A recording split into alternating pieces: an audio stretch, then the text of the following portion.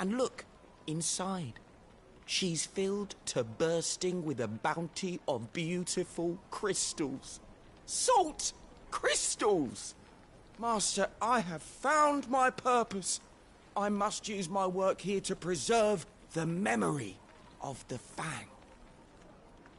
Well, if it tastes half as unique as it looks, I'd certainly say you're onto something. Not only is my apprentice back, but he's finally pulling his weight.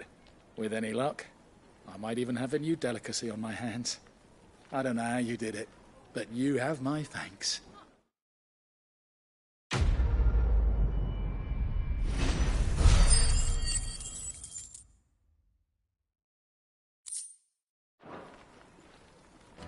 The most...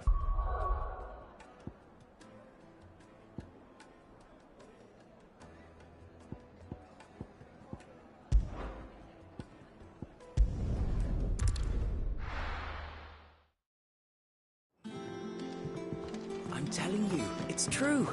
I heard it from Otto's own lips. You go cook, guys.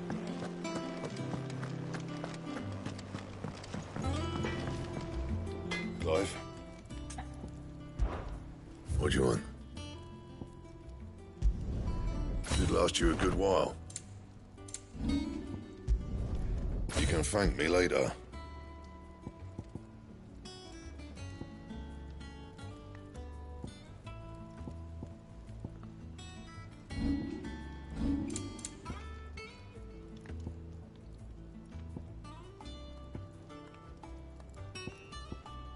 That it?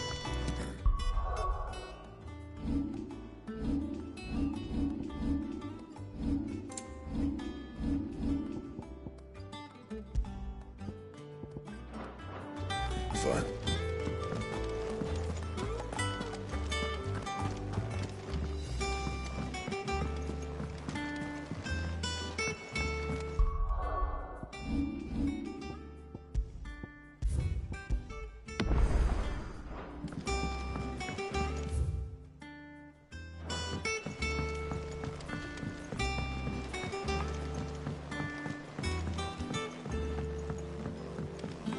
We're seeing troops amassing at every point.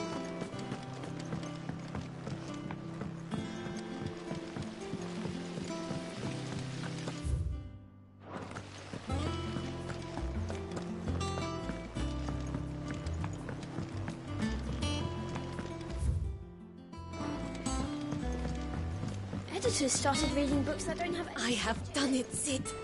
I have learned all the letters. It hasn't been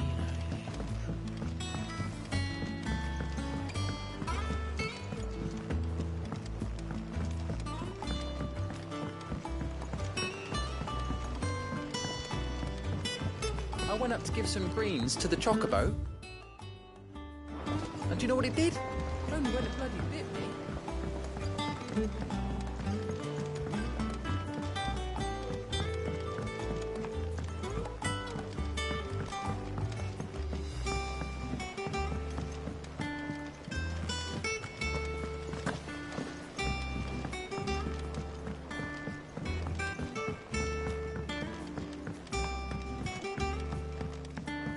If I don't come up with something soon. All right, Clive? What do you want? I'm going to visit Sid, and I thought you might like to come with me. Sorry, I'm too busy for all that right now. I've got to get this thermal displacement stack sorted. Thermal... Displacement stack. Here. And this is for... Only the fastest, finest ship the world has ever seen. The Enterprise. Me and my dad designed it together. Where other vessels rely on the fickle winds to drive them through the water, ours is fitted with mithril engines. And those things have got more push than a behemoth in a bad mood, and more heat than all the hells put together. Which is where the stack comes in. I may have already talked some tight-lipped shipwrights into putting the hull together for me in a little dockyard in Canva. But the stack's a bit more involved, so I'm building it here. Thing is, it's so involved that I'm running behind and it's starting to hold things up over at the shipyard. I'll come and see my dad, though, when I'm done. Whenever that is. Is there anything I can do to help? Good old Clive. I were hoping you'd say that. First things first, I need some parts making. The sack will be made up of 3 major components. There's the plating, here, that channels hot vapors away from the engine. The helm over the top, that disperses all that heat into the air. And the shielding around the sides. That stops the rest of the ship from going up in flames. A full suit of armor, then? Probably best to take it one piece at a time. Then you'll need to start with the plating. Everything else fits onto it. I've got the designs and the list of materials here. Show these to Blackthorn. He'll know what to do. I can't make head nor tail of them. Luckily, you don't need to.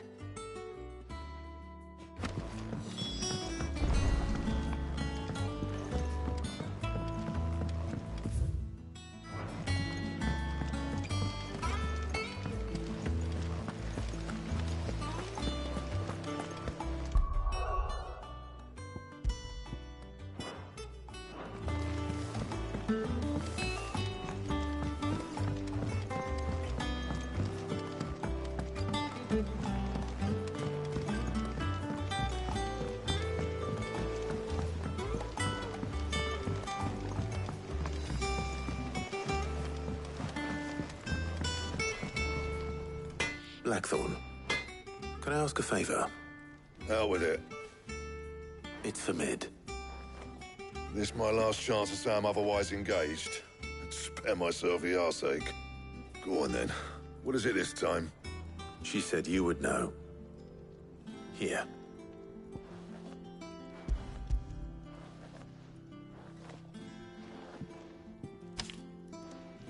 Krieger's teats. Well, I don't know what the hell you'd want this for, but I can make it. Won't be easy, though. And I'll need help. Get Gavinotto in here, will you? All right.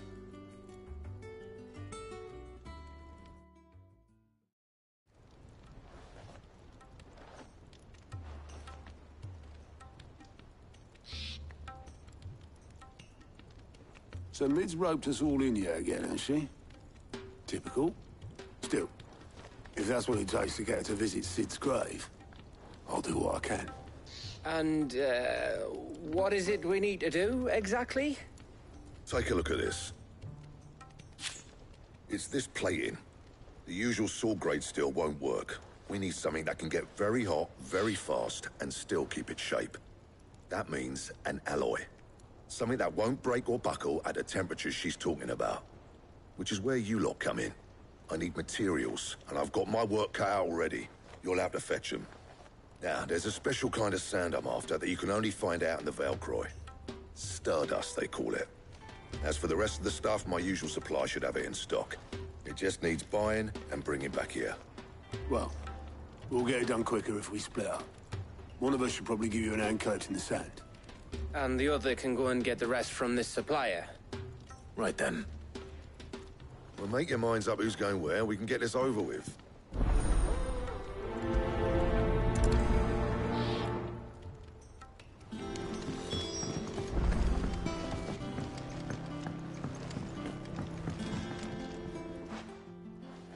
You going after the Stardust then, are you? Which one of these 2 lucky souls is going with you?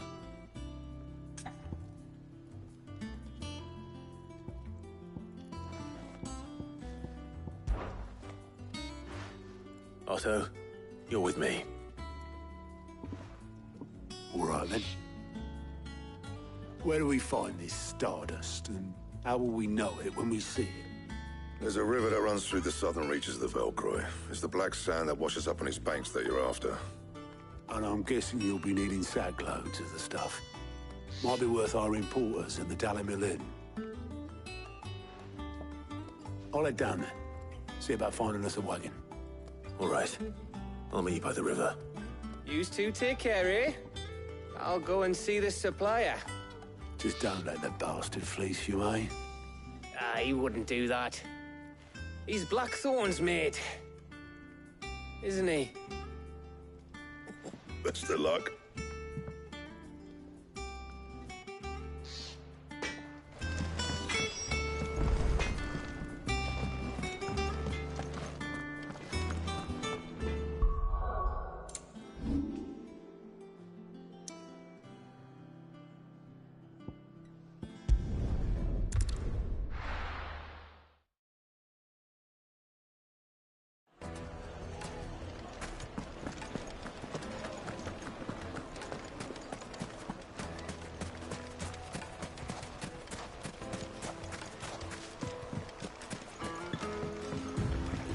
Looks like I found the river.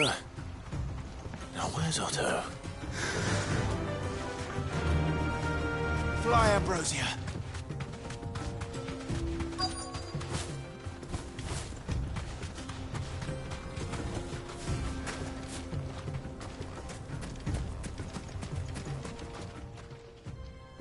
Otto.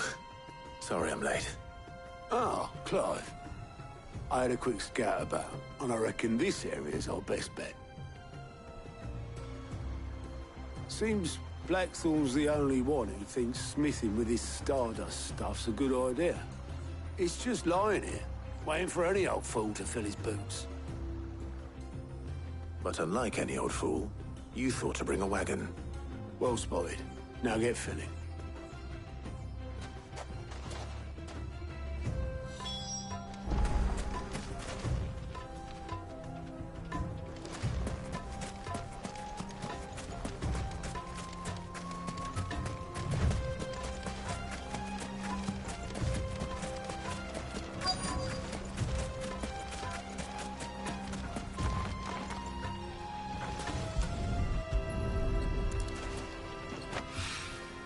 So this is Stardust.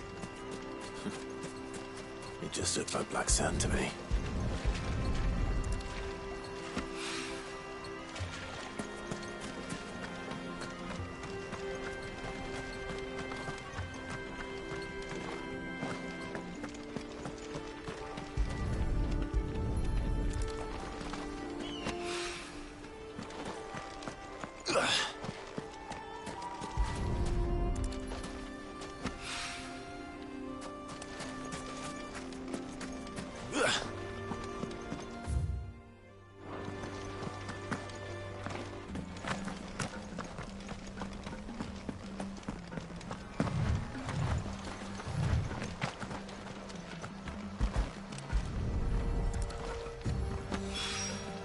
That should be enough for now. Let's see how Otto's getting on.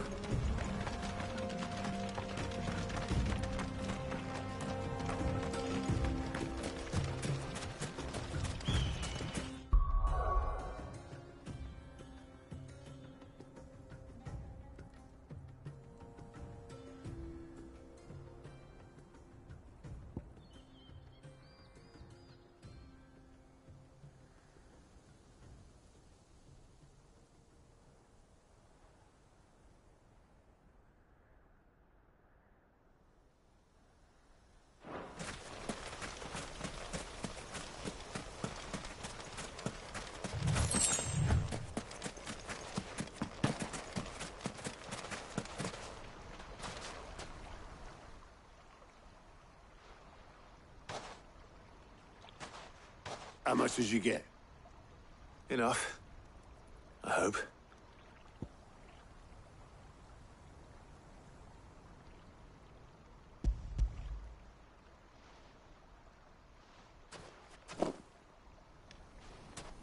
More than me. Put it all together and I can't see Blackthorn complaining.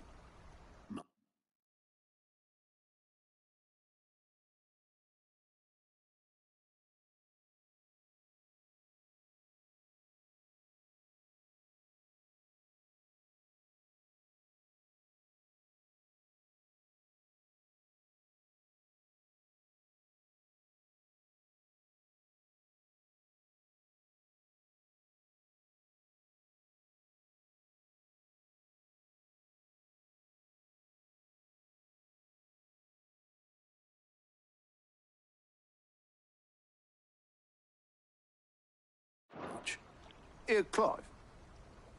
Do you fancy a walk?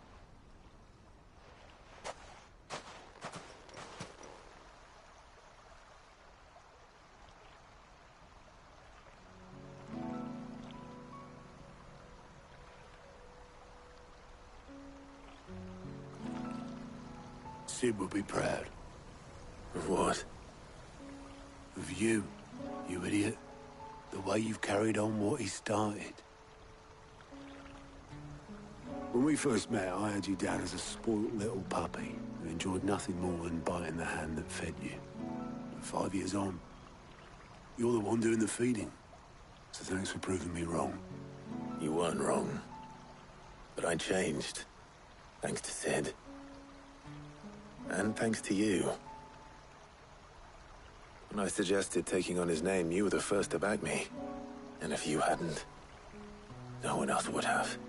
I couldn't have done any of this without you, Otto. Don't give over.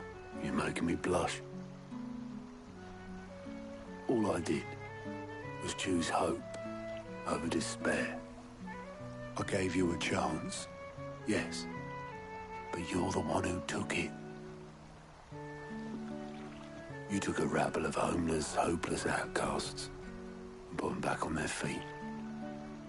Gave them something worth fighting for, just like the old Sid did.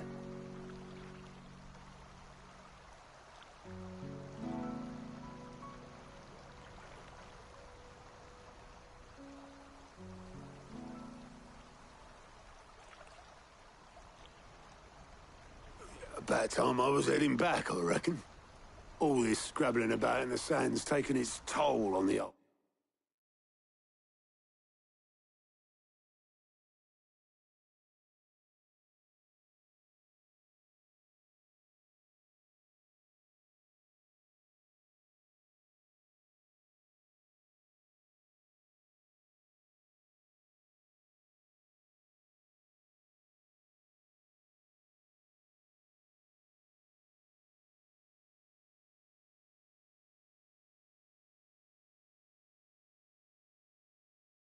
pins. I'll see.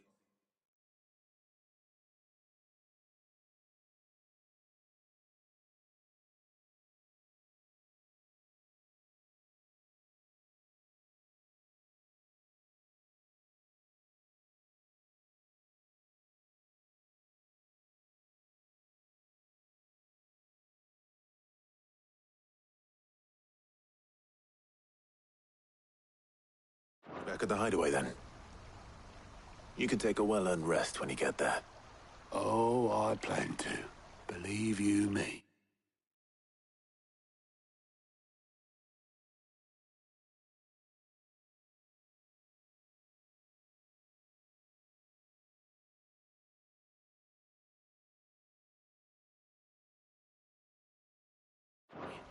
But I'll make sure Blackthorn gets his precious black sand before I put my feet up.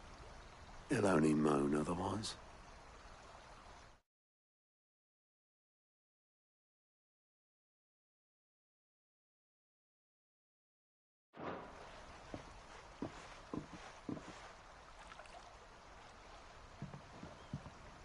Right. Ready to go home, boy?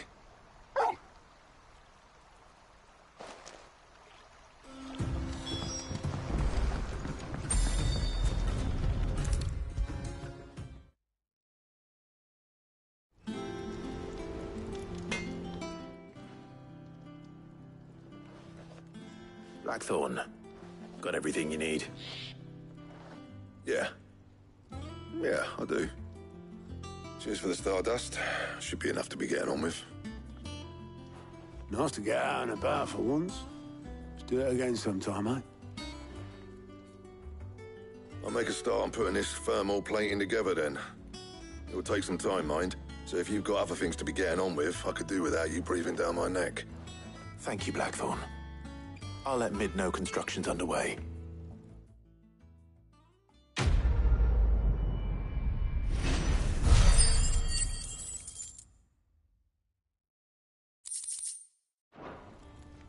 Suppose we'd better be getting back to work too. Give us a shout if you need anything.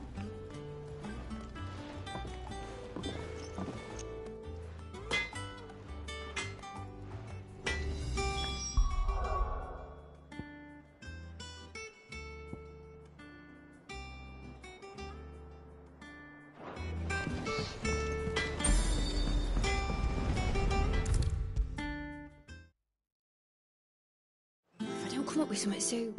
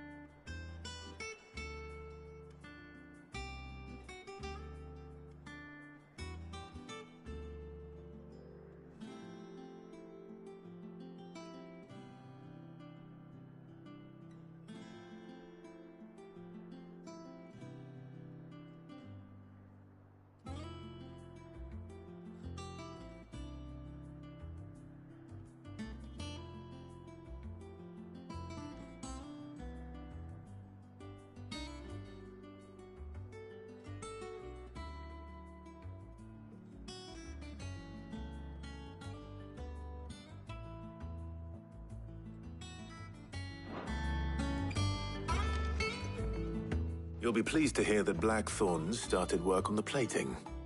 Excellent. 1 down, 2 to go. So, what's next?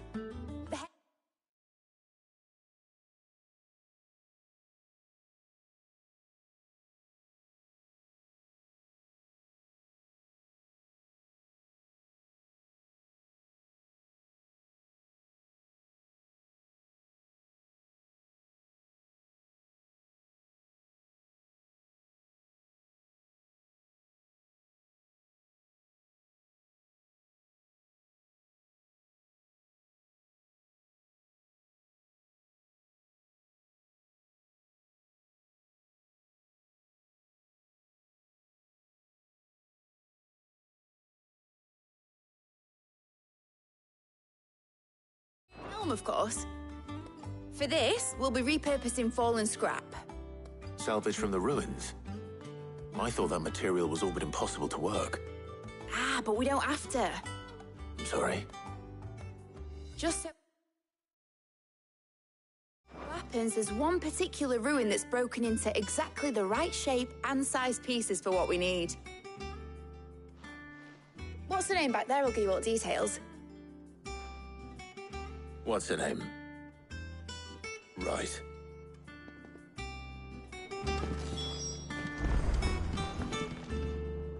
Oh, Sid, is this about the helm? Yes. Mid said I should speak with you. I'll show you the plans then. Here you see the mithril engine, in which mithril is burned to generate heat. That heat is then harnessed to produce motive force. Excess heat is dealt with by means of the thermal displacement stack, which disperses it into the surrounding air. Now,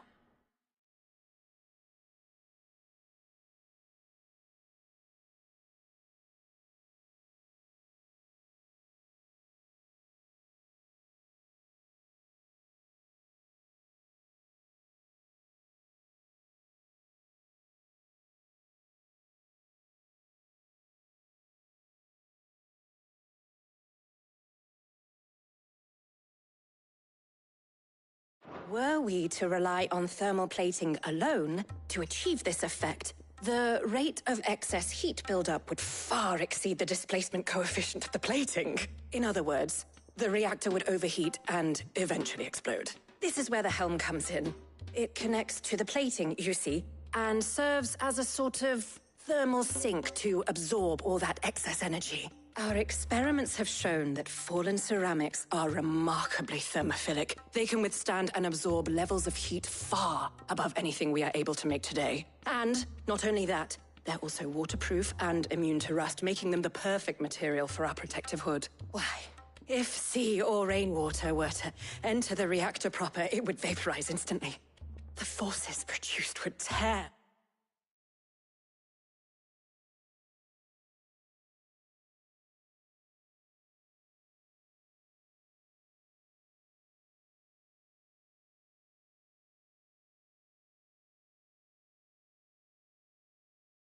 the ship from stern to... You can stop there. I understand. Mid said we might be able to use parts of a fallen ruin. Where would I find it?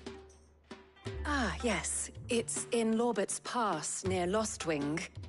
The thing is, well, I probably should have arranged to have the pieces we need brought here sooner. You see, a certain unwanted visitor has taken up residence there. It's no longer a matter of just walking in and taking them. It's, going to be considerably more dangerous than that. I see. Then I suppose I'd better deal with this unwanted visitor for you. Would that help? Oh, very much. Thank you, Sid. I'll gather my team and head there right away. We'll meet you outside the ruins.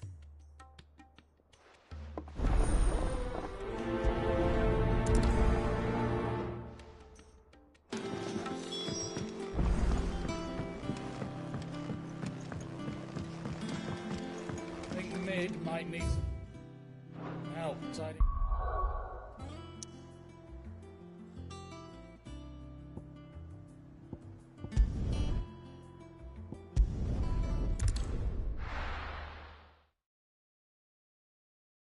I'll be taking you all to a storehouse in the Bales.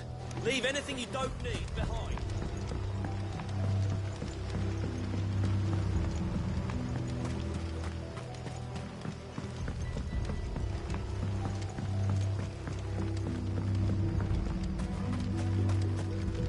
If you're ready, we leave at once.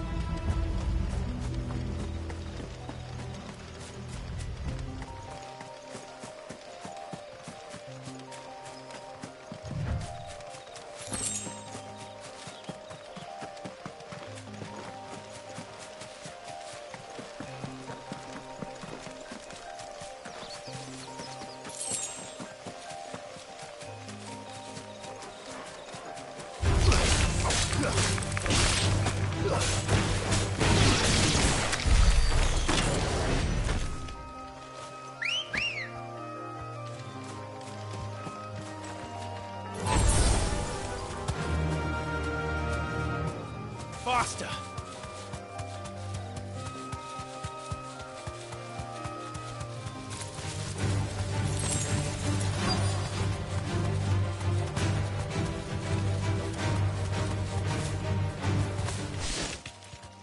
deserve a rest.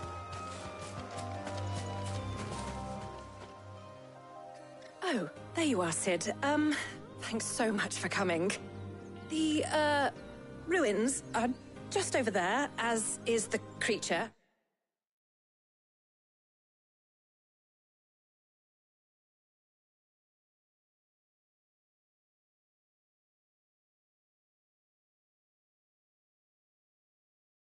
I told you about, I'd imagine. Would you mind? Of course. I'll be right back.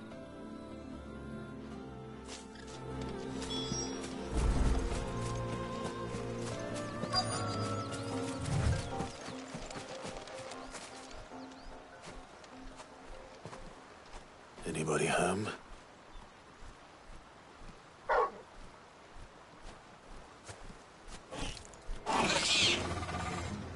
This must be our unwanted visitor. Time to go.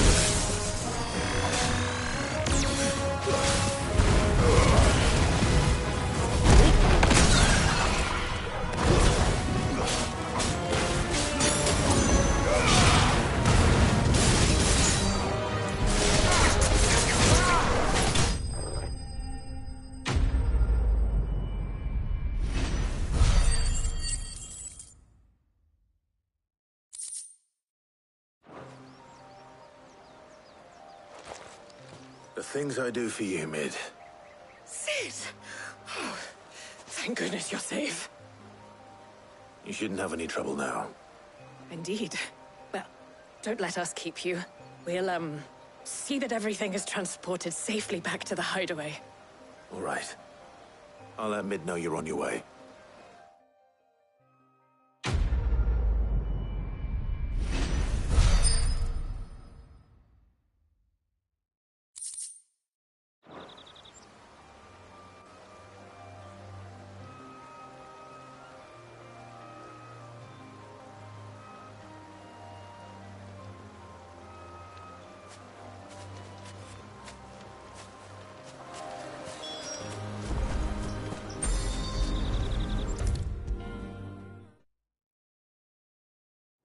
Come up with something soon.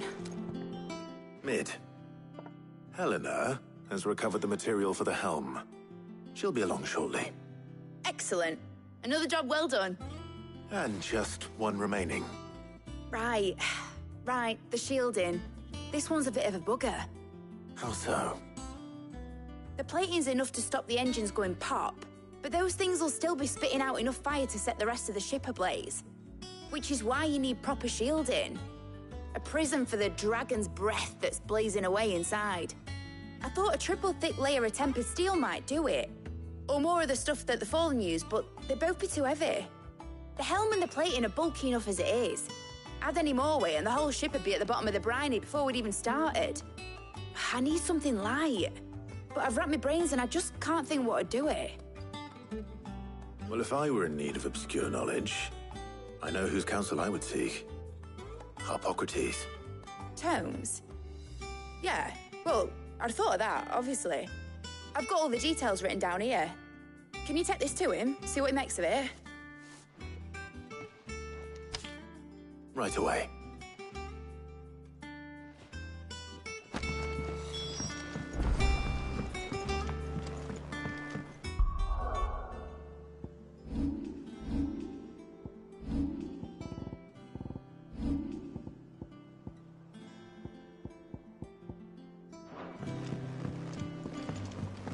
mid might need some help.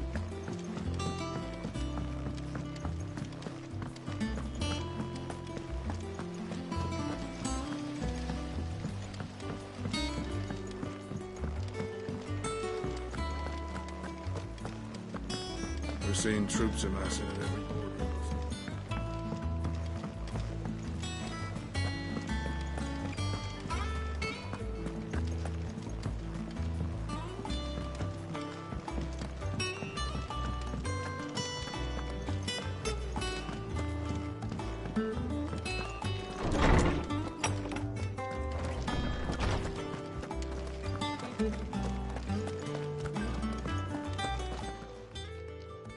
Hippocrates, do you have the moment?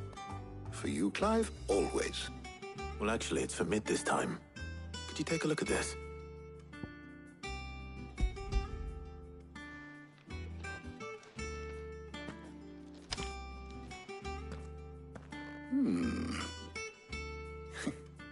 Shielding for a mithril engine? Whatever will that girl think of next? And what are these notes around the edges? She has some specific requirements for the materials. The shielding needs to be able to resist extreme heat on the inside, and yet remain cool enough on the outside not to set the ship alight, while also being light enough not to sink it. As you can imagine, she's struggling to find anything that meets her needs.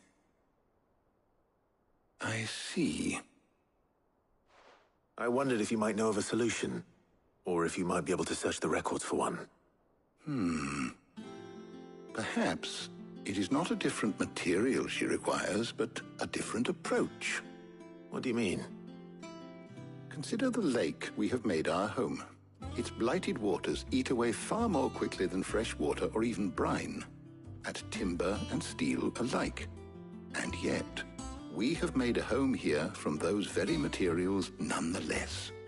We have. But Bardolph must varnish every board twice over to keep it from rotting. And Obelus complains that without a constant supply of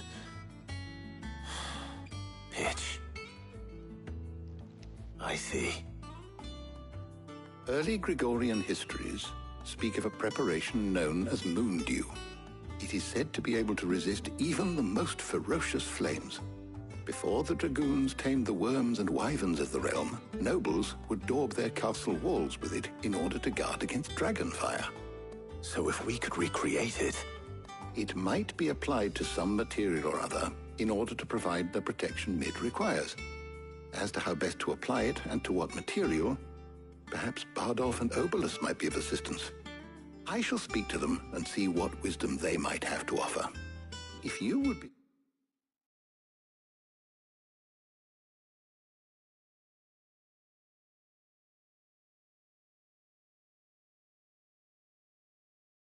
so kind as to procure the necessary ingredients, I shall discuss the specifics of how it might be most effectively put to use with our two friends. The knowledge of the past may...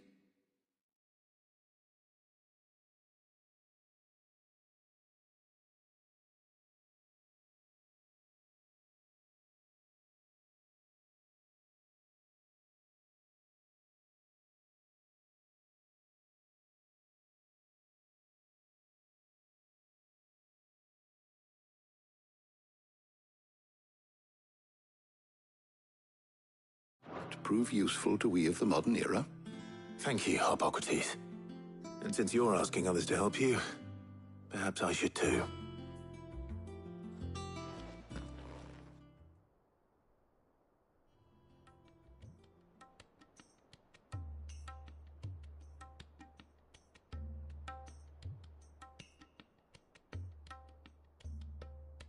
So you need a hand, eh?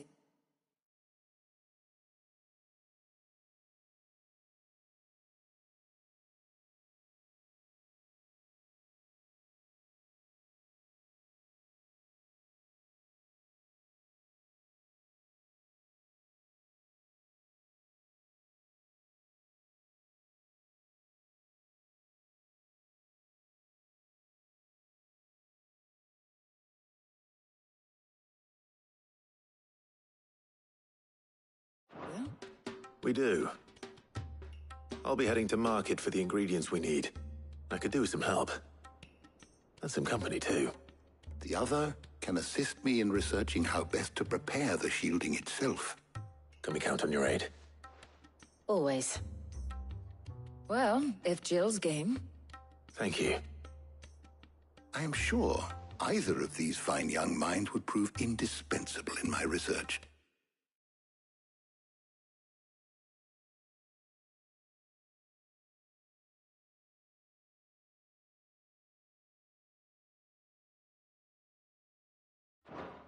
I leave the decision as to who will go with who.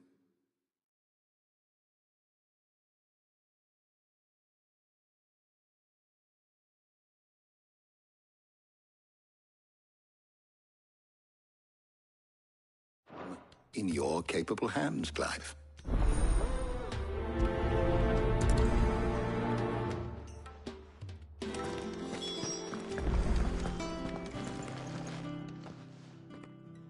So, Clive, have you made your decision?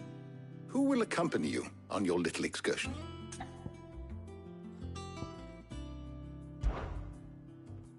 All right. So, what are we fetching? I have taken the liberty of preparing a list. Here. Garlic? Conch shells? Are you sure this is the right list? Looks like the ingredients for someone's supper. Though these items may seem mundane, they have potent effects that are rarely exploited, effects for which they were once highly prized. So much so, in fact,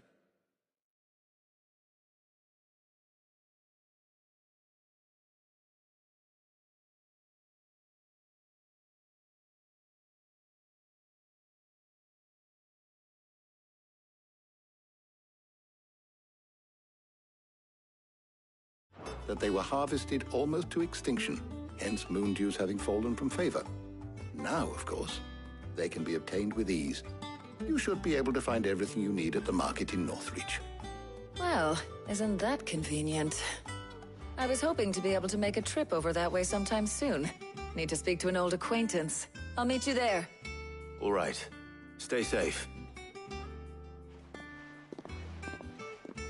See you later, Clive. Good luck with your research.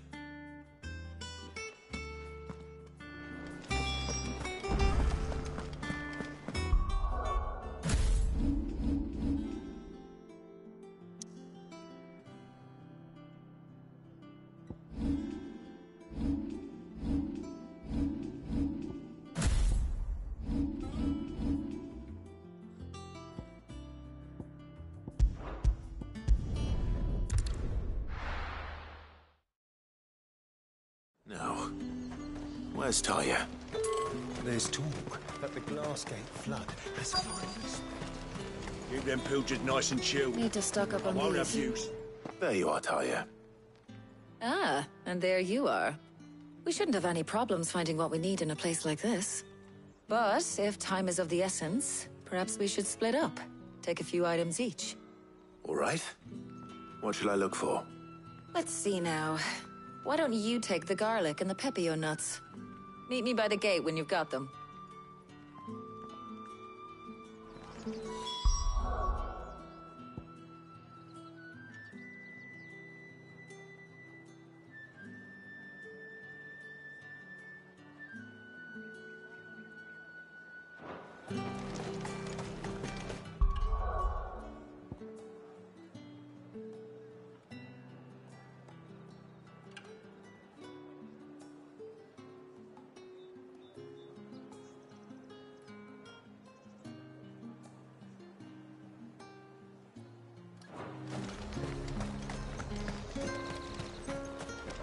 Buy, sell, or be gone. Go on, take it.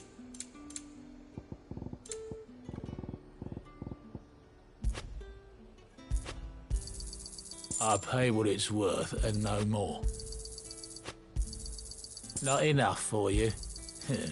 Pity that. How the hell is anyone supposed to afford that price? You haven't much, but you're free to look. I trust it's all here. That should do it. Hopefully Talia's finished too.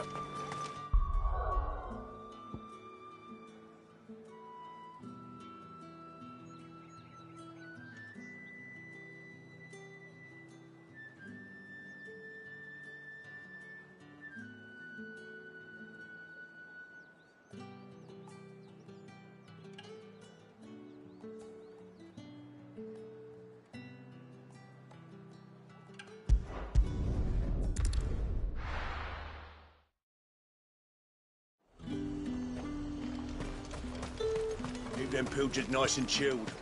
I won't have... Well, did you find everything? I did. Here.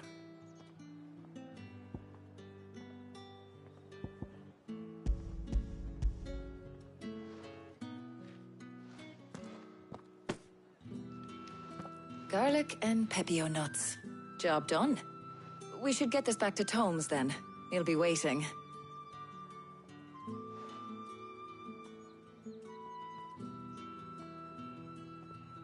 But we're not in too much of a rush, are we? Quick chat.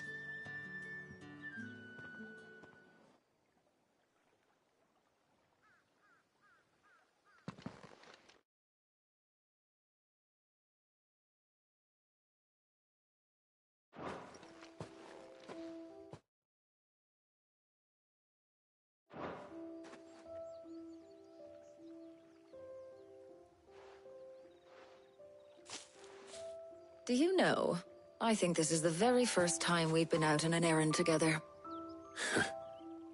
I think you might be right. In all the years since you and that scowl of yours first appeared, you haven't invited me out once. For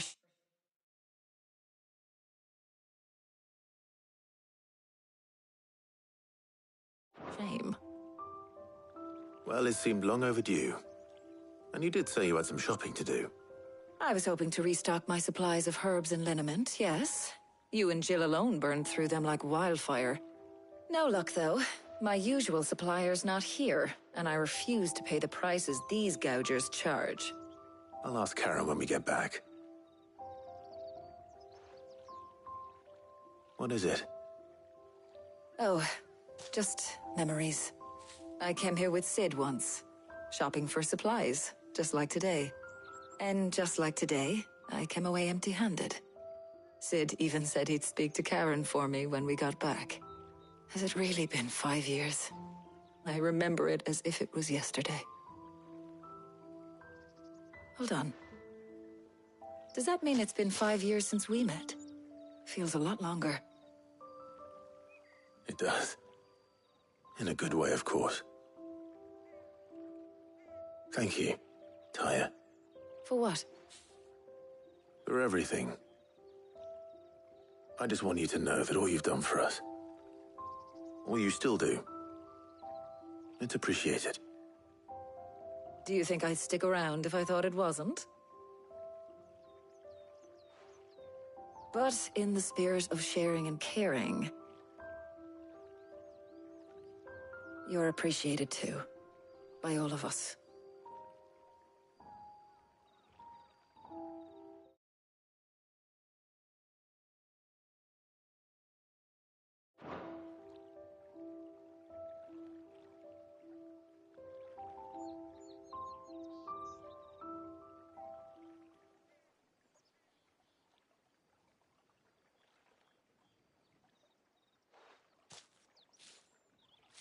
Well, I think we've tarried long enough.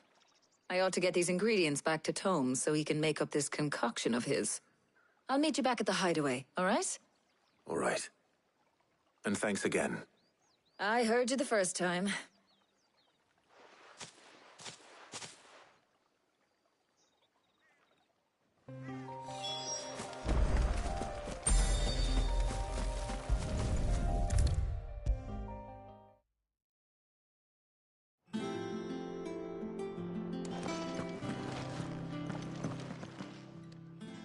How's work on the shielding progressing, Hippocrates? Well, very well indeed. And thanks in no small part to your kind assistance. I was just explaining to Tarja how we might best go about preparing the Moondew.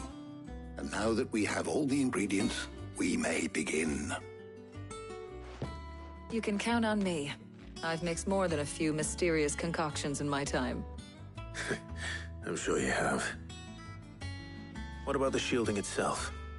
Work is underway, under the watchful eyes of Bardolph and Obolus.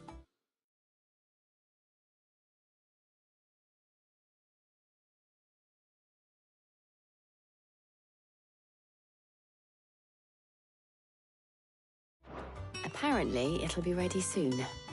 Thank you. All of you. Right then. Jill.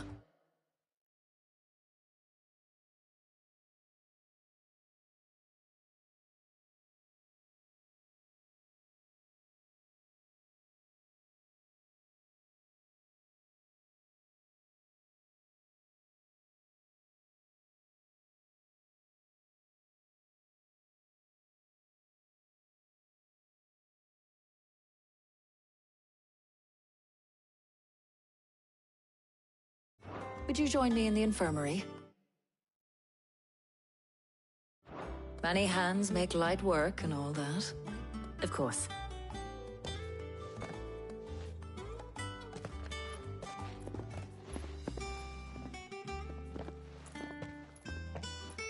Oh, and Clive. It was good to talk.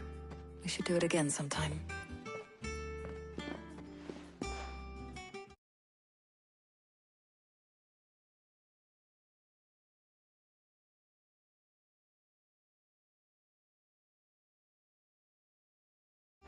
It appears our work here is almost at an end.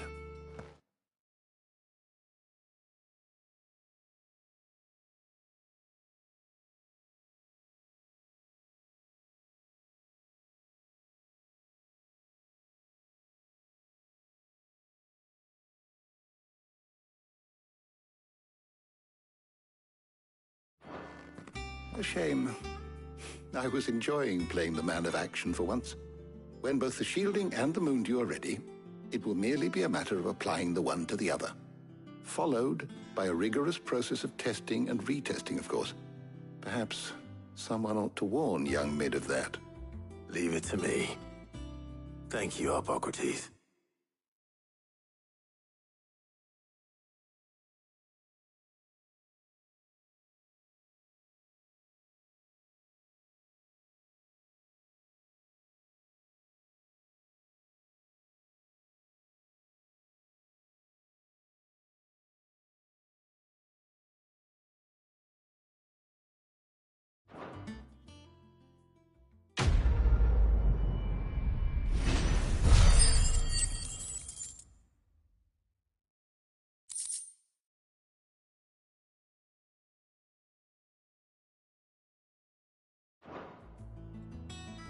Well, I better go and give Mid the good news then.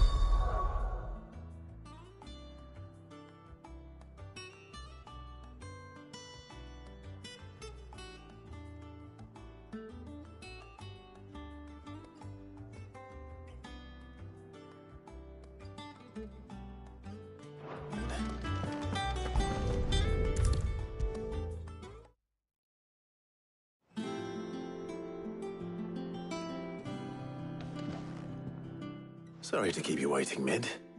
But you'll be pleased to know that work on the shielding is underway. You found something for it?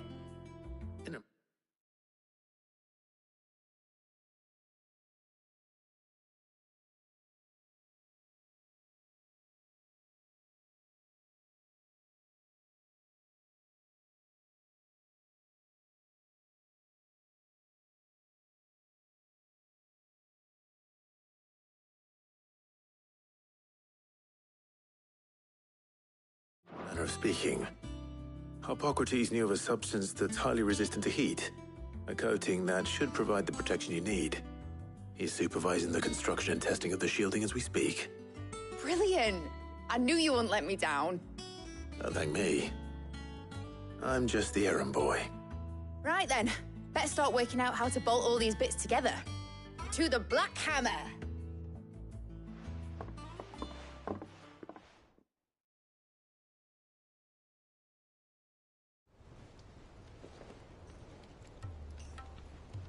You know, when I got into the smithing game, I thought I'd be making swords and shields, not...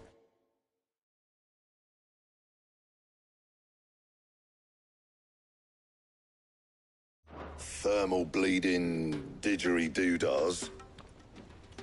Displacement stacks. Same difference. Whatever you call it, I ain't putting it together in here. It's cramped enough as it is.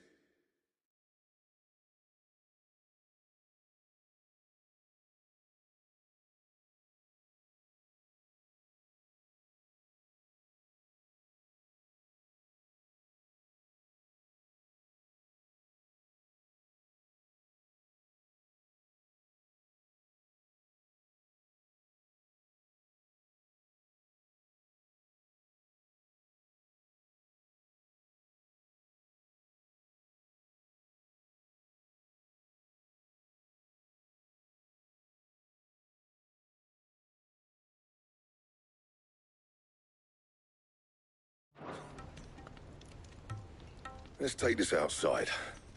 Mid, you get all the parts lined up on the deck. I'll take care of the rest. On my way. Oh, and bring me the biggest salmon you can find. This is gonna require some precision walloping.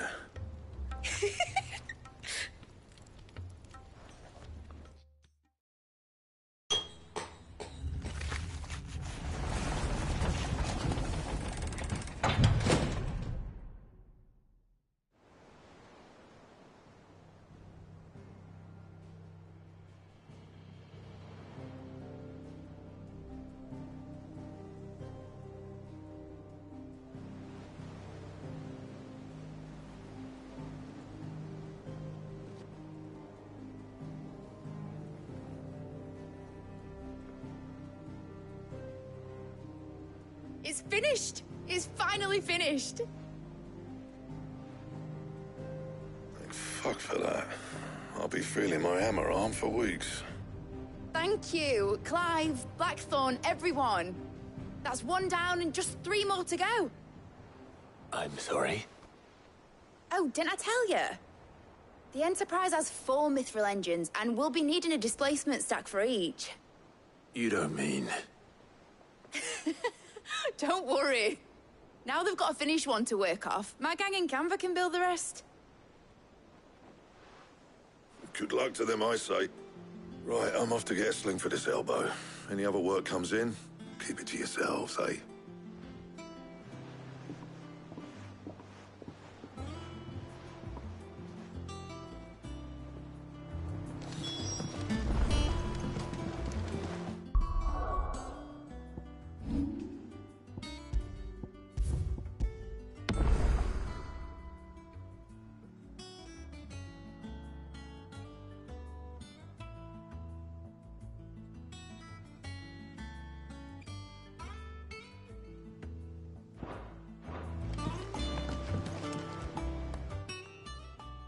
What's the matter? Nothing. Just daydreaming. Thinking about the Enterprise sailing off over the horizon to shores unknown. Searching...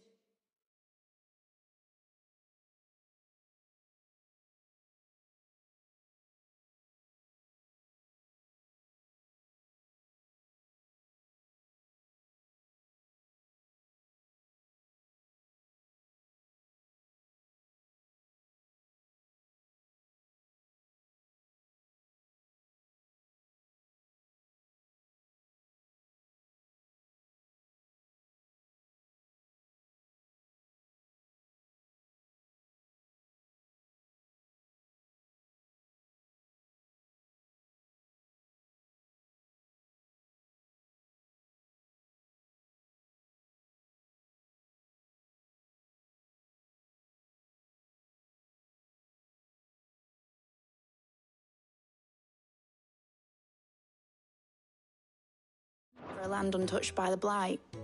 Just like me and my dad planned. So if the worst came to the worst and every scrap of soil in the Twins turned black, we might still have a chance.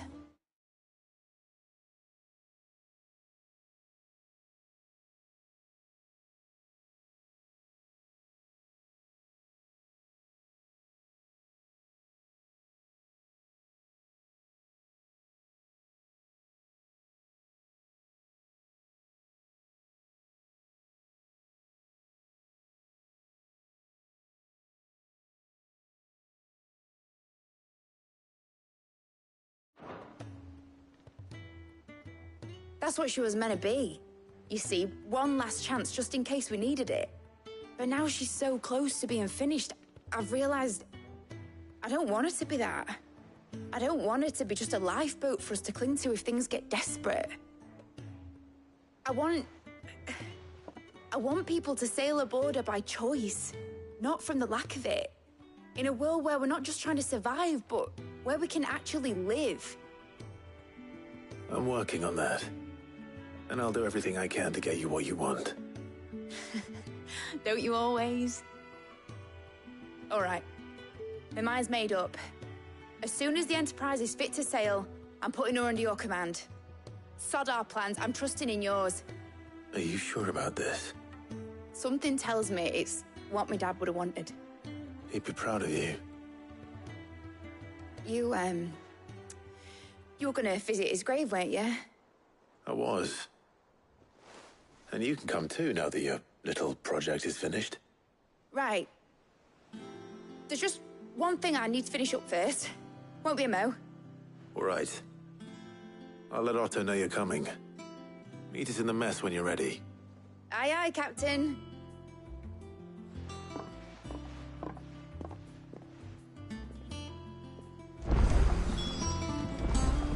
Mid told me she was building a ship.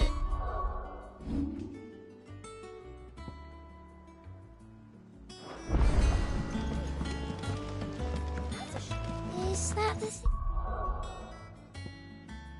The tomes help to build.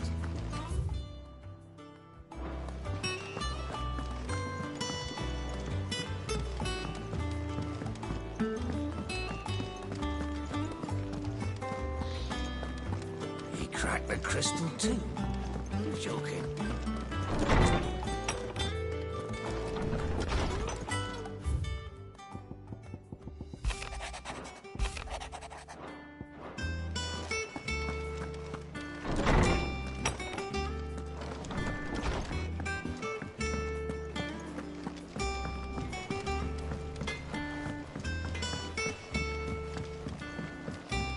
I went up to give some greens to the chocolate.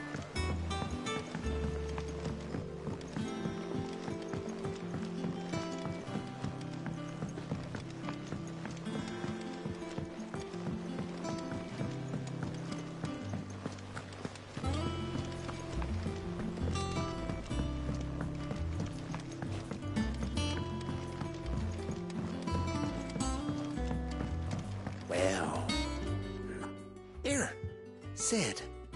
Reckon you might be just the man to help me out of a bit of bother, if you've a mind to. Let's hear it. Well, it's about this alembic the chief's got me making. Lovely bit of kit it is. Bung in a solution you want splitting, and it will separate it out, just like that. Problem is, it won't always get rid of all the impurities. And with some of the stuff we need it for, that ain't good enough. Which is why I've been looking for something to filter the liquid we'll be cooking off. And that's where I was hoping you could help me out.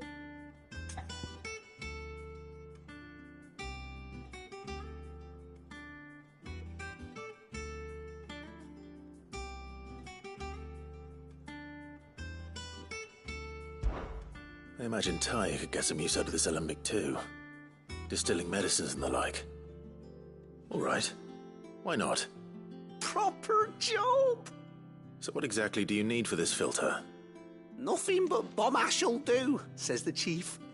Gave me a sample she'd obtained from the university stores. Couldn't believe my eyes. You pour the blackest blight water through it, and it comes out clear as a mountain stream. So, I did a bit of reading about where I might be able to get hold of some. And do you know what I found out? It's only the blimmin' bones of a bomb king. They leave them behind when they die, see? I take it that's where I come in. If you wouldn't mind. I saw a billet on the hunt board for one just the other day. Would have gone myself, but, well, fighting dirty great balls of flame isn't exactly my forte. You, on the other hand... All right. I'll see what I can do. Thank you kindly. And a good hunting, eh?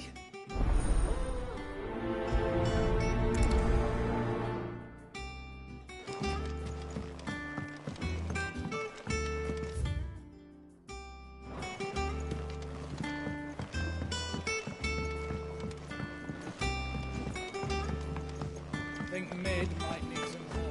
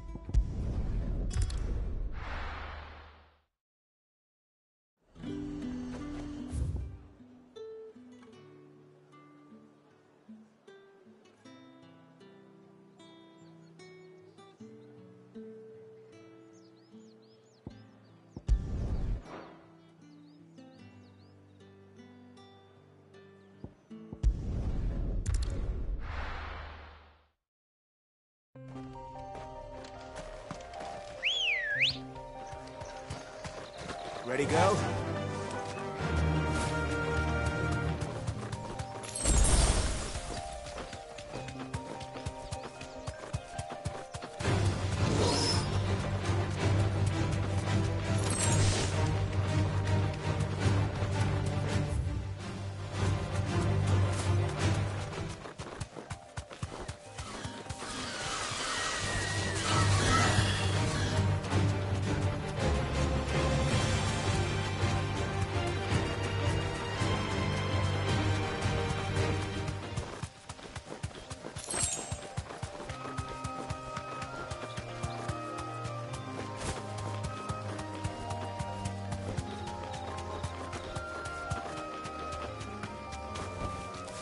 No need to ride from here.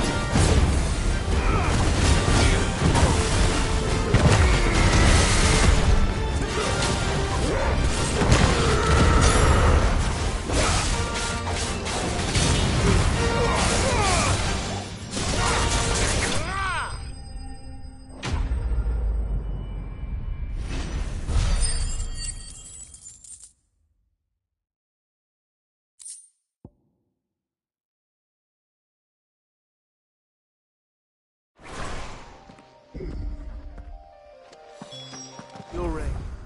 It's over. Now to collect the ash. I should probably have brought a bucket.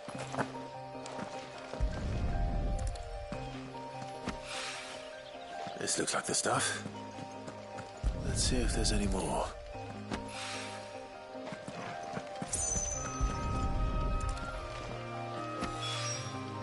That should do it. If the wine needs more than this, he can fetch it himself.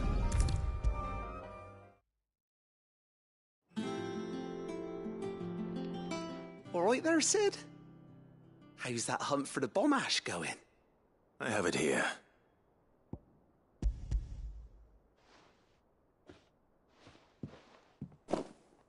That's the stuff. And plenty of it, too. Enough to keep the alembic bubbling away for a good old while. You're a gent, Sid. Let nothing say otherwise. Right then, let's get this contraption up and running.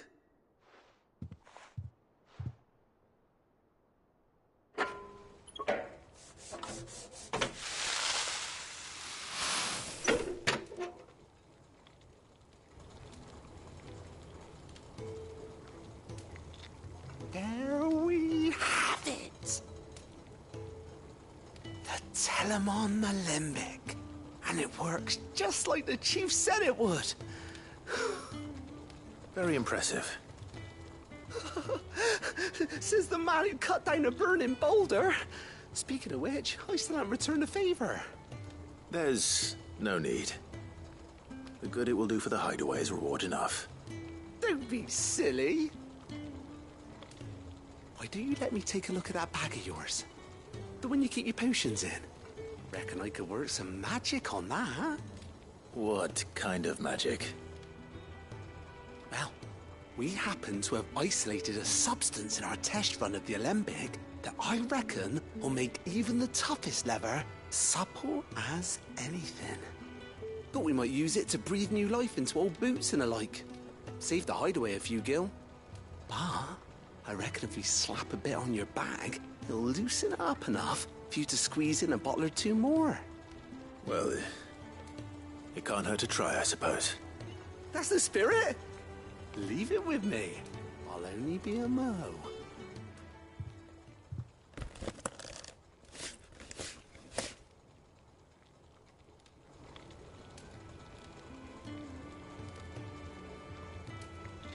Well, what do you reckon? It certainly feels more flexible. Right? Told you. Thank you. I think. No. Thank you for supporting Mid and the rest of us in our endeavors. Without you, we'd never have been able to discover wonders like that stuff I rubbed on your bag.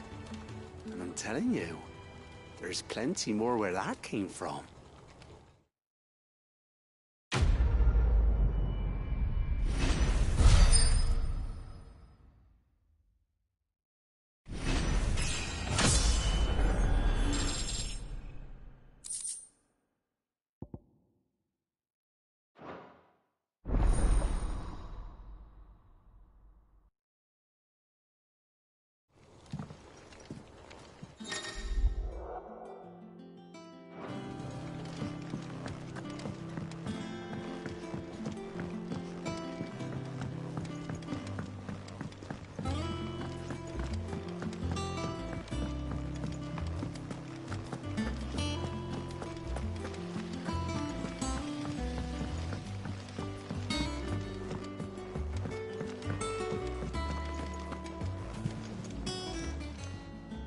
Welcome to the Patron's Whisper. Come to claim your just desserts? You've already got that one. All yours. All in good time, eh?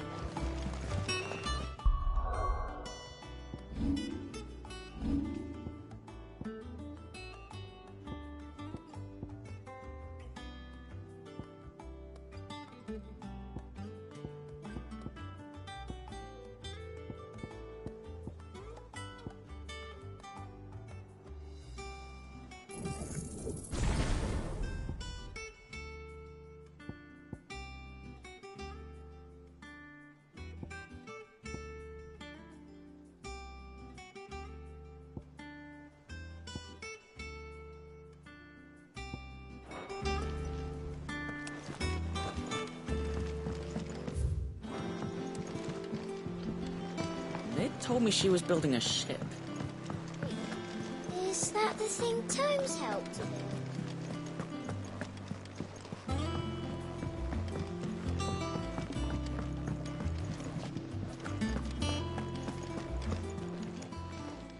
And what can I do for you? Go on, then.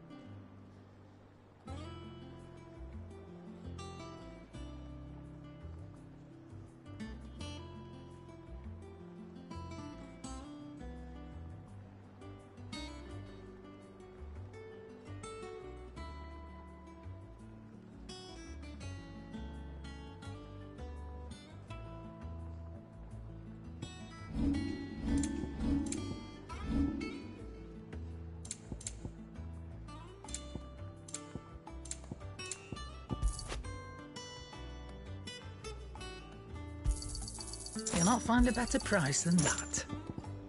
Is that all?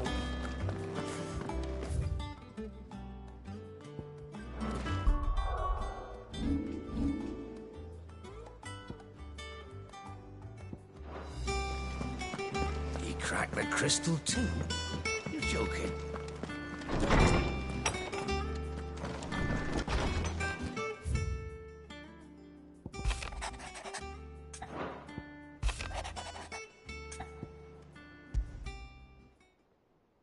Trouble with the ledgers. Shouldn't he be asking Otto for help?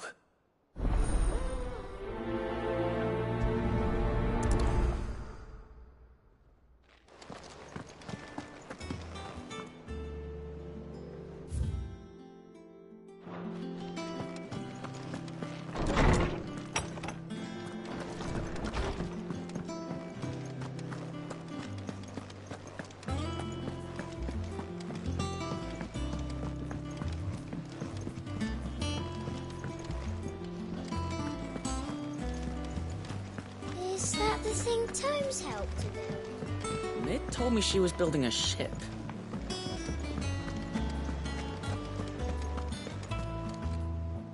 Clive, did you get my letter? That's why I'm here. Shh. Otto won't be listening.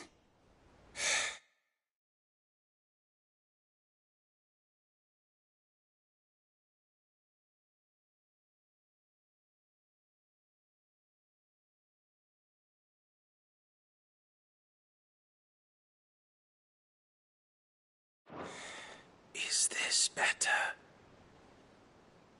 A little. Listen, I've some bad news. It turns out the hideaway may be slightly behind in its payment to certain lenders, and it may be my fault. But I swear to the goddess, I thought I had the numbers square. Sadly, that square turned out to be more of a circle. Zero, you might say. I can straighten it out, I swear, but it's going to take some time, and I'm going to need help keeping it from Otto. Bit late for that, I'd say. There you are! What a surprise! So let me get this straight.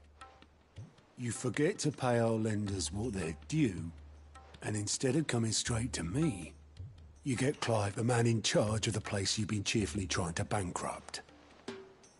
And you thought this was a cunning plan. Why? Well, who needs paying? Oh, just Martha. And the Dame. And, well, Lady Karen. But only 500 talents. We owe 3 of our most trusted friends 5 million gil. Each. 5 million each. They lent us the bulk of the money we used to rebuild the hideaway, you see, and, well, I must have made some sort of oversight.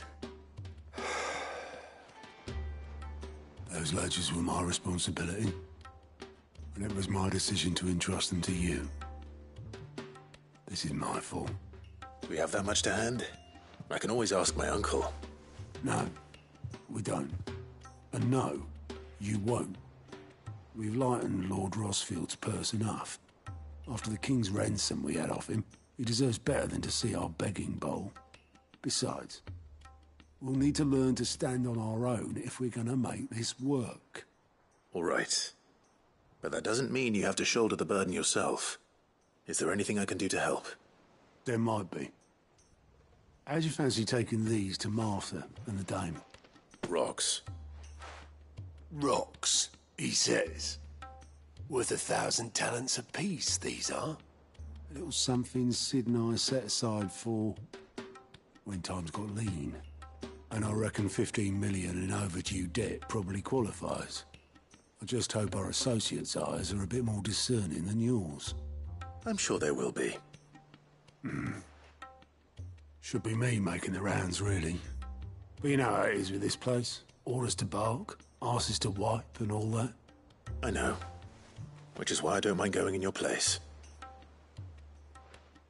Go. Do Do you know why I only gave Master Clive here 2 star rubies? Because you'd rather Lady Karen killed me. Because I'd rather Lady Karen killed you. Yes. Well, I suppose this is goodbye then. Don't worry. I'm sure Karen will understand. Really? Do you think so? No, I don't.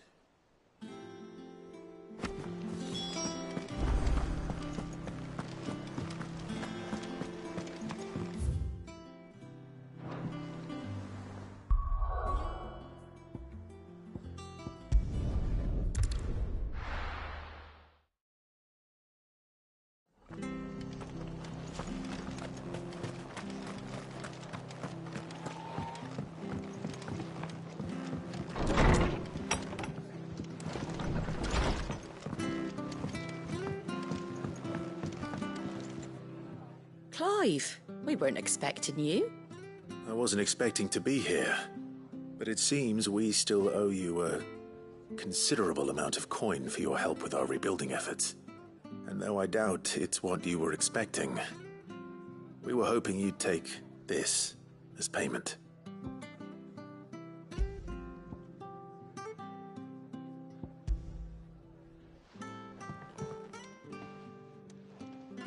A star ruby? I can't accept this. It's worth at least twice what you owe me. More if you can find yourself the right buyer. Think of the difference as interest. Interest? If word got out I charged that much, no one would ever borrow from me again. Anyway, why are you the one here asking me about this? I'd have expected Otto. Bit much sending the Lord Marquis out to settle your debts, isn't it? The old goat working himself to death again. Something like that. Most days I think he's the only reason the hideaway's still standing. Same as always, eh? Back when the place was nothing but a twinkle in the eye of a recently retired Lord Commander, word is he was the first one Sid reached out to. Probably knew that without his strong arm and level head, the idea would never get off the ground. Sid may have been the face of the hideaway, but Otto's always been the backbone. And when Sid passed away, we were all worried that would be the end of it. That Otto would just give up. His death was hard on everyone. But it must have hit Otto hardest of all. But he didn't give up, did he? Quite the opposite, in fact. If I recall, he was the one who nominated you as Sid's replacement, and rallied the rest around you. I reckon what he saw in Sid, he saw in you too. And don't we all? Doesn't hurt that you're half as stubborn and twice as handsome, neither. That, and you keep good company. I suppose I do.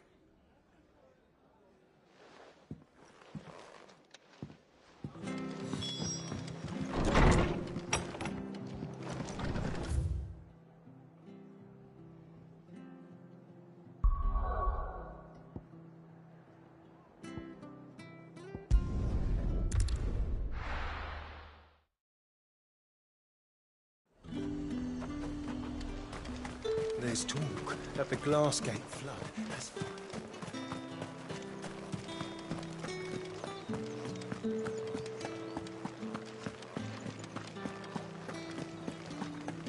Did you hear that? The gates to heaven. I want to see you again. It's all right. What am I going to do without Sweetwater and Oil of Talc? Still no... Milady, I come bearing gifts. Gifts? Whatever is the occasion.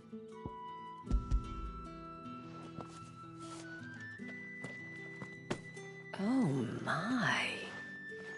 Clive, you really have outdone yourself. Otto asked me to give it to you. To settle the hideaway's debt with the Veil. And to compensate you for the time it took us to do so. You disappoint me, Clive. I thought you might finally be warming to me. Tell Otto he can keep his baubles. I tried to tell him as much the first time around. The man owes me nothing, nor does the hideaway. My contribution to the restoration effort was made freely and willingly. It was the least I could do. You once told me Sid did you a kindness. I'd like to do the same. Please, accept it. For my sake.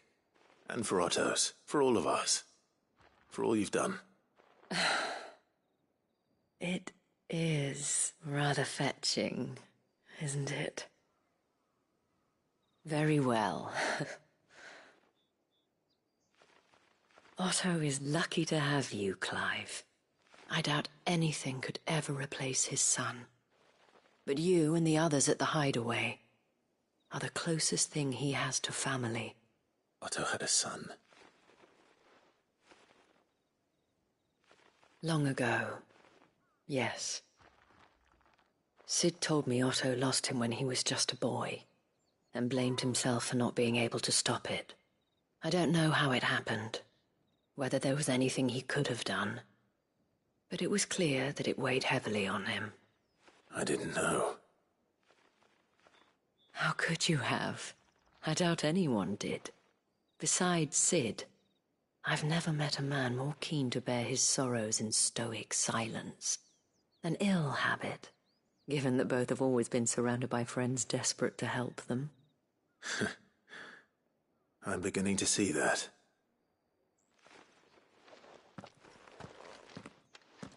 Go will want to know the stones were delivered.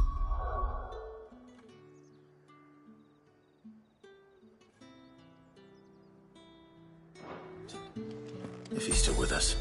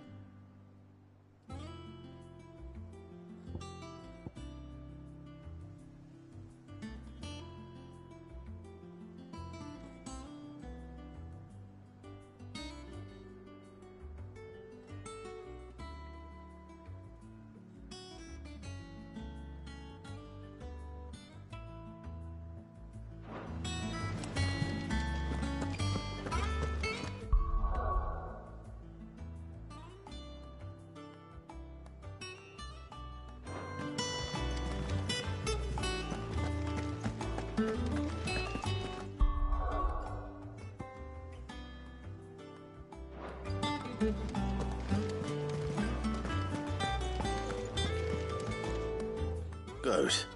Still alive, I see. So Lady Karen accepted the ruby.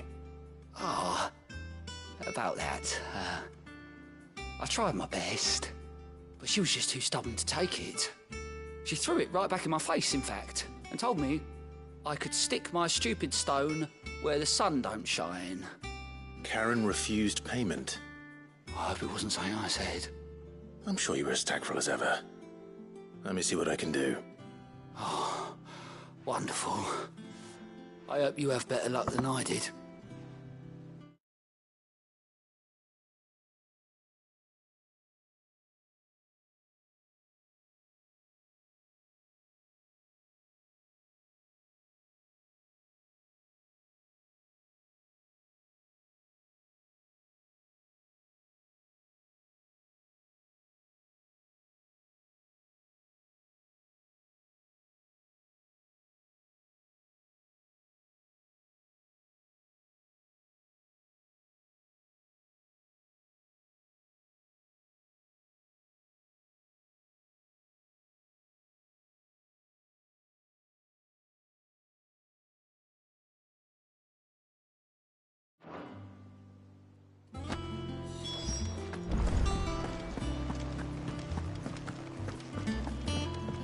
Mid told me she was building a ship. Is that the thing Tomes helped to build?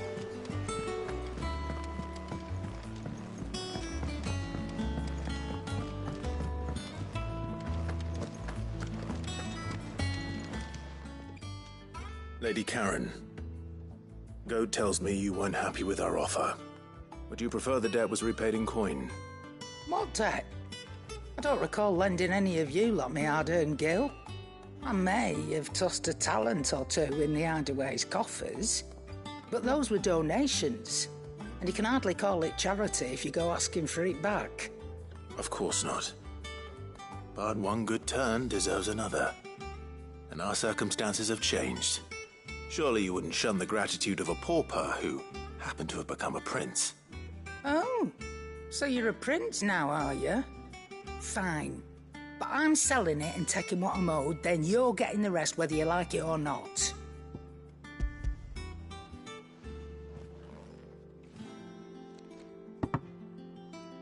Where'd you even get this? A decent trader might nab 1,000 talents for a star ruby. A canny one, meanwhile, might claim it were nicked from the belt of Sid the Outlaw himself and ask twice as much. Might be I already have a buyer in mind. Might be you even know her. A fine continental maid whose beauty's only eclipsed by a guile in commerce. You wouldn't mind, would you? Not at all. Just be sure to tell her that it's always a pleasure doing business.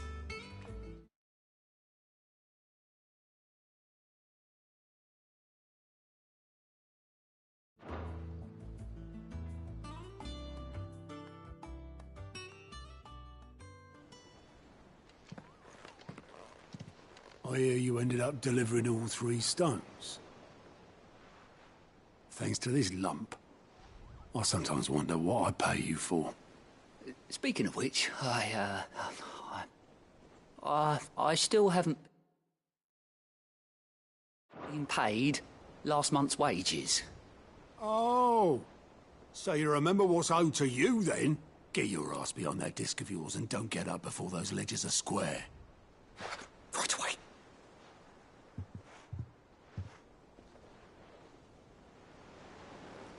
I've seen that before. Yeah. Plenty of times. It was the only goblet Sid ever used. Either out of habit, or because the filthy sod couldn't be bothered to find a clean one. I knew so little about him. Like most people. Martha and the Dame both seem to have fond memories of him.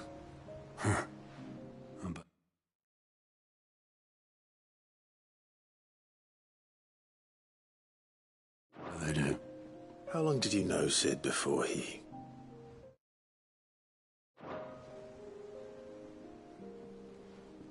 Before he died. 20 summers, give or take. Back...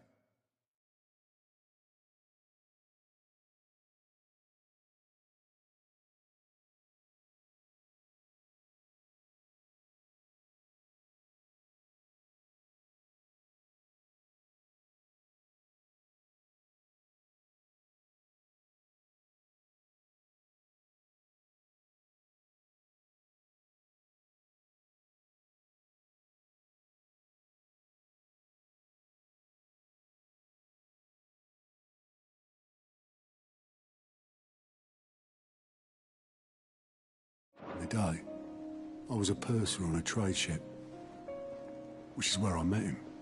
He bought passage to... I forget where. And having nothing better to do on the long night.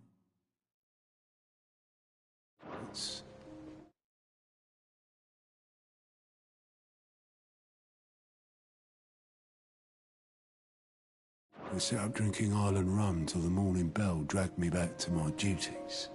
Quit my post not long after that. On account of making a fine maiden's belly fat. But me and Sid stayed close. Promising we'd one day sail the seas again. That was... before fate stepped in.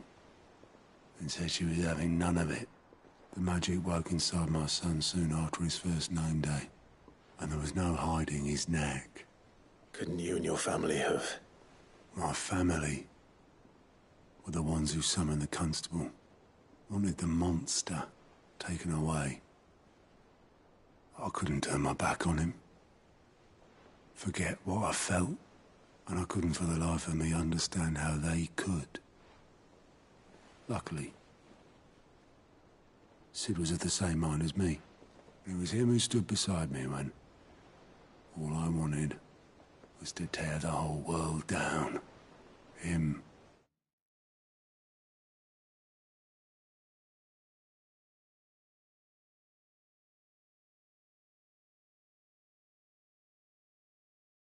who cried for me when I had no tears left of my own. Him who swore he'd do everything he could to stop it from happening again. And he was true to his word, too. Left the Royal Army once and for all. His ranks, his ribbons, gone. Just like that. Threw away everything he had. All to right a wrong that no one else had the courage to face. I knew then I'd follow that man to the ends of the earth.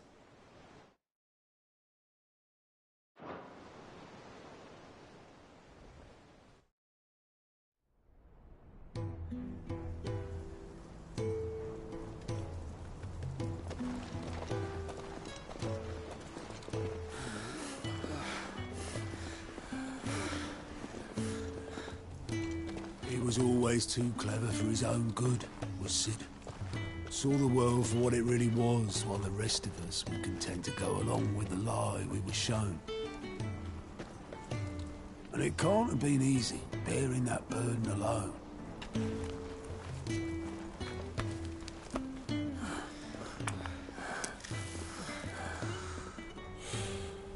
But he didn't let it stop him. He never lost faith in what he believed was right. And that gave us faith in him. Faith he'd steer us true. So I swore to myself that I'd always be right behind him, ready to catch the stubborn sod, if ever he should fall.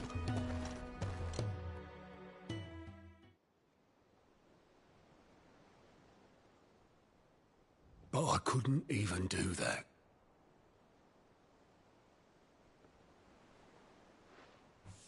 Ignore me. Just the ramblings of a tired old man. Leave that lot. I'll tidy it up in a bit.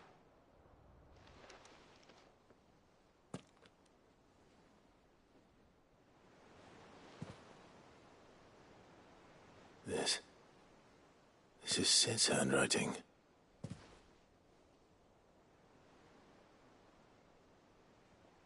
Dear Otto. I may be drunk, but I wanted you to know this place would be fucked without you. Love you, you grumpy old sod.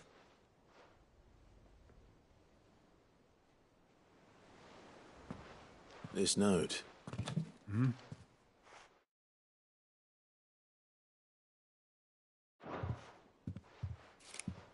What about it?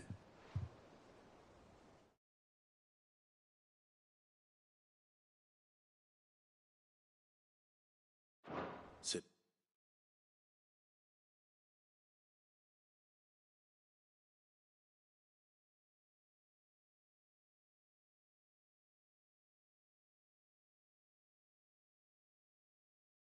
Was right. Without you, we'd all be lost.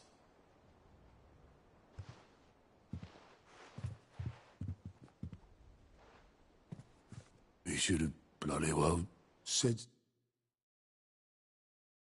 So then.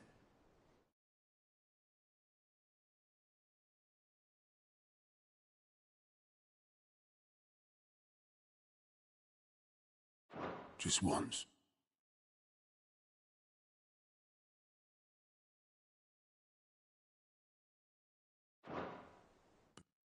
Before he went.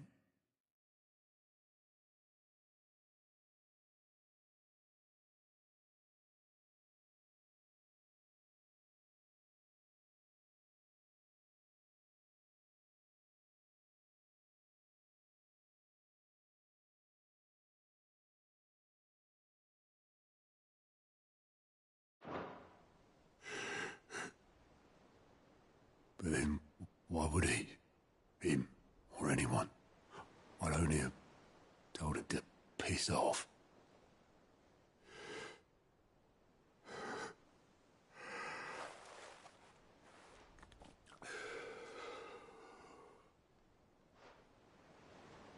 You're wrong, though.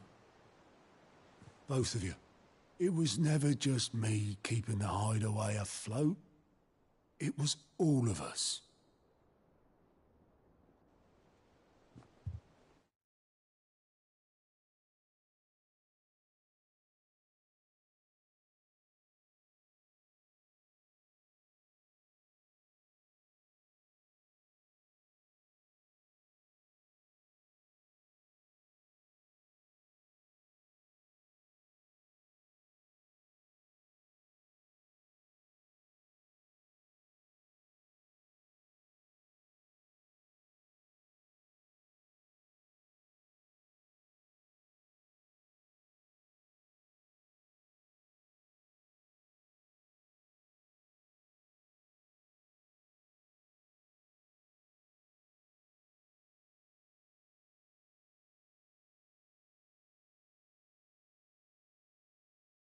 I just shoved people in the right direction, and I barely seem to be able to do that anymore.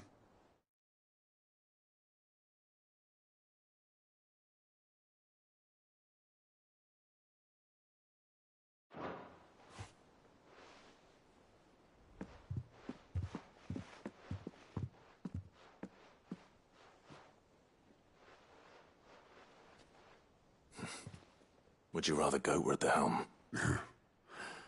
Well, maybe I've got a few more years left in me. I'm going to hold you to that, Otto. Before you go... Oh.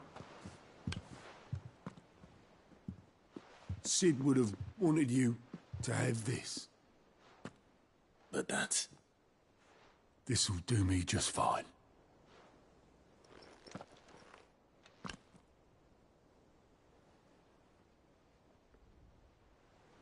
Thanks for the ray of sunshine. I'll see if I can't pay you back.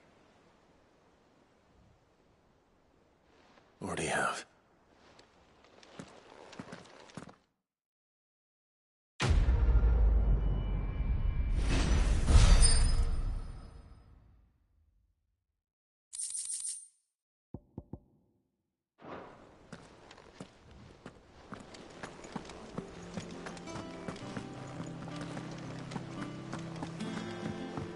Mid told me she was building a ship.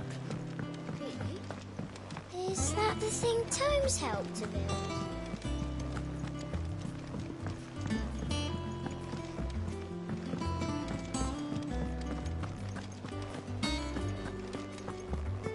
He cracked the crystal too?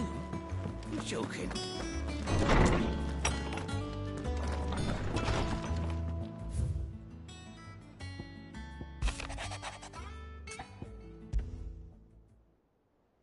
What could be wrong with Torgor? He seemed well enough when I last saw him.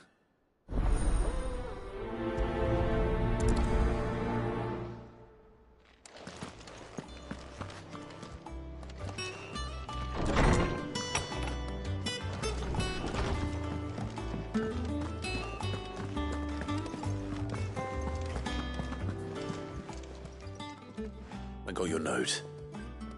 You think something's wrong with Torgor? So you can read. Congratulations. But I didn't say how we're wrong with him. I said something weren't right. He's not been eating me treats. He used to love cracking the bones from Molly's boiled brown, but now he won't so much as look at them. Didn't like him.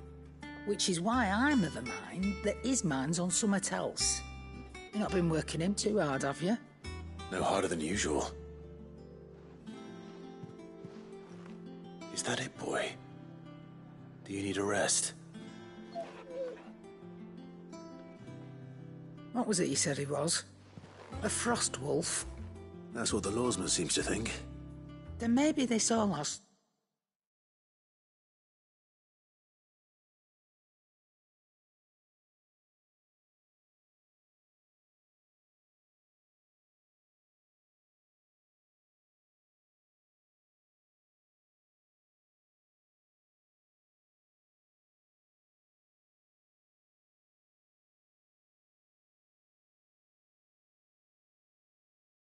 What to do with whatever it is that's woken inside him. I suppose things have been different since Rosalith. Perhaps Hippocrates knows something. Instead of everything, you mean? Perhaps.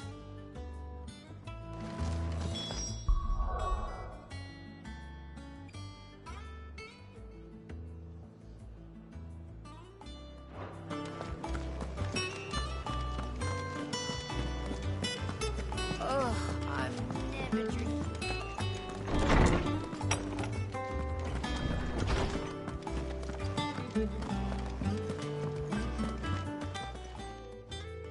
Lawsman, I need to ask you about Torgal. Something's not right with him. He isn't ill, is he? I don't think so.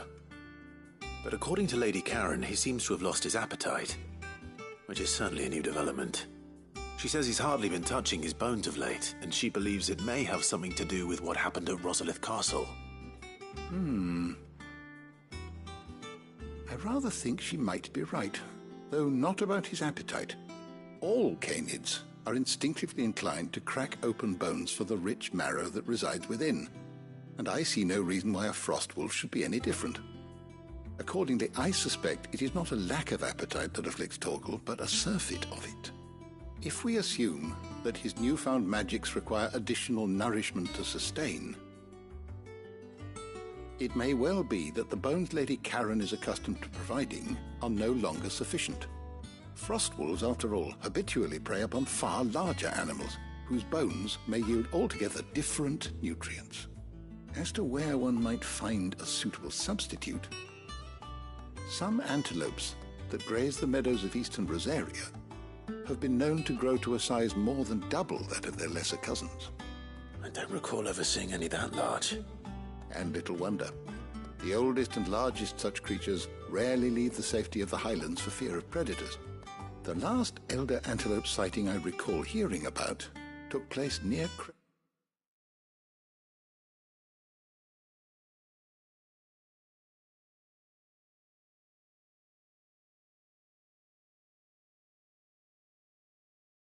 Cressida, and that was long before the village was abandoned. Even so, it seems like a good place to start. Good hunting, Clive.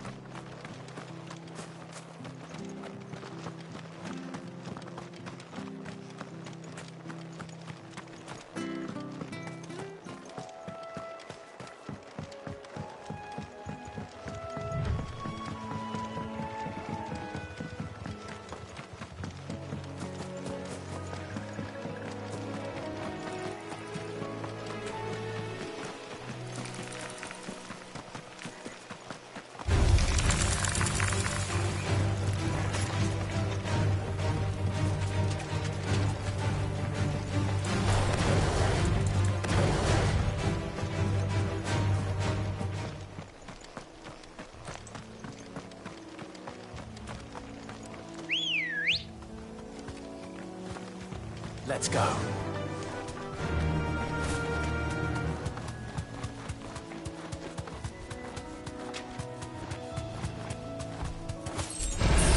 This won't be easy.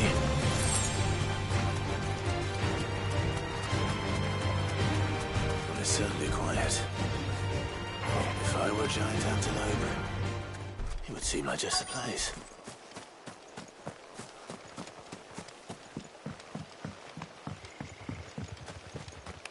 I doubt we'll find one bigger than that. You hungry, Torgal?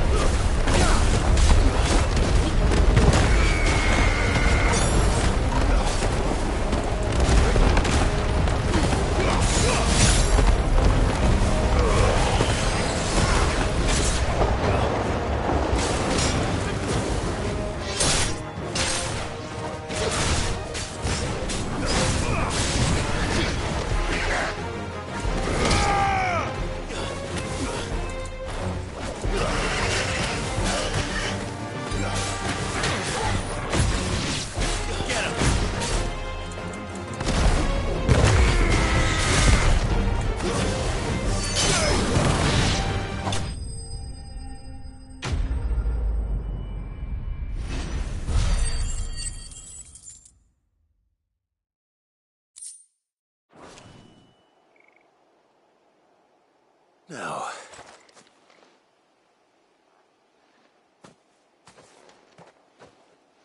will it be enough, I wonder?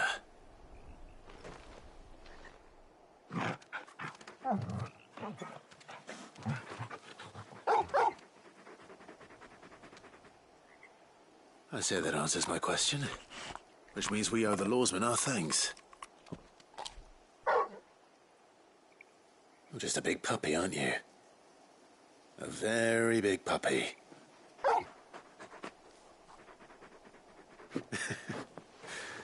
You do know you can take that with you, Torgal. Lady Karen will be relieved to hear you've got your appetite back. Come on, boy.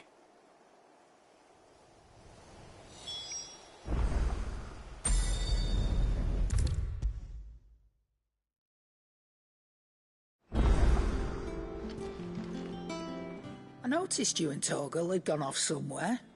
Take him for a walk, did you? You could say that.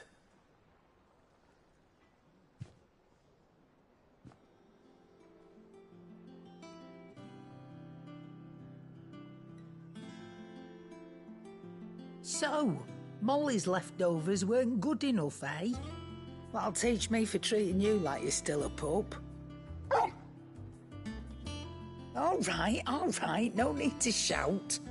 Now we know what you're after, I can see about getting some in. Speaking of which, I brought one for later. Can I leave it with you?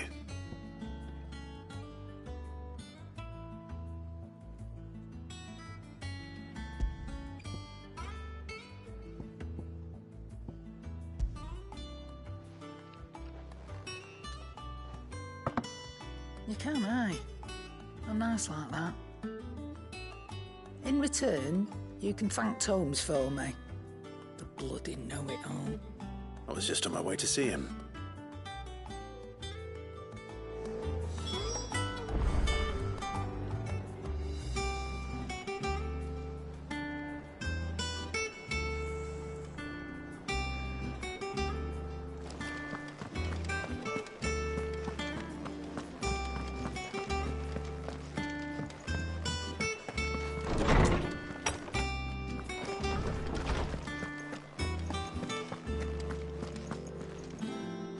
Ah, Clive. Were you able to locate your quarry? We were indeed, Lawsman. You pointed us in exactly the right direction. And Torgal's been a very happy hound ever since. Very good, very good. Lady Karen sends her thanks, by the way, for your part in solving the mystery. Ah. But that reminds me. After your last visit, I found myself pondering Torgal's talents.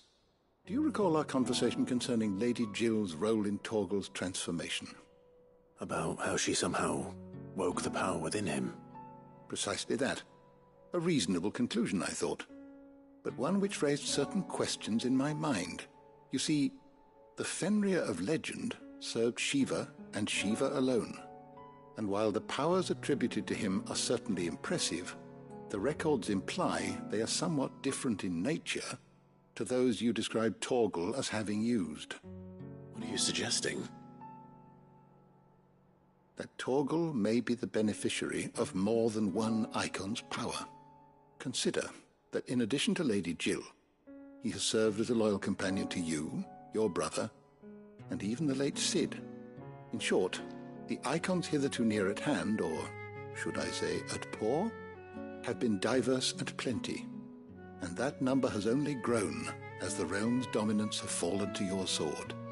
One can but speculate as to how all of this has affected Torgal. He has seemed more fierce of late. And if I am not mistaken, he will grow fiercer still. We are fortunate indeed to be able to count him amongst our allies and not our adversaries. Oh, he's more than an ally. He's a friend.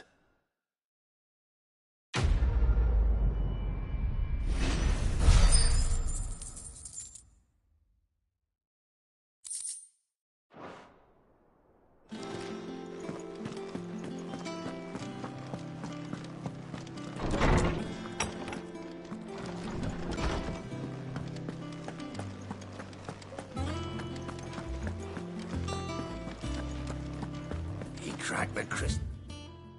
Two? You're joking.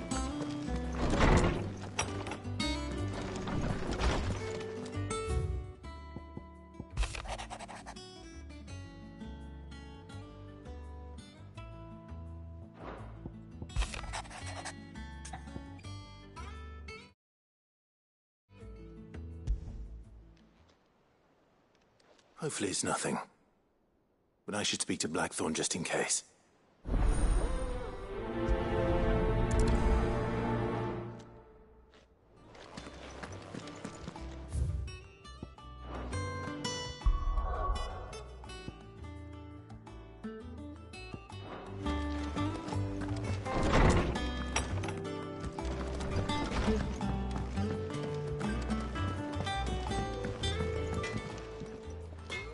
Blackthorn, do you have a moment? Not really, no. This won't take long. I just wanted to ask how you're getting on. August was worried about you, and you might still be doubting your craft, even after learning the trick of that cuirass.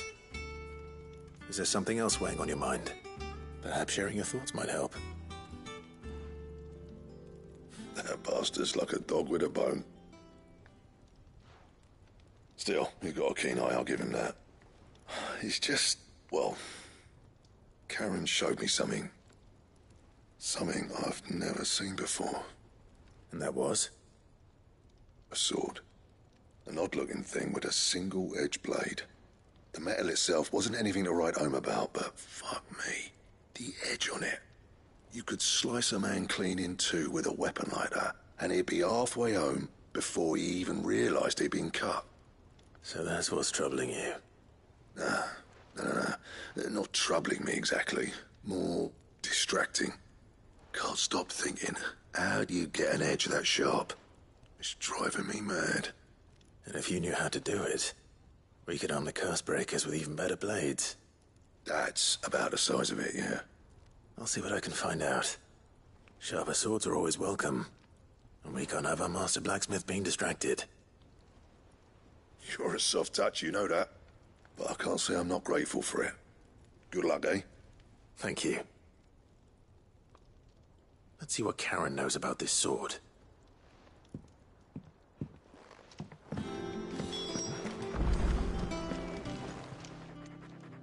You're looking well, Karen.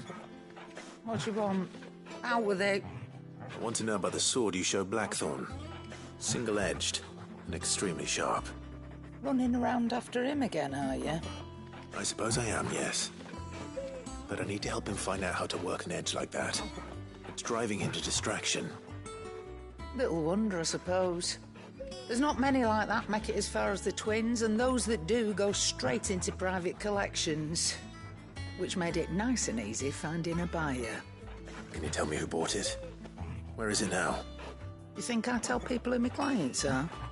Suppose you're not likely to go nicking him off me, are you now? Fine.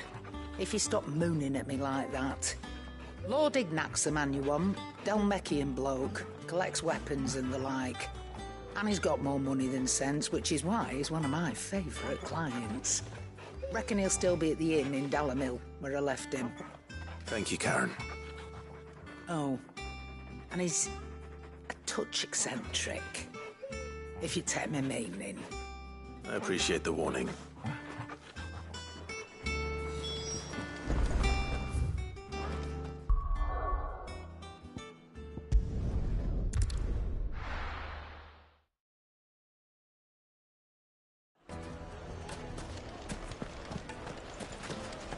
People take notice of wealthy men.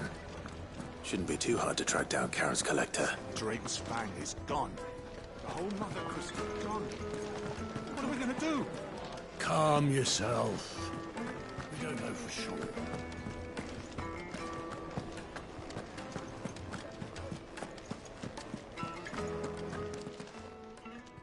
My reputation will be ruined! Ruined! Calm yourself, Lord Ignac, I beg of you, before you do yourself a mischief. Pardon the intrusion, but... Out! Get out! I paid for these rooms so I wouldn't be disturbed. Leave me be! Please, allow me to apologize. His lordship is going through a difficult time, and he's never been fond of guests arriving unannounced. Radim! Get rid of the filthy oaf this instant! Very good, Lord Ignac. Would you mind stepping outside for a moment?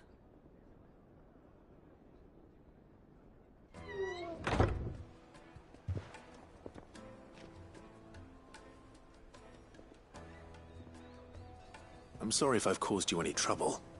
That? Oh, no. That's just how his lordship is. Though the morning's events have left him somewhat fractious. He has been dispossessed of his luggage, you see. The thieves also made away with a considerable amount of coin. Coin the innkeeper will soon be keen to collect. I don't suppose a certain blade was among the stolen items. A single-edged sword. It was purchased from a merchant friend of mine. Ah, you know Lady Karen. Yes, I'm afraid it was. Then I'll retrieve Lord Ignac's luggage. But I have one condition. You have but to state it. You are welcome to anything that is within my power to grant. I want an audience with Lord Ignac. A few minutes should be enough. Then I'll be on my way. A condition I would be a fool to refuse. Of course, you shall have your audience. I don't suppose you saw where the thieves went? I did not, no. Though some discreet inquiries made on his lordship's behalf mean that I know where you might find them. The bandit's bed. Every ill-gotten coin in Dalamel is said to pass through that disreputable corner of the Valcroy. And that's where I'm heading. I shall speak to Lord Ignac in your absence, and arrange for an audience upon your triumphant return. That will be very kind of you.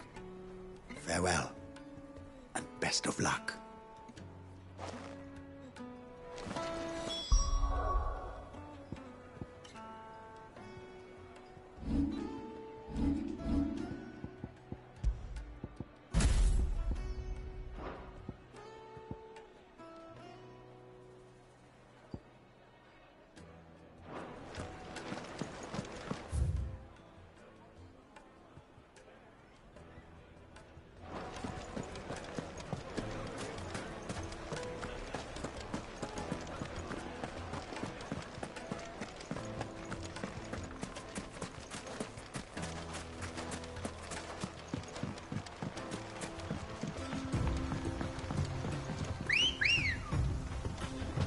Ready, go?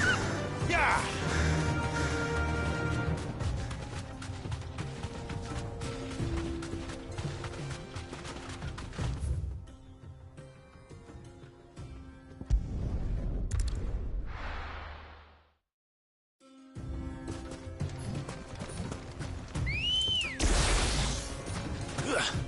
Let's go. Yeah!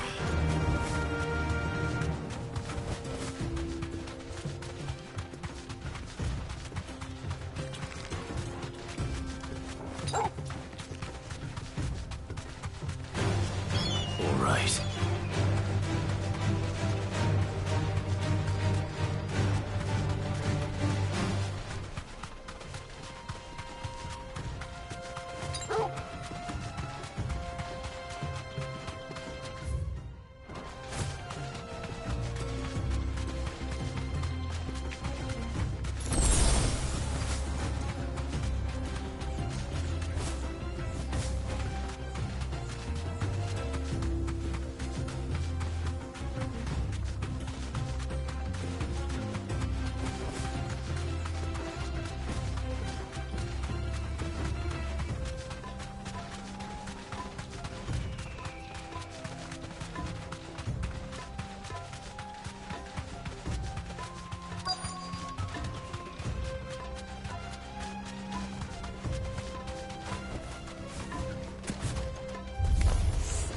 We've got company!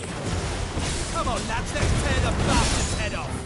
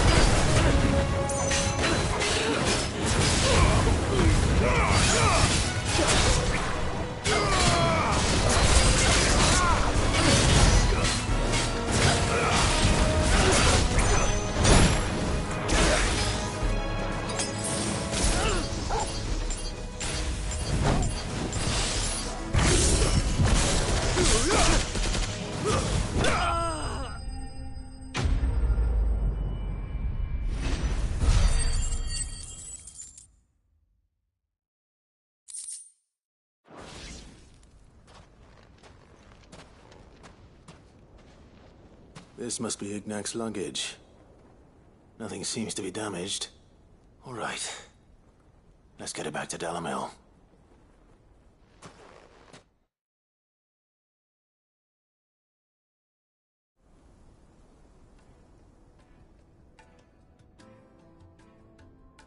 I hear I have you to thank for the return of my effects. What shall I call you, my good man? Wyvern. Glad to make your acquaintance. A formidable name indeed. Well, Wyvern, I appear to be in your debt. Redeem here tells me you wished for an audience. Is that all? A few moments of your time should suffice, yes. You're a peculiar fellow, Wyvern. All right. Speak. Master Wyvern was wondering if you could tell him about a certain single-edged sword you recently acquired. Oh, a true work of art, that one. Karen drove me hard on the price, but I would have sold her Radim here to get my hands on that sword. It was made in the Outer Isles, far beyond the Twins, and is used exclusively by the practitioners of a unique school of swordsmanship. They believe no combat should ever exceed a single strike, and hone their blades to such perfection that none ever does. Each sword is made for that one perfect stroke, and for that stroke only. They crack upon a second blow. There's a brutal sort of beauty to it, really. But how do they hone such an edge? Fine question. Why, they use a whetstone, of course. Whetstones, rather. A whole array of them, ranging from the coarse to the fine. 10,000 licks with the sharpening stone, then 10,000 more. But it is the final stone which lends the blade its legendary sharpness. A mineral quite foreign to this great realm of ours. And that is the key. The secret ingredient. Wyvern, it occurs to me that my little lecture is hardly equal to services rendered. Take this, together with my regards. The very stone of which I spoke, far rarer among collectors than even the blade itself, and a far more fitting payment. Thank you. Pardon the intrusion, my lordship. However, it is long past time we prepared ourselves to depart. So it is. I am locked in bitter competition with a rival collector of curiosities. I am one step ahead of the unscrupulous scoundrel, but he is hard at my heels. Are there many other collectors out there? Too many to count, but only one do I consider my nemesis. Lord Byron Rosfield, and is a perennial thorn in my side. I can imagine. Farewell, Wyvern. May our paths cross again. Radim, we mustn't dawdle.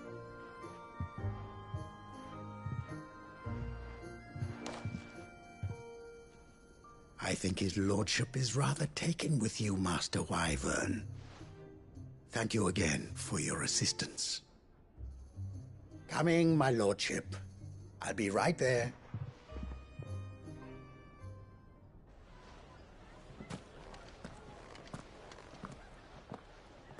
Trust Uncle Byron to find such an interesting rival. Now, let's see what Blackthorn makes of this whetstone, shall we?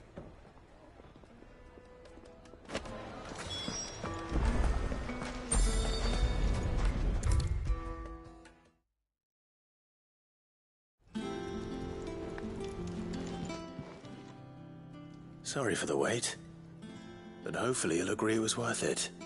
You learned something about that sword, then? I did better than that.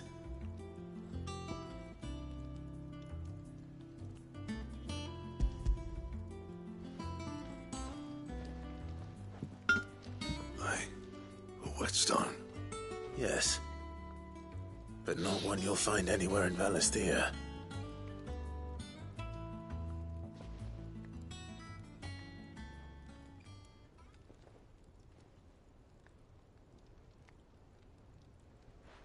No wonder I couldn't get the same finish on the grinding wheel. One hit and all done, eh? Might not be so bad if all you ever fought were duels. Good luck on the battlefield. Your second opponent would be your last, no matter how good you were. Even so, is there some way it could be used to give the curse breakers an edge? I think so, yeah. With this whetstone and the right kind of steel, I could probably even make a twin of the blade that rattled me. But there'd be no replacing this little rock once I worn it down to a sliver. I reckon we get a dozen swords from it, if that. Swords that the curse breakers wouldn't know how to wield properly, and that would see them through a single fire piece. Nah, no point trying to copy that thing. Be about as much use as a wax anvil. But finishing our blades with a whetstone this fine, now that's something to consider. And what's finer than fallen masonry, eh? Or more hard-wearing, for that matter. Just imagine it. Good Valestian steel with an edge as sharp as any found in the Outer Isles. I won't make a copy, nah. I'll make something much better. I'm sure the curse breakers will be delighted. Just don't push yourself too hard. Don't you worry about me, sunshine. I've been working day and night since I was half your age, and I'll still be here when you're long gone. Hey, thanks, Clive. I mean it. I owe you one, August too. It's good to know someone's looking out for me. He'll be happy to hear you said that. And I'll see that my debt to you's paid. First new blade I make's got your name on it. You come and find me when you've got the materials. All right. I will.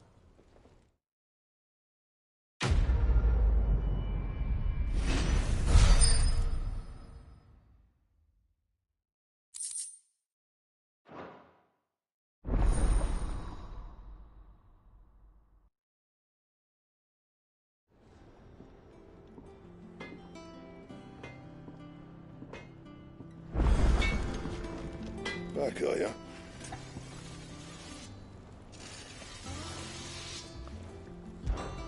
What's that for you, dear?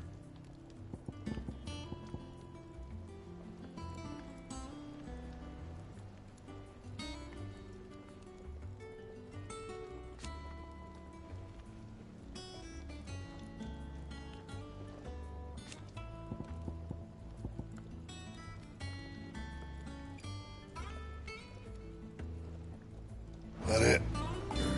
Fine.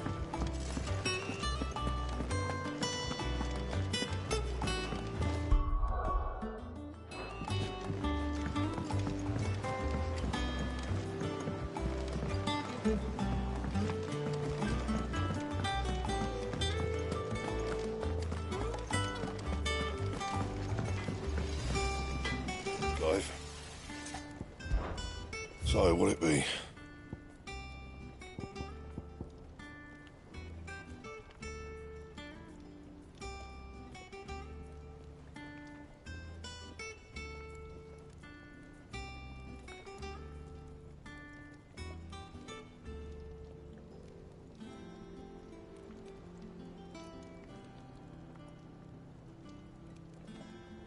Anything else?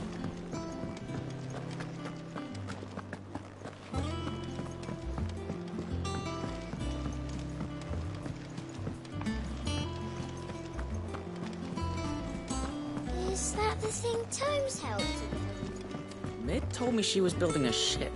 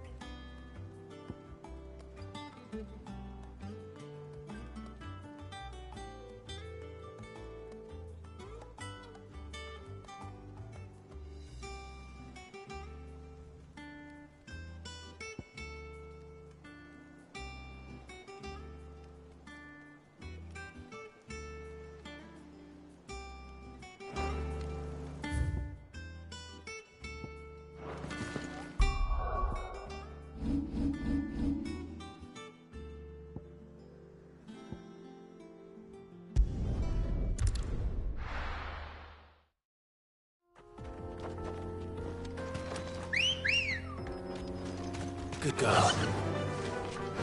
Faster!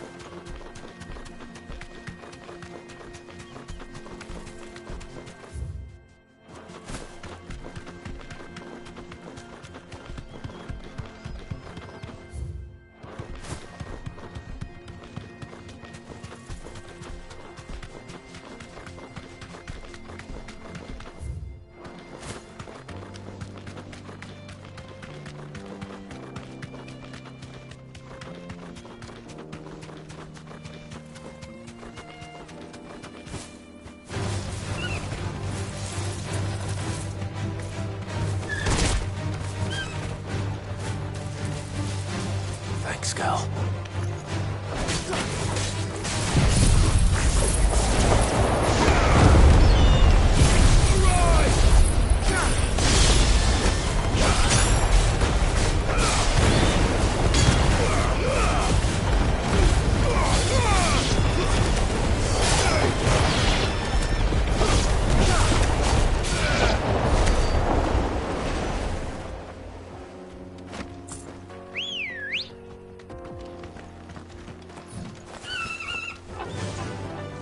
Fly, Ambrosia.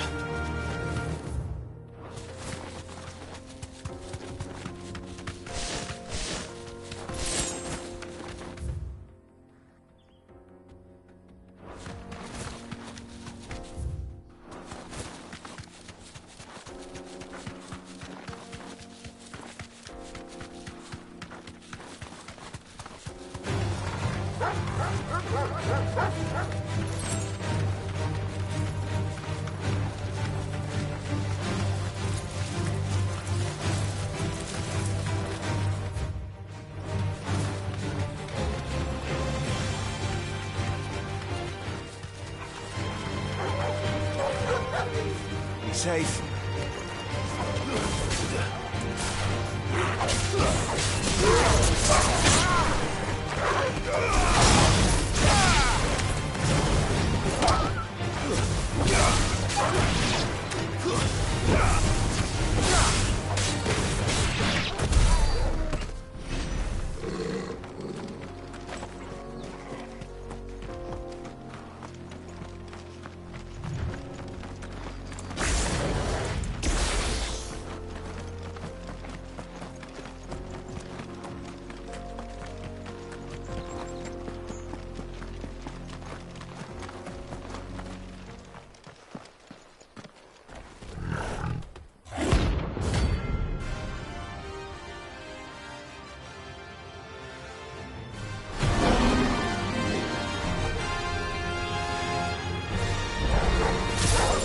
Playtime for the pack, is it?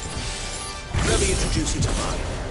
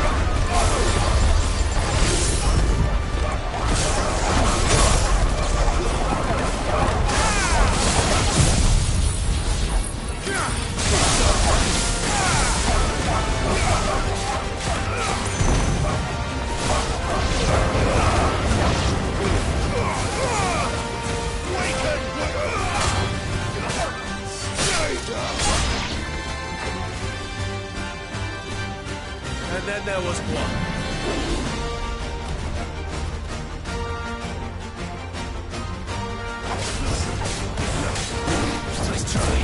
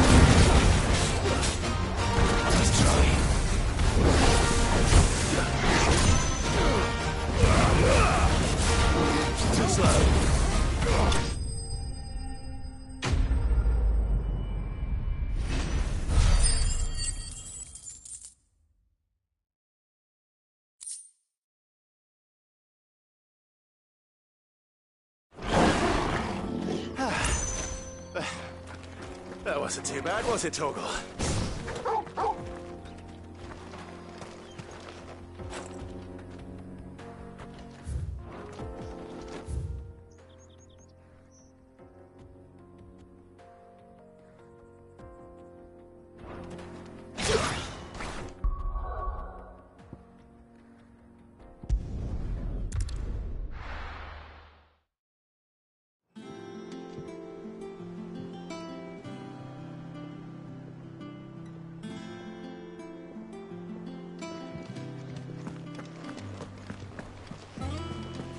Is that the thing Tomes helped to build? Mid told me she was building a ship.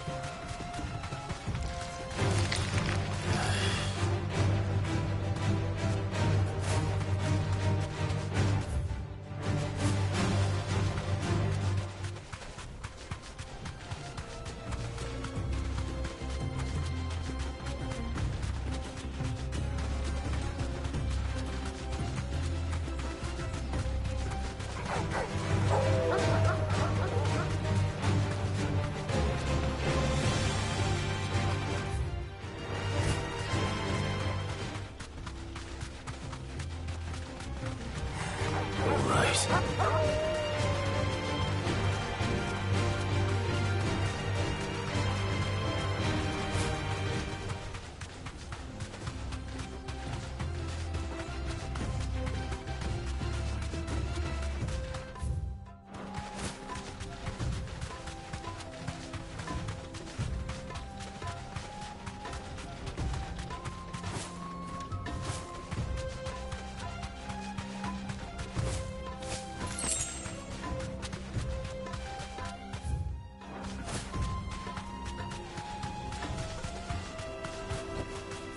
Be safe.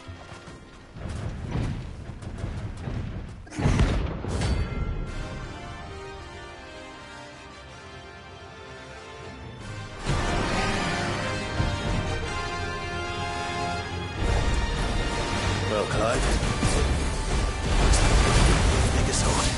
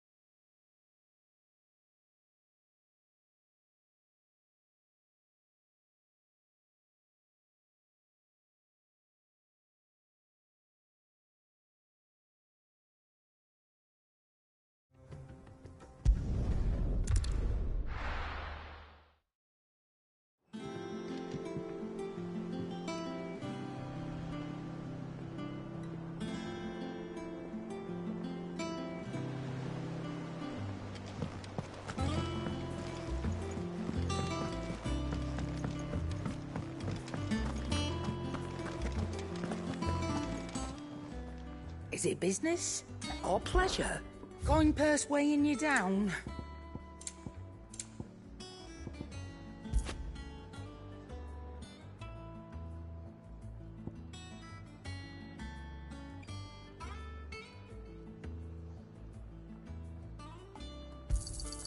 You'll not find a better price than that. Clive. So, what'll it be? Not bad, if I do say so myself.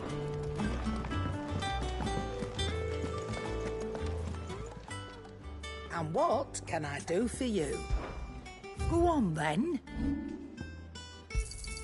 I'll be thankful you got that much.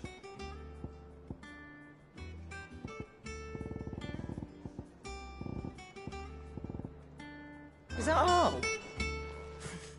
Is it business? Or...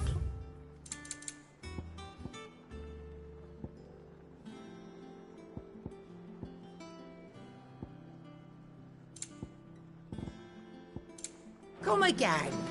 Or don't. I'm not bothered either way.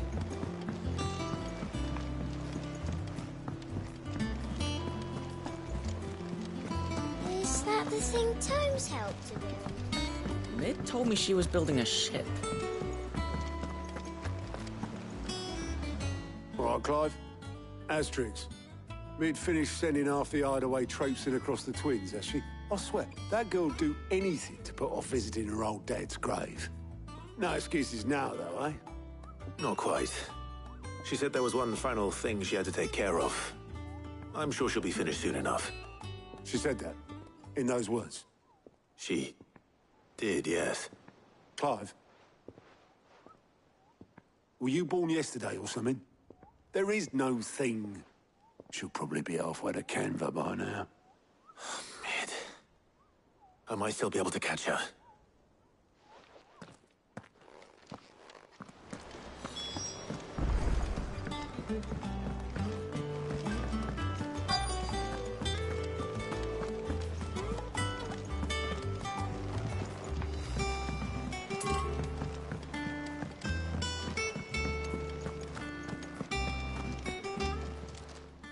Well, don't just stand there, go.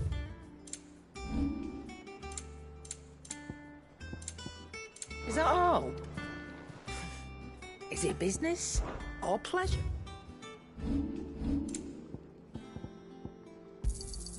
It'd better all be here.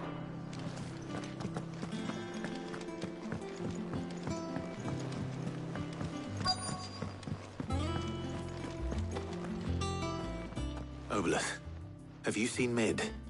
Yep. In a boat, going that way. Then I'm too late. You in a hurry and all, are you? Oh, I offered to take her across, but she wouldn't wait. Just paid for a dinghy and rowed off. Oars going like the clappers. Got some life in her, ain't she? But anyway, I was on my way up to see you, as it happens. Got a letter for you. Urgent, by the sound of it. One of your uncle's men said I was to hand it to you in person, post-bleeding haste. And you're here now. Thank you, Obeleth. Don't mention it. What tidings, Uncle?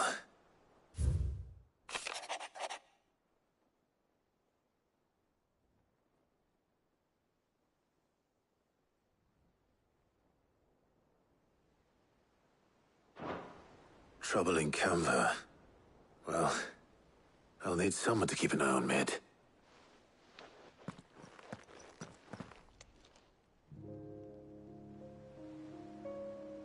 So what? Mid got us to do all the dirty work and then just sailed off into the sunset? It, seems that way. Well, nothing we can do about it now. But next time you plan on visiting Sid, you might want to tie her to something before you suggest it. Ah, don't be so hard on her. Gotta admit, the dirty work was kind of fun. Everyone pitching in, all that bollocks. Just like when we built this place. You're right. Anyway, we all set to head to the old hideaway? I could do with getting to Canva pretty sharpish. Wouldn't do to keep Lord Rosfield of the Seven High Houses waiting now, would it? Not after he asked for me personally. Gav will be leaving with me. Will you mind the place while we're gone? You can count on me. Just be sure to give Sid and the others my regards. All right. Oh, by the way, Jill will be joining us too. She's got some things to take care of, but she'll meet us there. I hope she's telling the truth at least.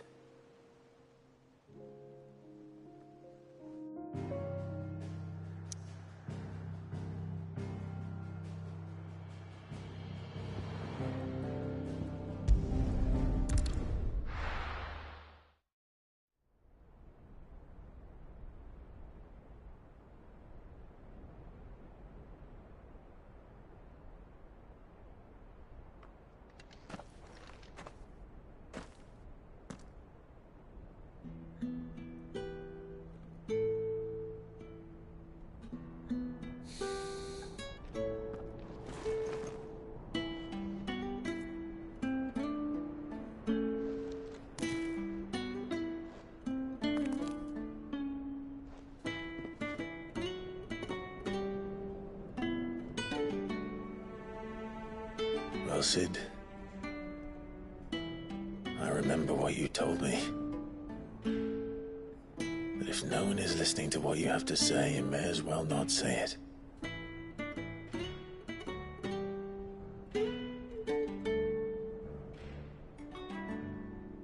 But I will say this, old friend. Hugo Cooker is gone. His shadow looms over us no longer. It's a pity the Phoenix can't be in two places at once. If he'd have been with us, maybe he could have done something for the lost. Not even the Phoenix can bring people back from the dead. Life has a beginning and an end. So we must live while we have the chance. And not as slaves to the crystals, but as free men. May we join you?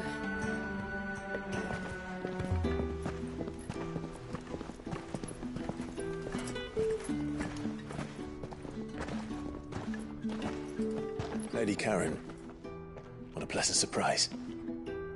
I thought I'd drop by and see how you were all doing before heading off to restock my supplies.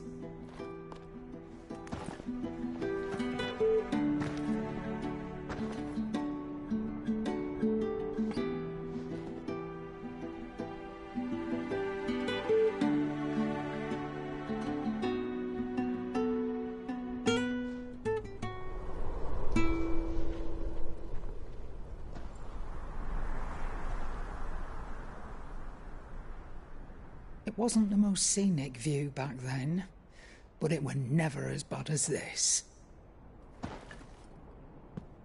I know. The Blight marches on. And soon, there will be no escaping sights like these.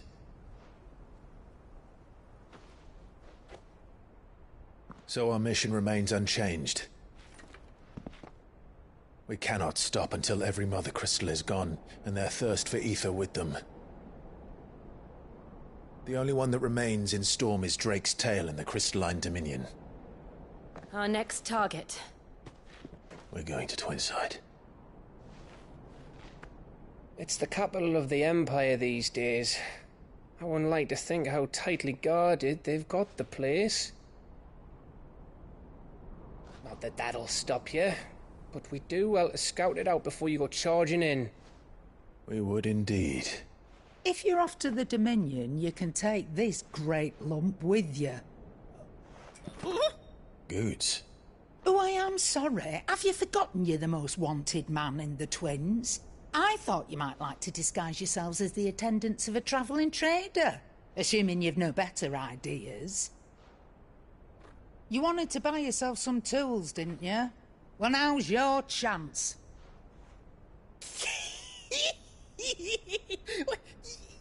me go with them. Oh, thanks, Nan. Stop that! You'll break me bones, you great galoot.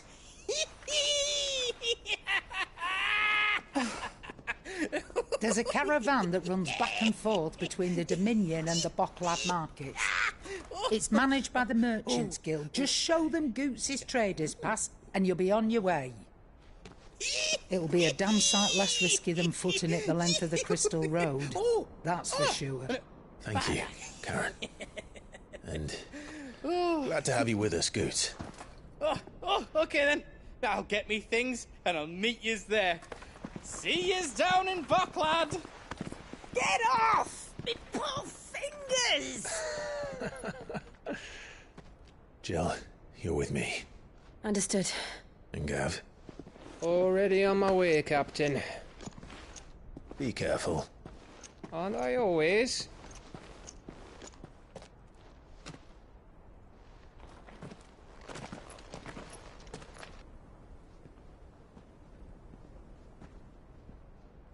Do you see that, Sid? Your protege's making a proper little outlaw of himself.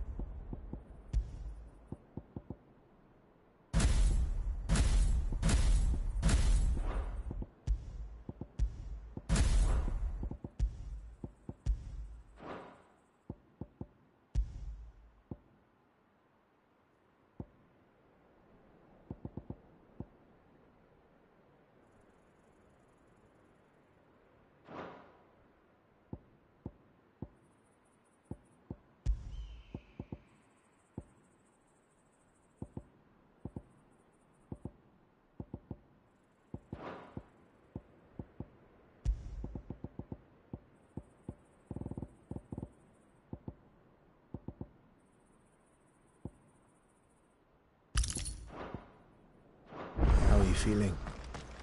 Better. Thanks to Taya. I'm glad to hear it. And Torgal helped too. Didn't you, boy?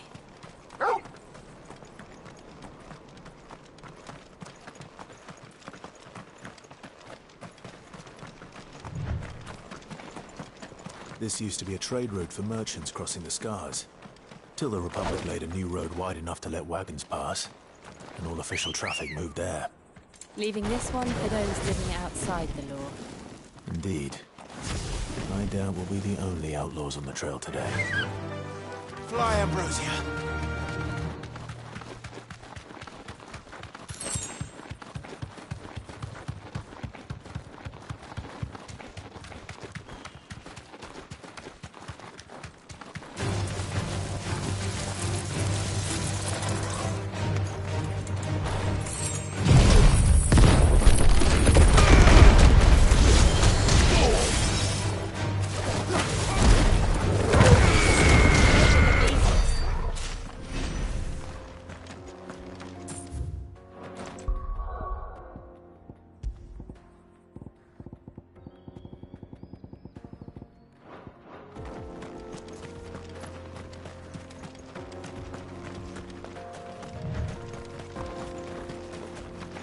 So what do you think?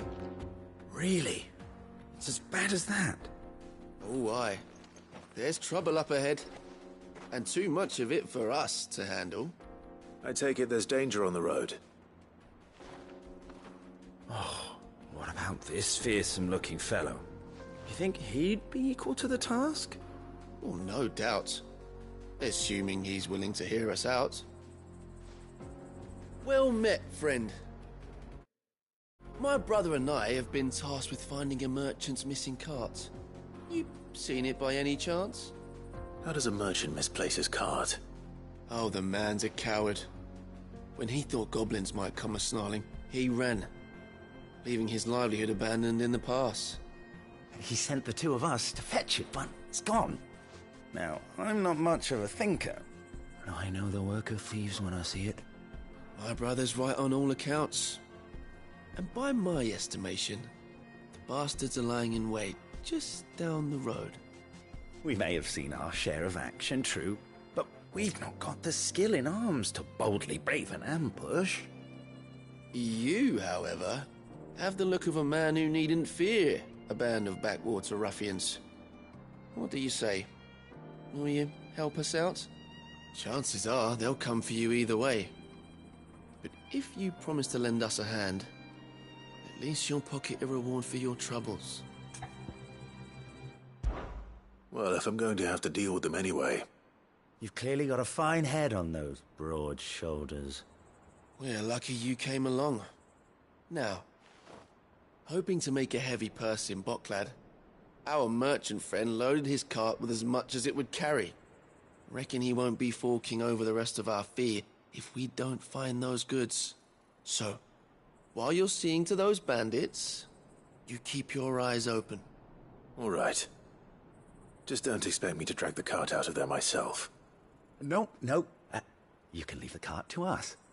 You just put an end to those bandits and point us in the right direction. You do that, we'll take care of the rest.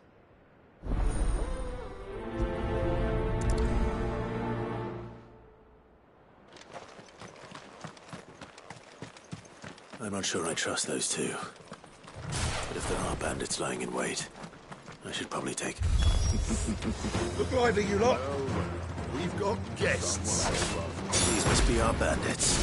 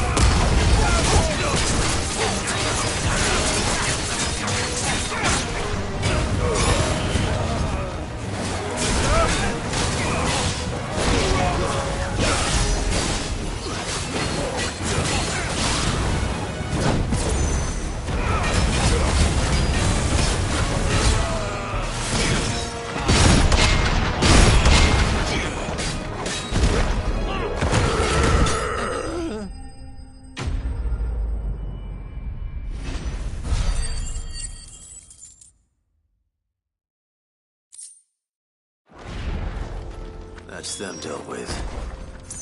Now, where's that cart?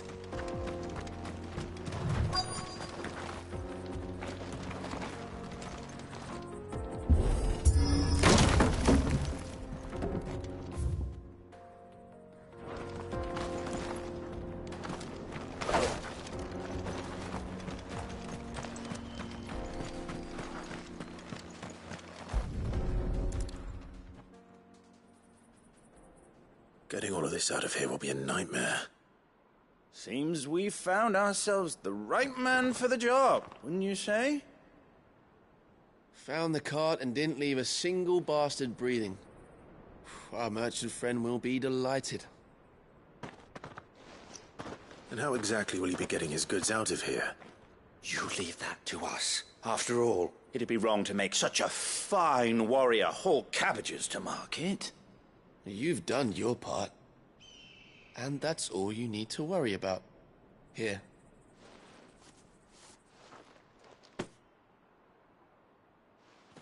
It's been a pleasure.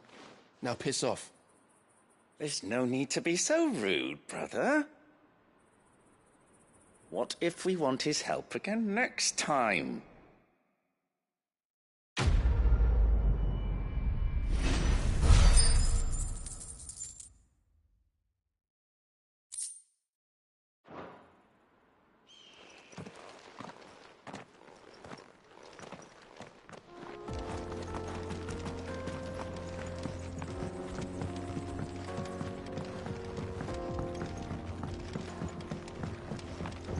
I see the Dalmex lag behind Rosaria when it comes to bridge building.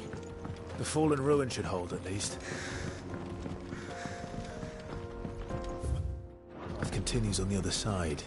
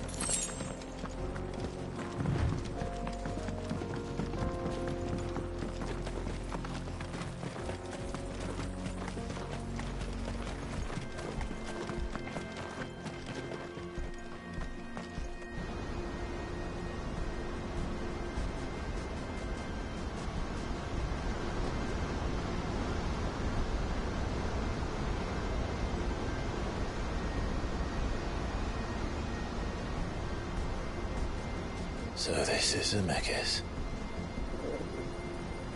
The land of the gods. It's even more impressive than I imagined. I remember being captivated by the story as a child. Long, long ago, man was overcome by avarice and challenged the gods in a bid to win their power. A final battle took place here, at these falls. Or so the legend goes. If anyone ever manages to plumb those depths, perhaps we'll learn if there's any truth to the tale.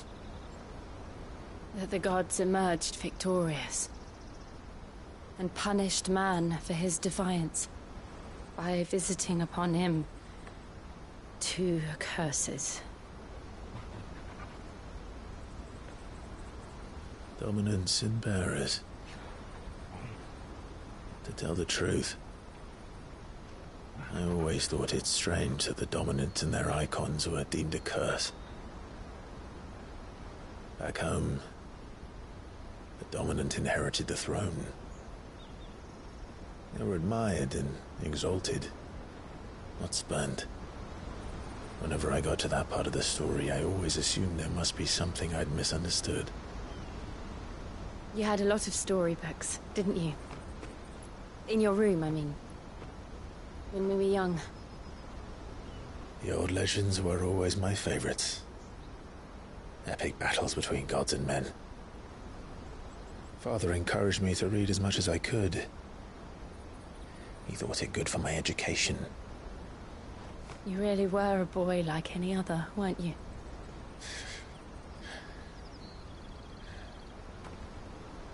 Just look at this place. It's enough to make you believe the legends are true. I know.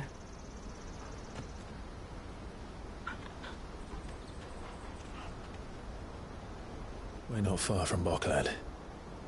The road will be busier up ahead. Then we'll have to keep our wits about us.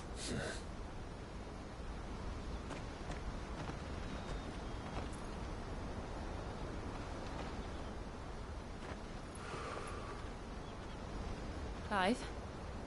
Something wrong? Nothing. It's nothing.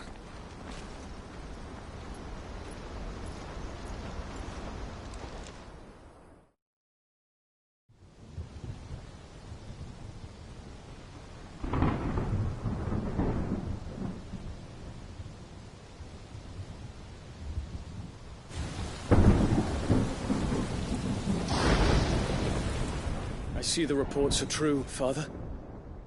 You have surrendered the throne to Olivier. I have. Emperor Olivier shall rebuild the Holy Empire of Sanbreque.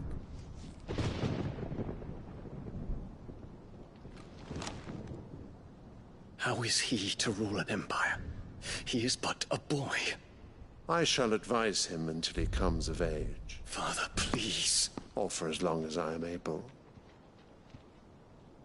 The empire we seek to build needs young blood to rule it, and I can think of none better suited to the task.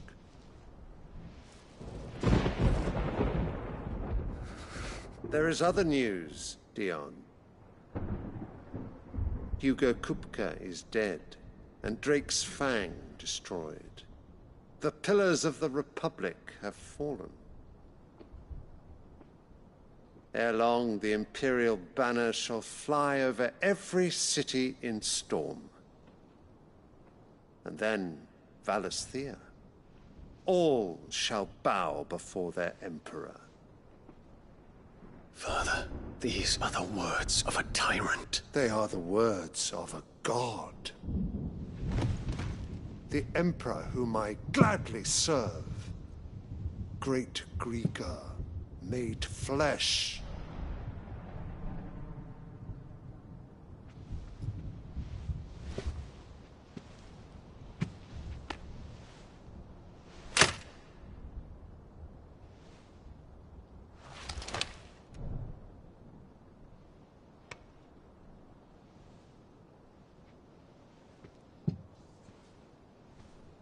Return to your camp, Dion, and ready your forces.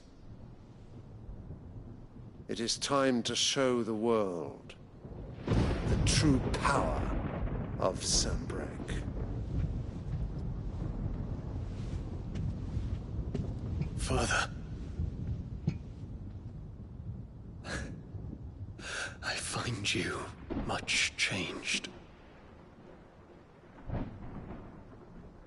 Is this truly the path you wish to tread? Or are these the ambitions of another? Of Ultima, perhaps? What nonsense is this? I speak my mind, and my mind only. Though I do owe Annabella thanks for reminding me of certain truths regarding the nature of nations, of rulers, and of the divine. You would trust the words of this traitress? She betrayed her country. She slew her husband. You have ever been an invaluable servant to Sanbreque, Prince Dion. I trust you will continue to serve your Emperor in the wars to come. Canker! Silence! Insolent wretch! You will bend the knee. All else is heresy. Sire, forgive me. This audience is over. Come, Your Radiance. The Rowena Syndicate awaits your pleasure. Oh, not another meeting with silly old men. They're so boring. I'm hungry, Father. Can't we have luncheon instead?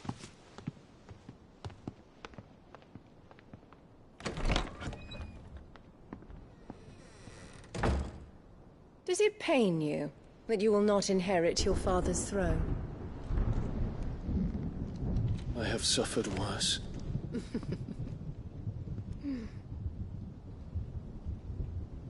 Count your blessings, Dion. For a base-born child to be chosen by Bahamut is miracle enough. You have risen high on his wings, but you shall rise no higher, lest your impure blood stain the throne. What do you know of my blood?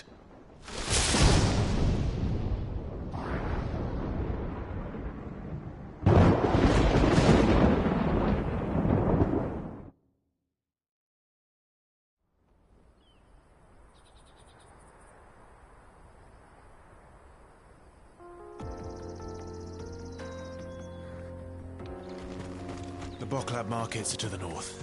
We just need to hug the coast.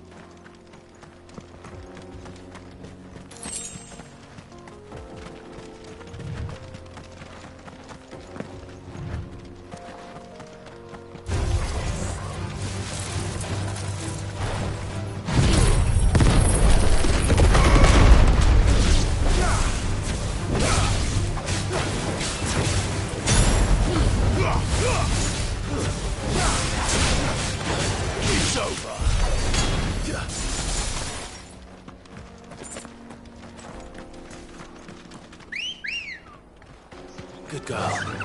Run like the wind. Infiltrating the Dominion won't be easy with the Imperials on high alert. No. His Radiance has lost one capital already. We can be sure Sylvester will do everything in his power to hold on to Twinside. His troops are well trained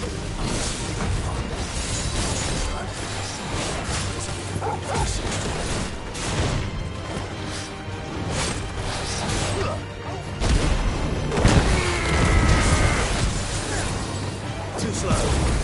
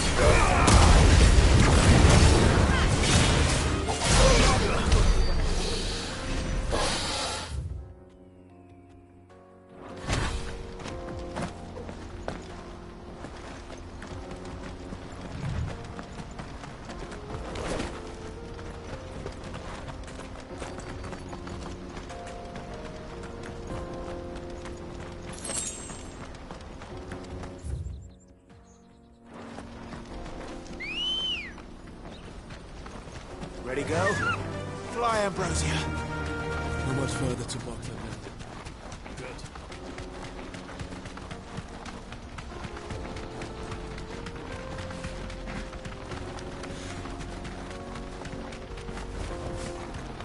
More refugees.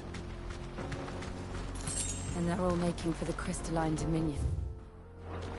Because they don't know how to live without the crystal's blessing.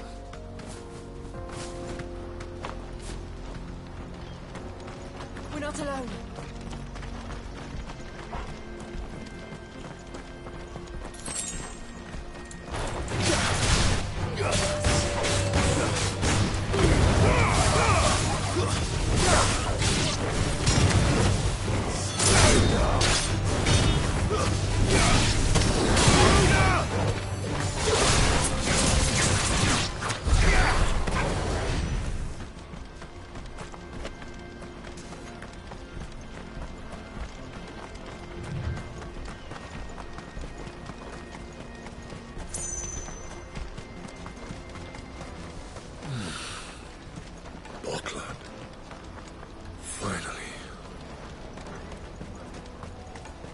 There are no crystals here.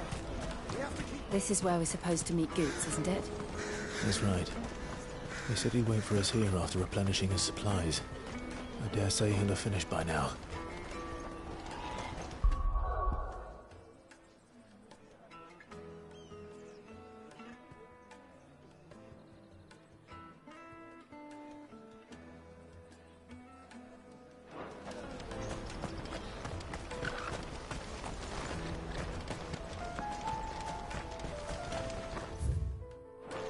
Hurry, man. I must leave for the Dominion. Bloody crimson caravan, scooping up all the best customers. Leave some for the rest of us.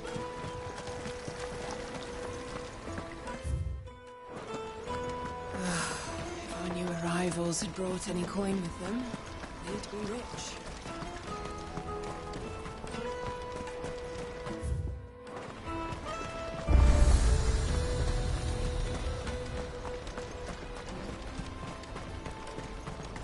This is everything. It must be. What do you think, girl?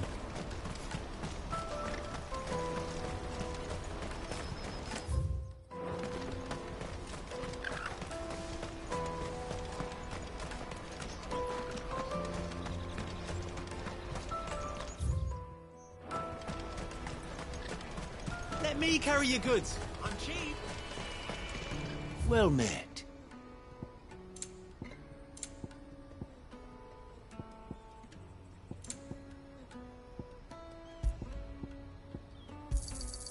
Fine choice. You're welcome anytime. Out of my sight, wretch.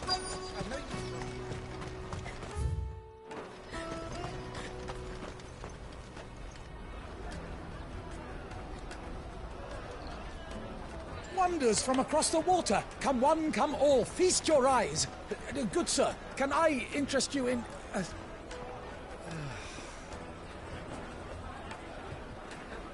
How much? For a measly crust of bread? You won't find any cheaper. Not nowadays. You're more than welcome to look.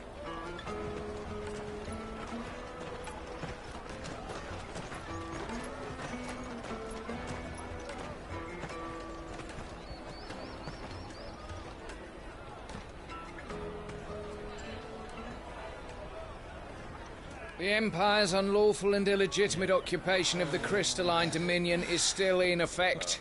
Only those whose business in Twinside has been officially approved by the Republican Army will be permitted to cross the border. All who seek entry are to form a line and ready their documents for inspection. Looks like we aren't the only ones who are eager to leave. And they're checking everyone. Can't you make an Not for the likes of you. We won't get through without that pass. Let's go in and find Good, shall we?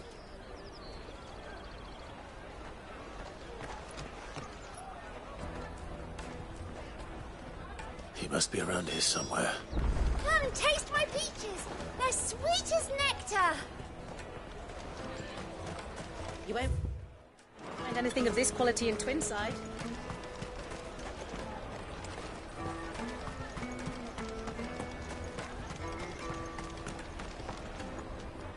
Ah, good. There you are. Clive, I'm so sorry. Don't tell Nan, will you? Slow down, Goots. Just tell us what happened. It's me trader's pass. It's gone. We cannot ride the caravan without it. We won't even be able to get through the flipping checkpoint. Do you remember when you last saw it? It was in my pocket a minute ago. Then a bairn bumped into me and... Yeah. You don't think that they might have nicked it, do you? It wouldn't surprise me. A busy market like this is prime territory for pickpockets. So, to get the pass back, we need to find this child. Where would we even start? I know where! I've got a pal in Bock lad who might be able to help us. No one knows more about what goes on round here than she does. Where do we find her? She's the owner of the Crimson Caravans, up that way. Sign's got a red chocobo on it. No time like the present. You two go on ahead. I'm gonna check the rest of my stuff, make sure naught else is missing. All right. We'll meet you there. Let's keep an eye out for this red chocobo, then. And the other on our purses. What's next to the check?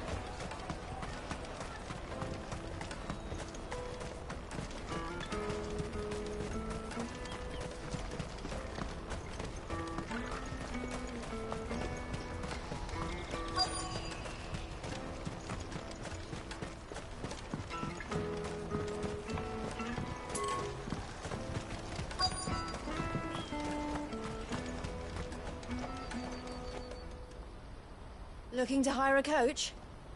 It's 10 million for a two-birder to the Crystalline Dominion. Take it or leave it. Oh, we're not here for that.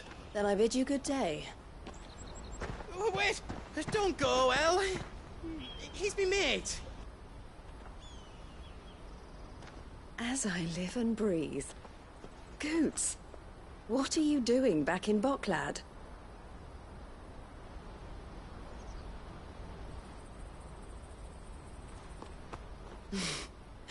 I gather Lady Karen didn't send you.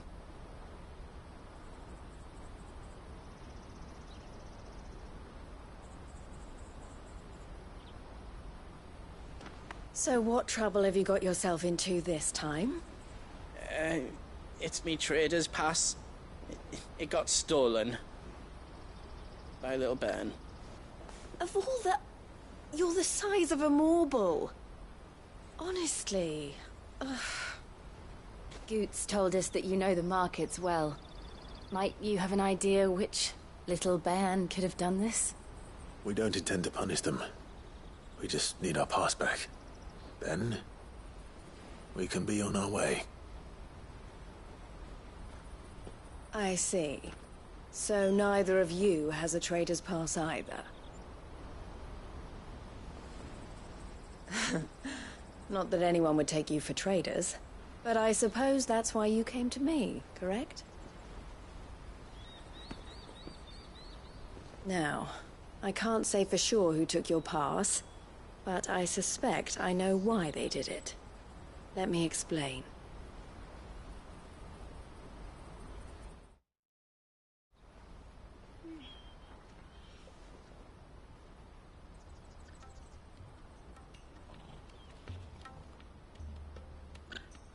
Ever since the Fist marched on the Dominion, the Republic has been clamping down on any commerce that might aid the Empire more than it does us. Which means traders' passes have gone from being merely a way of easing one's progress to being essential if one wishes to cross the border at all. And with demand outstripping supply, they've become a precious commodity, leading some to seek to acquire them by less than legitimate means. So the children are stealing passes to sell on the black market? Yes, and no. Passes are inscribed with the names of their owners, and yet none of the victims' names have appeared on the register of those passing through the checkpoint. Which means? That someone is doctoring the stolen passes. The same someone who is encouraging the children to steal them. And the same someone who has Goots' pass, no doubt. Whoever they are, they're ruining the livelihoods of honest merchants, which is why we've decided to take a stand. Will you stand with us? You want to get your pass back, and we want to ensure that no more are stolen. Catch whoever's behind it all, and two birds shall be slain with a single stone. Is there any other way of getting to the Crystalline Dominion, Goots? They won't let you in if you're not with the caravan. It's that, I don't know, try swimming across the strait. But the guards will definitely spot you if you try and do that. Like, we don't want to get spotted, right? So either we find the people who took the pass, or give up all hope of entering the Dominion. All right. We'll help. Thank you kindly. But I don't know your name. Eloise at your service. Clive. A pleasure doing business with you, Clive.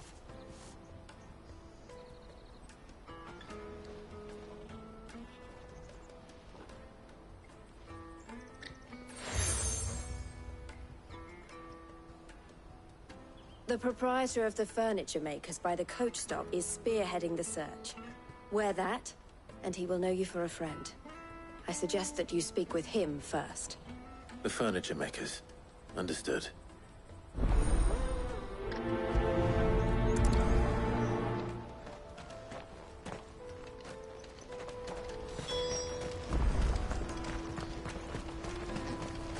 Out of my sight, wretch!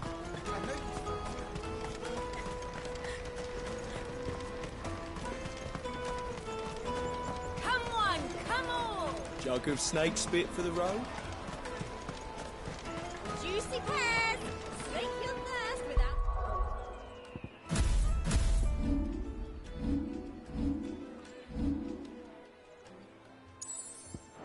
Crystal!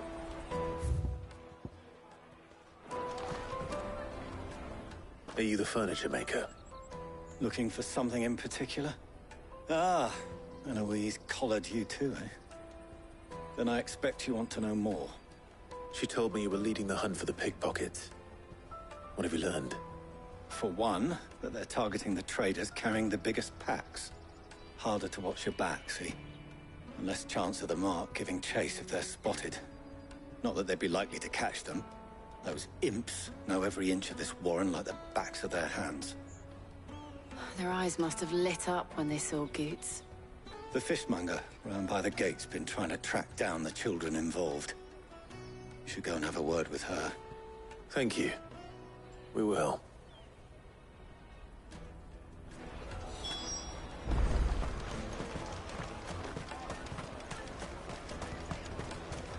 You won't find anything of this quality in Twinside.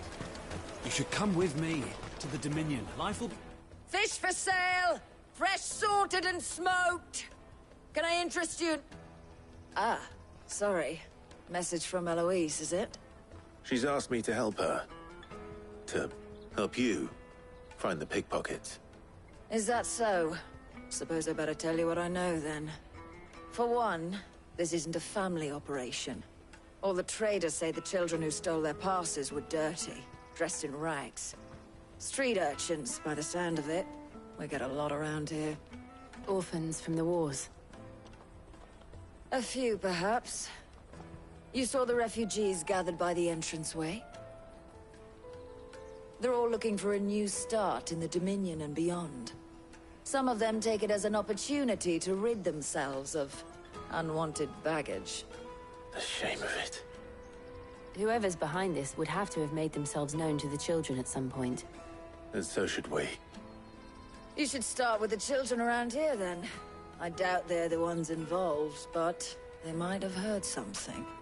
It's worth a try. All right, then. Questioning children. How hard can that be? Come, taste my peaches! They're sweet as nectar! Excuse me. Do you mind if I ask you something? Can't stop you. I was just wondering if anyone has asked you to do anything out of the ordinary recently. Anything you grown-ups ever ask us to do is shut up and go away. So guess what I'm about to tell you to do? Sorry. I'll leave you alone.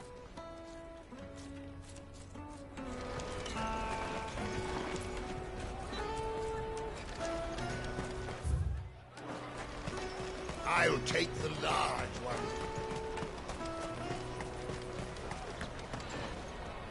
Do you have a moment? What do you want? What I want is to know who's asking children like you to pick pockets. I don't know. Nobody's asked me. What's picking pockets? Do you get paid for it?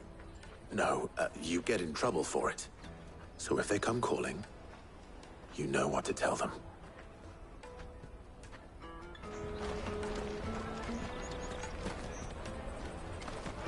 Caravan stops next to the checkpoint.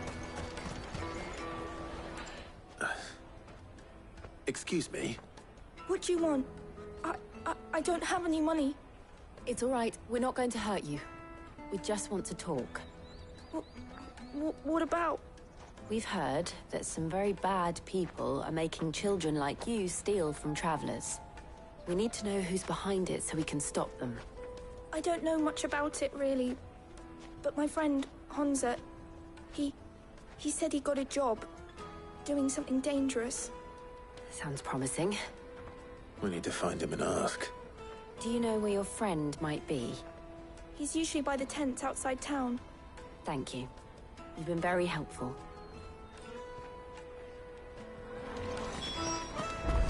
Come on, come on!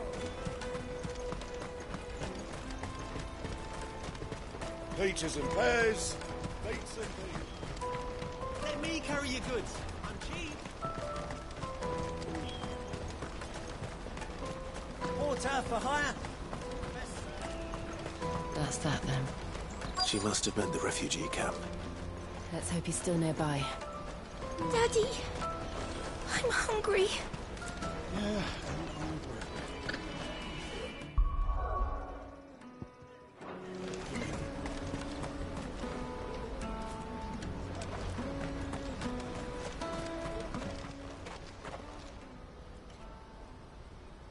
That big fat donkey was easy pickings.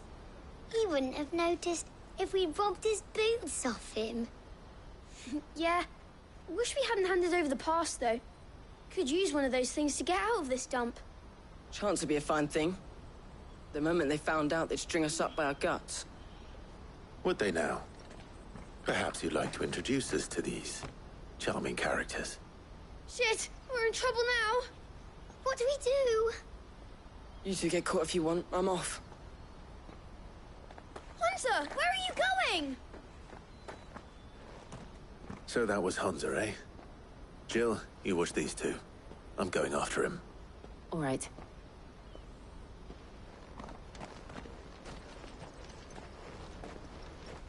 He can't have gone far. I need to find him before his employers do.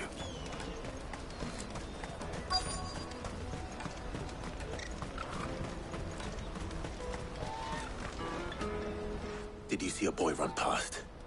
He stole something from a friend of mine. There was a boy ran back there towards the chocobo pen, but... Thank you.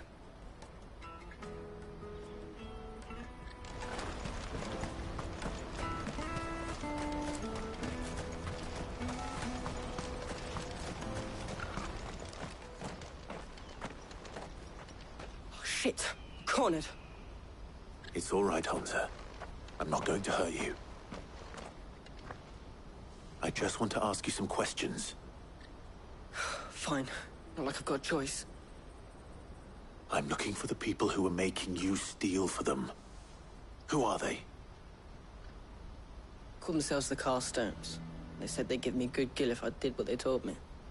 I knew they were bad, but bread doesn't come for free. Didn't come at all half the time, before I started buzzing for them. You know, if I didn't do it, they'd just pick on someone else. Someone they could push around easier. Hunter. You found him then? Jill. Where are the other two? Eloise is watching over them. She sent Goots and I to look for you. You're... him! I haven't got your pass anymore, if that's what you're after. I gave it to the Carstones. Whatever you do to me, I can't get it back. Not that I go against them anyway. If it weren't for their gill, me and my mates would have starved.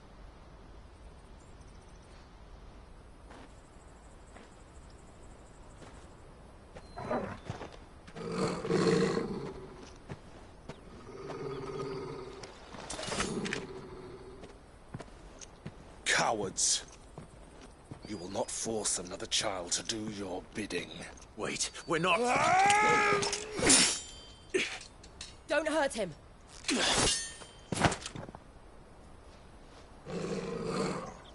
You're making a mistake. We're on the same side. Like hell we are. That brooch. Where did you get it? Master Theo. Goots. What are you doing with these people? Unless you're the ones my sister was talking about. Your sister?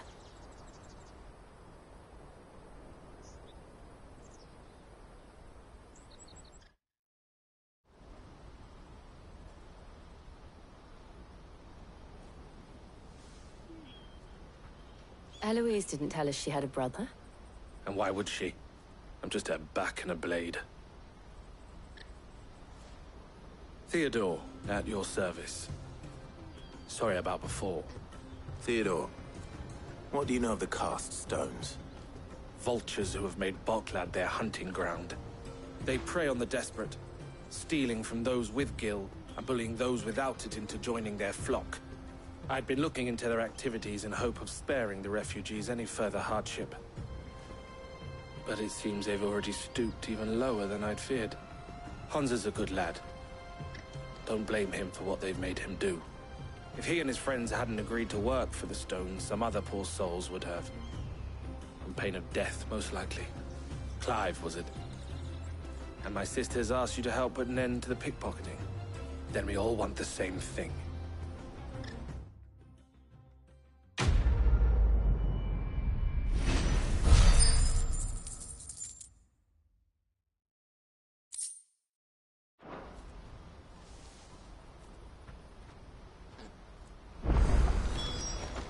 Oh, where is it? So, what's the plan? What else? We find the cast stones, and we crush them. You get your traders passed back, and I make Boklad a safe place again. All right then. All right then. Honza, where are they camped? Don't worry. They'll never know you told us. Couldn't if I wanted to. They always come to town to collect the passes. Meet us outside the gate. I tried following them once, but they spotted me halfway down the trail. Said they'd string me up. We'll try it this time. Which way were they going? Back down the road towards Leitney's Cleft. To Leitney's Cleft, then?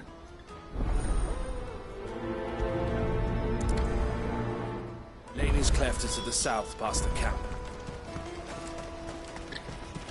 Better not have scared any of my birds.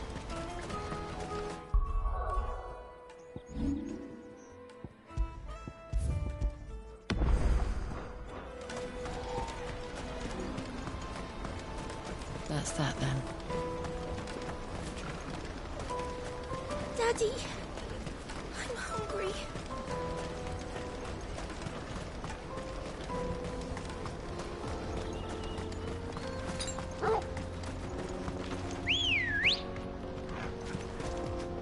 Let's go. Yeah!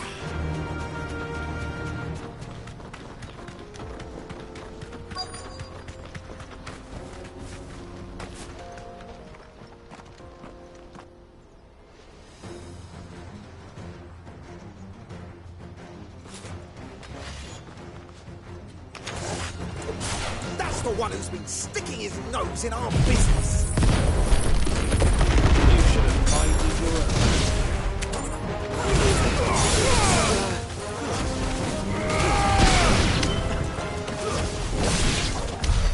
I doubt these were the ringleaders. But at least we know we're on the right track.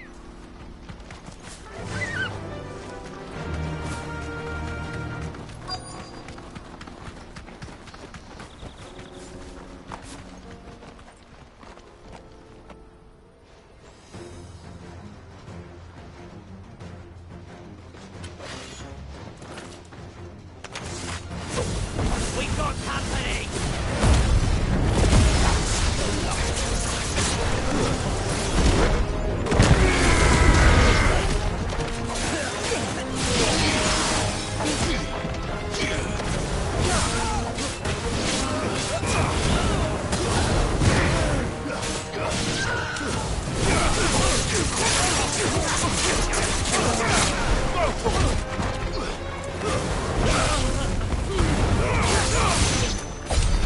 More foot soldiers. Fewer now.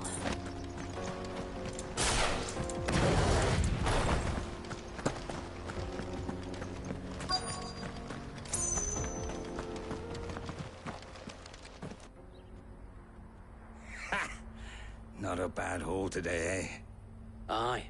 Some of our new recruits are natural-born ne'er-do-wells. Especially the little ones. That Hans has got nimble fingers, all right. It will be a shame when they chop them off. But till then, let's make the most of it.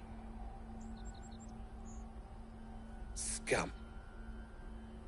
The leaders of the cast stones, I take it. They don't deserve any mercy, Clive. I wasn't planning on showing them any. We're ready when you are, Theodore. Oh, I'm ready.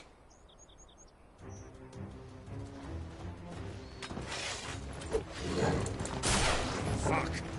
That guard from Bocklad! Kill him! Kill them all!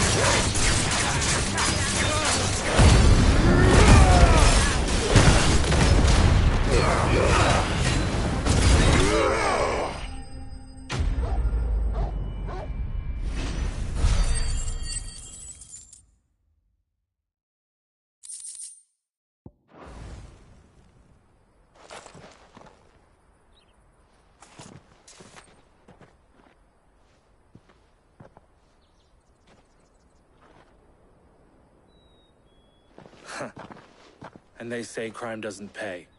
Gold chains, rings, purses. And traders' passes. Dozens of them. Have the names been changed? Not yet. I recognize some of them. No doubt Goots's is somewhere among them. Now I just need to sort through it all and return everything to the people it was taken from. We should go and give Eloise the good news. Can we leave things here in your hands, Theodore? Of course. Oh, and, be sure to tell her of the part I played, won't you? We'll be glad to.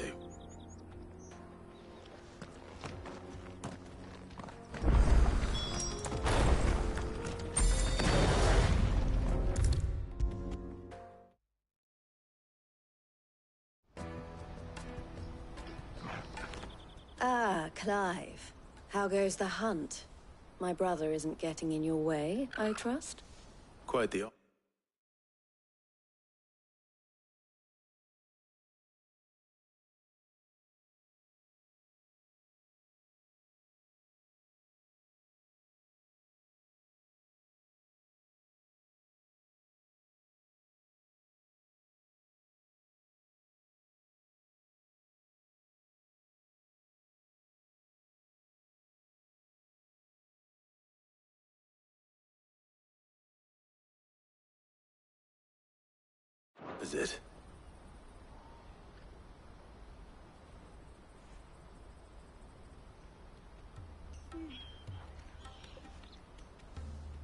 So it was the cast stones who were behind it all.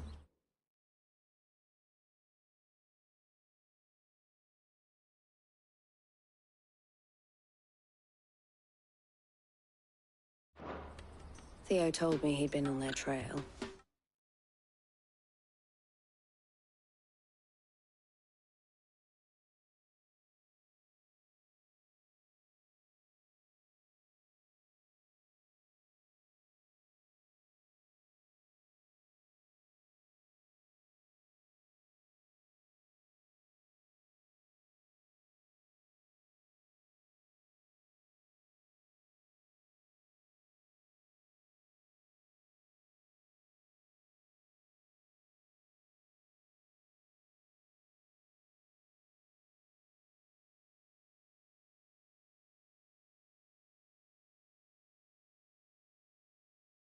And their demise solves 3 problems at a stroke. That of the pickpockets, the bandits pulling their strings, and the passes they were stealing. I only hope yours is among the items you recovered. Only time and Theo's return will tell. Speaking of whom, welcome home, dear brother. You are too kind, Eloise. Here, Clive. Goods' pass. Ask him to keep a closer eye on it from now on, would you? I will. Thank you. El, I've asked our boys to carry the rest of the goods back. Can I count on your help in sorting through it all? Of course. I'll make some space in the storeroom. I expect you'll soon be on your way then. But it wouldn't do to leave without introducing yourself properly.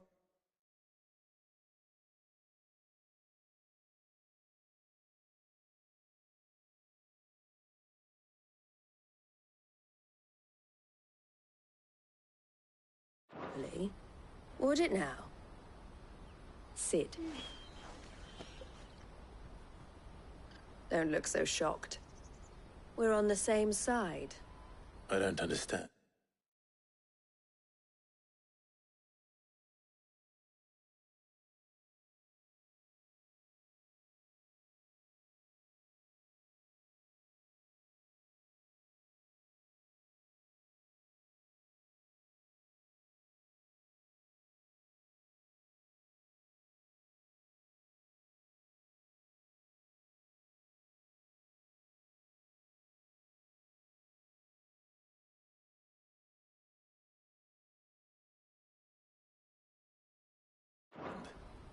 As you now know all too well, we at the Crimson Caravans are always happy to help those in need.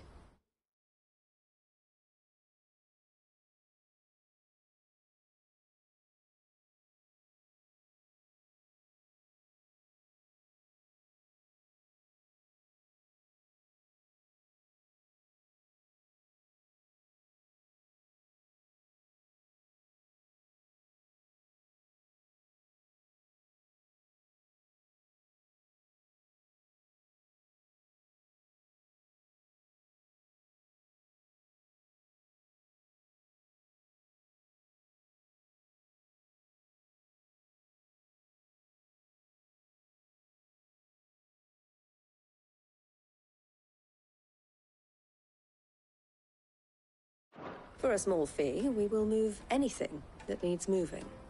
Be that goods to market, or bearers away from it. I was the first my sister helped escape. If it wasn't for her, I'd have been branded as a boy. I had no idea. It just so happens that we are seeking to expand our operation. And who better to join forces with than the leader in the field? Wouldn't you agree, Theo? I would. It seems our purpose is the same in more ways than one. So what would you say to working together again? It would be our pleasure. And our honor. The honor is ours. Here, Clive. This is for you.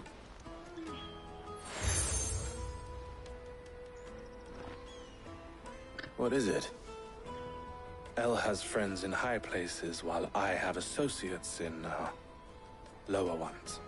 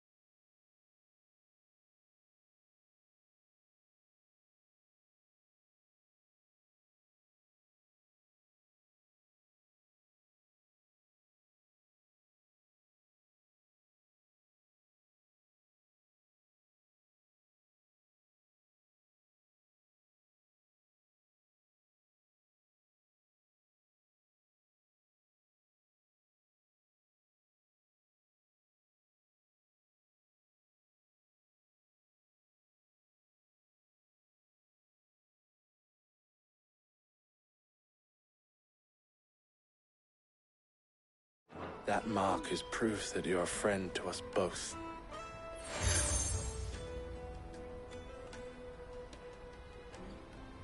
I shall bear it with pride. Well, all that remains is to wish you a safe onward journey. Goots's pass should secure you a place on the caravan, but if you encounter any difficulties, we would be delighted to provide you with a coach of our own. For a discounted price, of course. Say, 9 million? We'll try the caravan.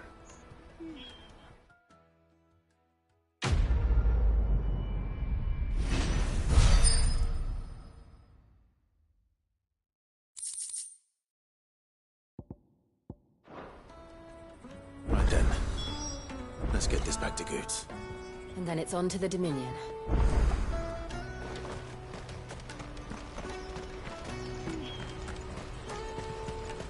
Out of my sight, wretch! I've no use for peaches and pears.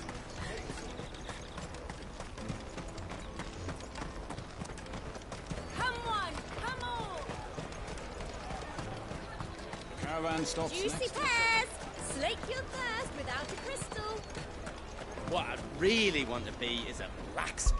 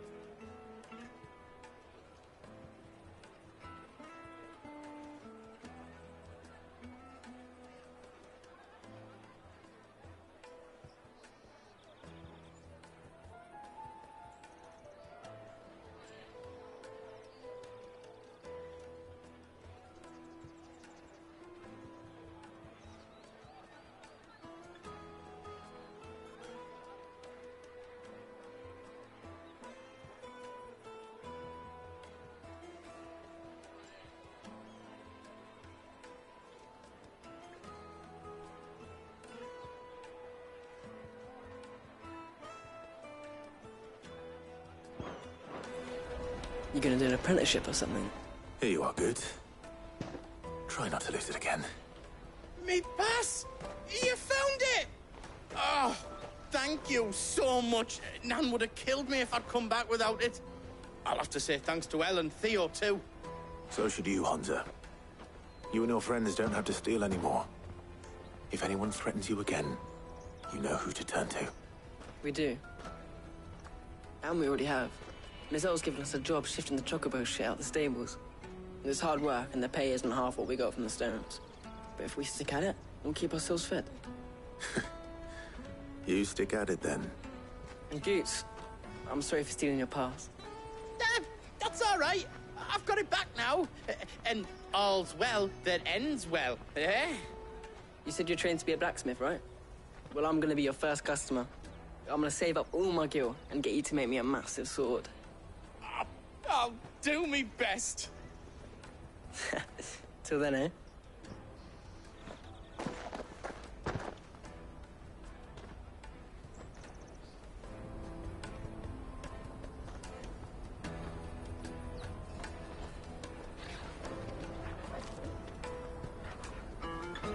All right. We have a place on the wagon.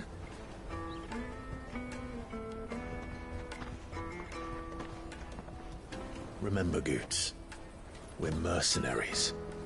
You hired us to protect you.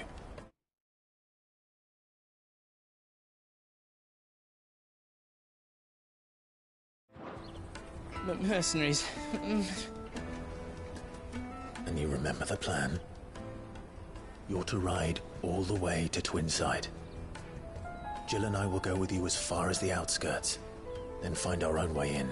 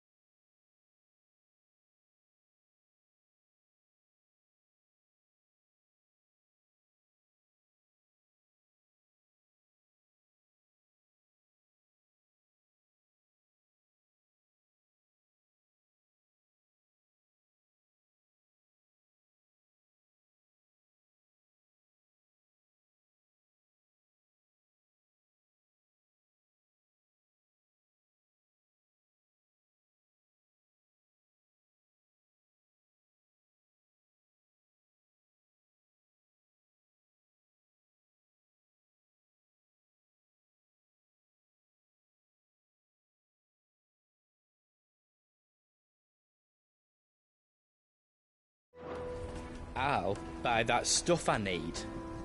Right. And we'll scout out the Imperial's defenses. There's a square with a big bell tower right in the middle.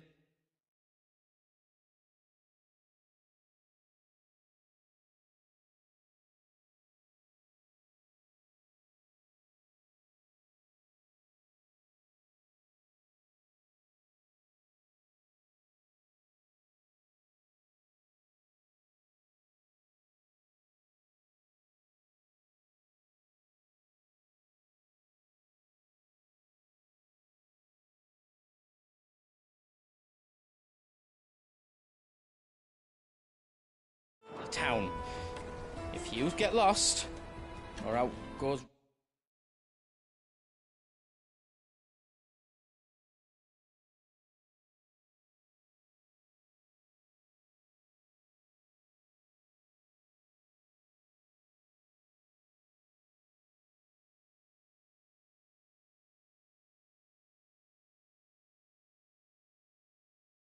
Wrong.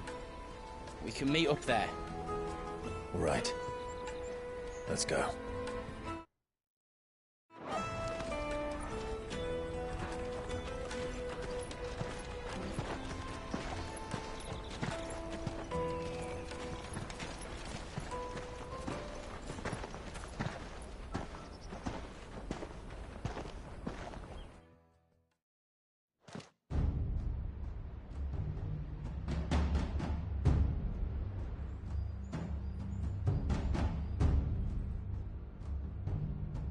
I see. And you're quite certain your father has no knowledge of Ultima? I am. I have no difficulty believing a sinister force has come to exert an influence on Sanbreque. But be that as it may, it is yet to claim my father. For better or worse, his radiance speaks his own mind. Then the fiend works from the shadows. I confess, when first you told me of this fiend, I had my doubts. And more...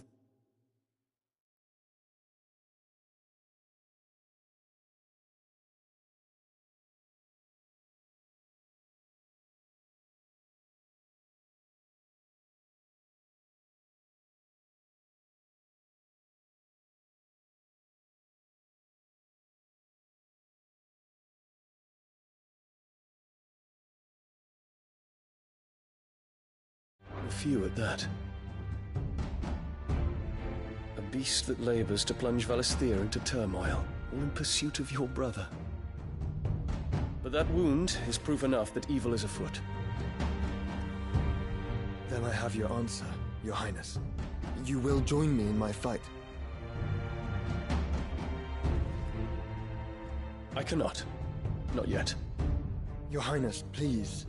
As you are aware, the Dhalmekian army is at our gates. They have lost their mother crystal, and with it all hope of a negotiated withdrawal. It is but a matter of time before they invade.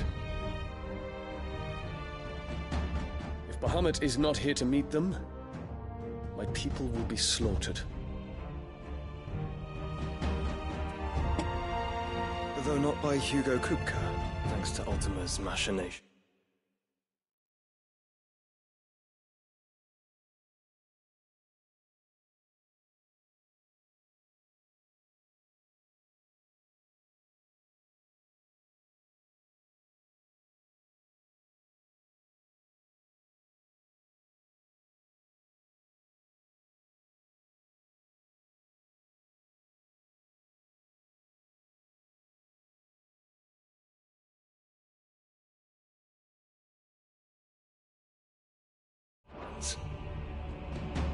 I know the fate of your people weighs heavy on your conscience, but if we do not put an end to Ultima's plans, they shall face a far darker fate. The chaos he would wreak would sweep all of Valisthea into the abyss. The lives of every man, woman, and child in the Twins are at stake. I believe what you say, Phoenix.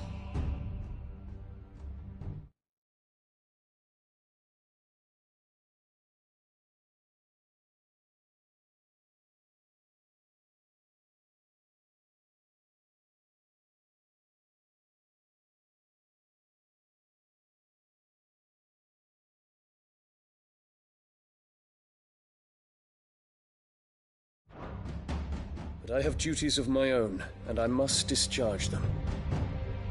Come what may.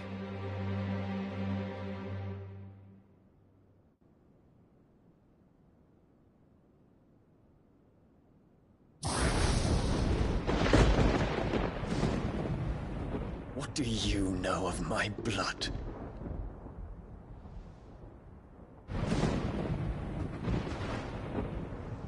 I know that it is wholly unworthy of the highest offices of state, which rightly belong to those of purer breeding.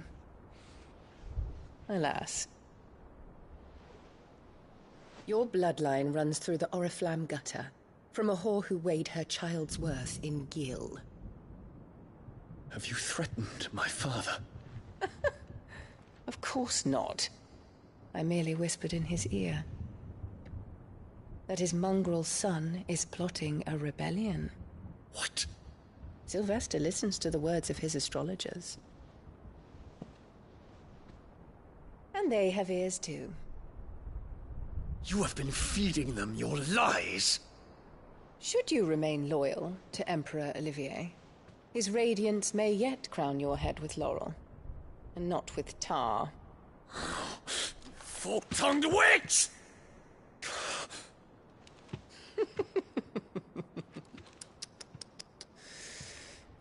In consideration of your long years of service to the Empire, I shall forgive this uncharacteristic rudeness. Now hurry and make ready, Your Imperial Highness. Emperor Olivier expects much of you, Dion. Or should I say, of Bahamut.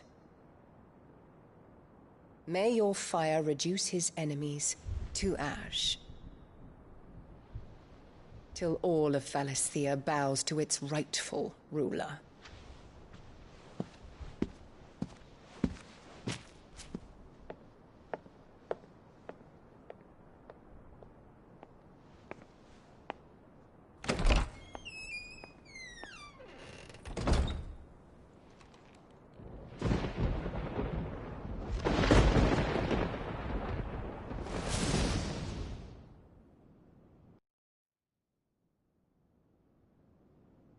There is another darkness that has taken hold of Sanbreque.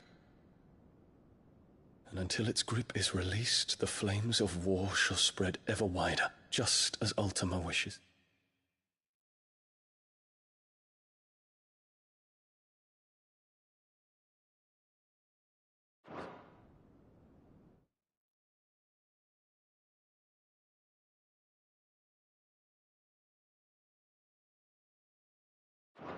Forgive me. My family has caused you much grief. You are not her keeper, Phoenix. This is a matter for the Imperial household now, and as a member of that household, it falls to me to resolve it. At such time as that is done, what strength I have shall be yours.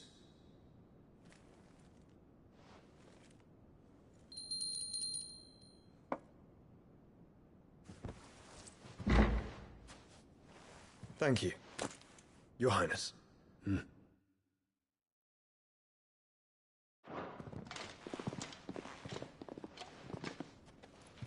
us take to the skies together, and bring a new dawn to Valisthea.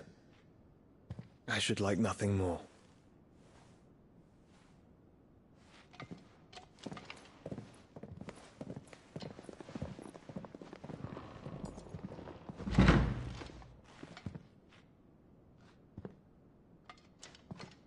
Terence. My prince. Tell me true. Do you believe what I'm about to do is wrong? We dragoons have but one leader, Your Highness. And we shall follow him unto the very end. Thank you. This is my decree. For their crimes against the crown, the traitorous Annabella and her usurping son shall be put to death, and the Empire restored.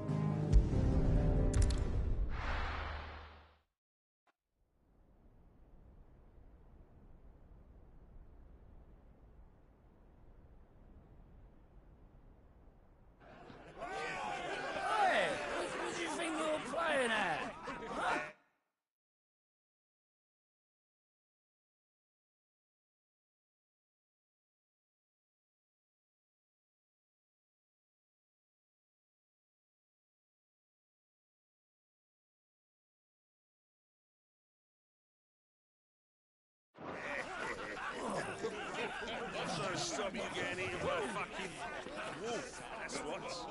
Come on. One would never guess that these people stood on the brink of war. When they're afraid, they turn to drink to forget their fears. Anything you want to forget?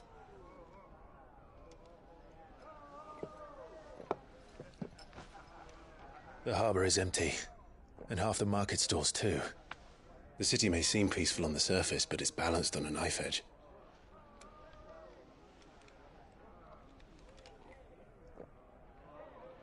Were we to give it a nudge, it might be just the distraction we need to reach the Mother Crystal. I thought you might say that. We should send for Gav. We'll need someone to keep the fires we start from going out. And we can busy ourselves scheming until he gets here. I'll send a Stolas then.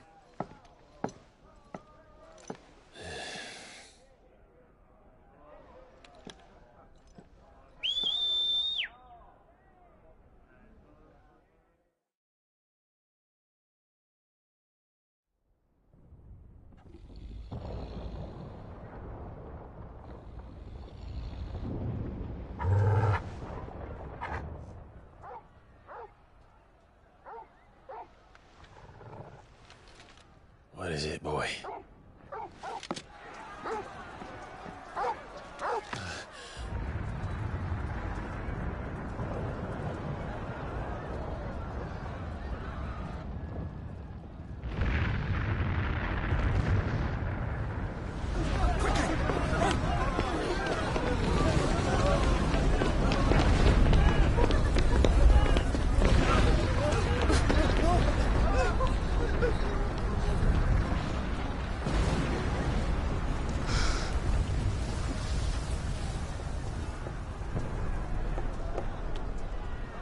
What's happening? I don't know. Torgal!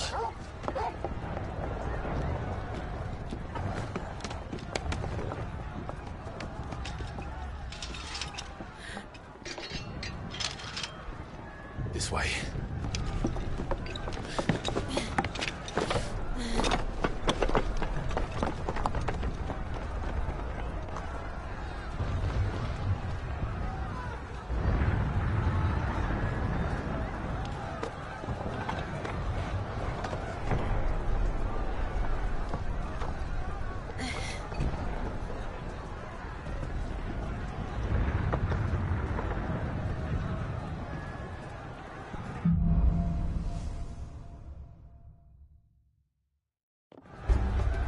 The city's on fire. What's happening?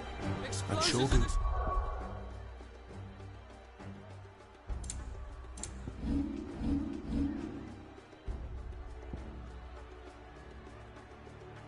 It's fine.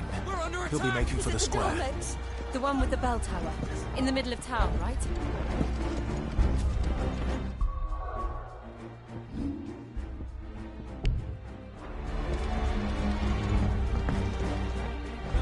Watchman or sentry is to be slain on sight. Spare the citizenry. His Highness's orders were clear. The people are to come to... Those were Imperial Dragoons.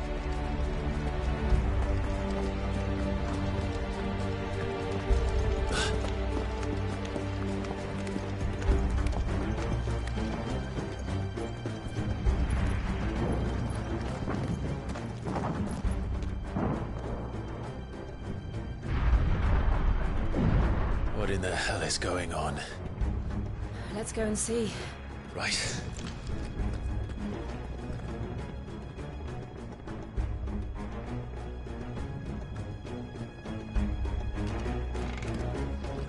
But first we find Goots.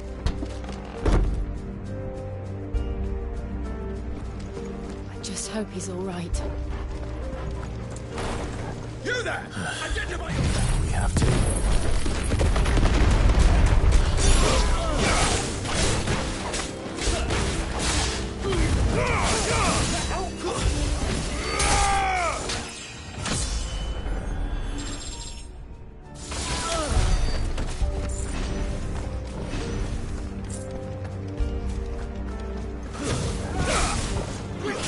Cut them down!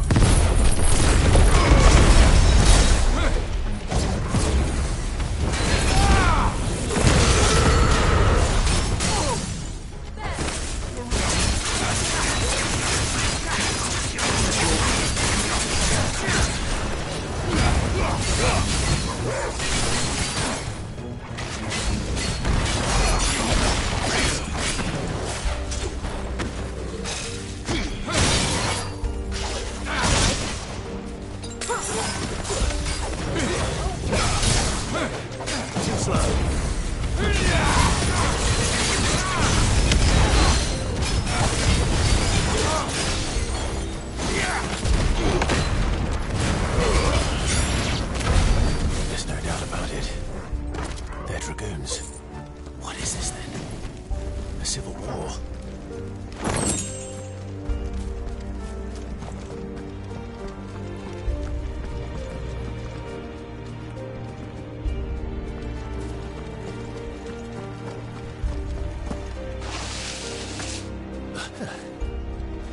Never thought I'd be glad to fall into a sewer.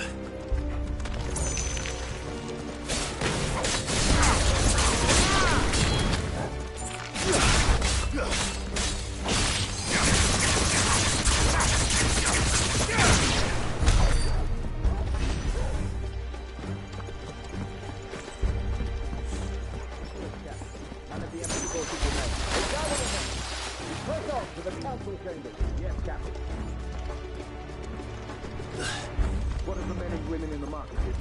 The evacuation is complete. Good.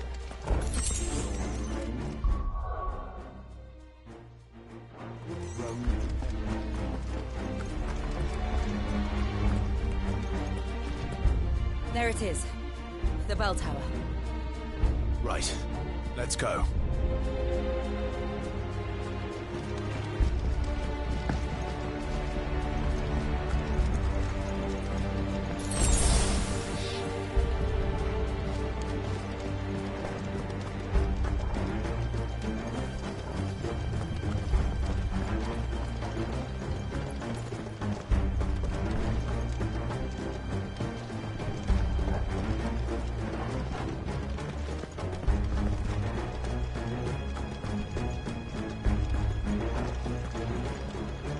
Ah, a goods lift.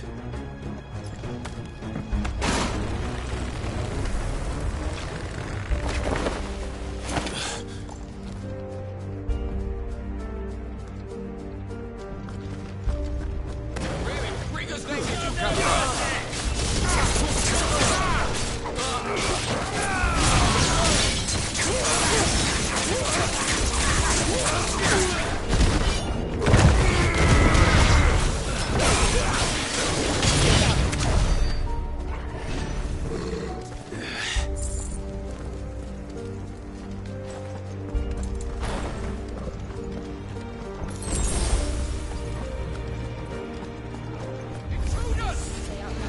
Defend the gates!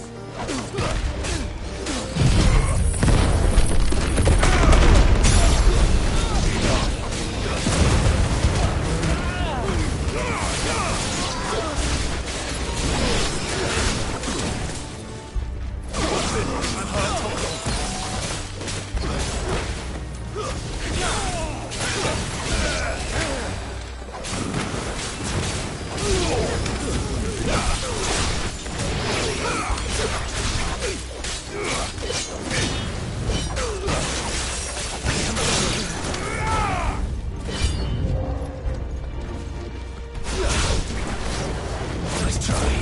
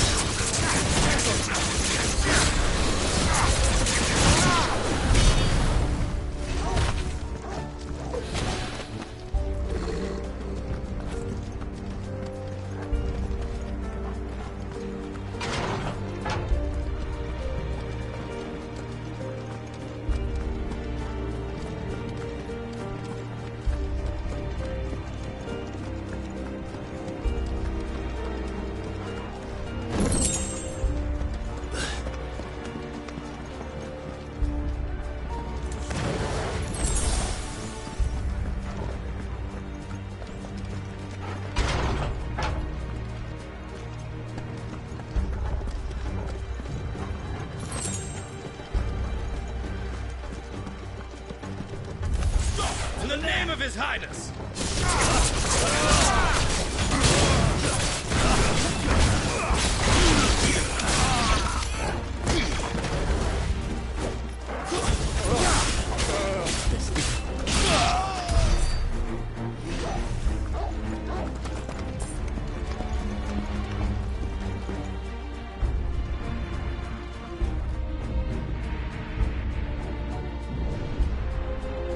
Hold on, kids.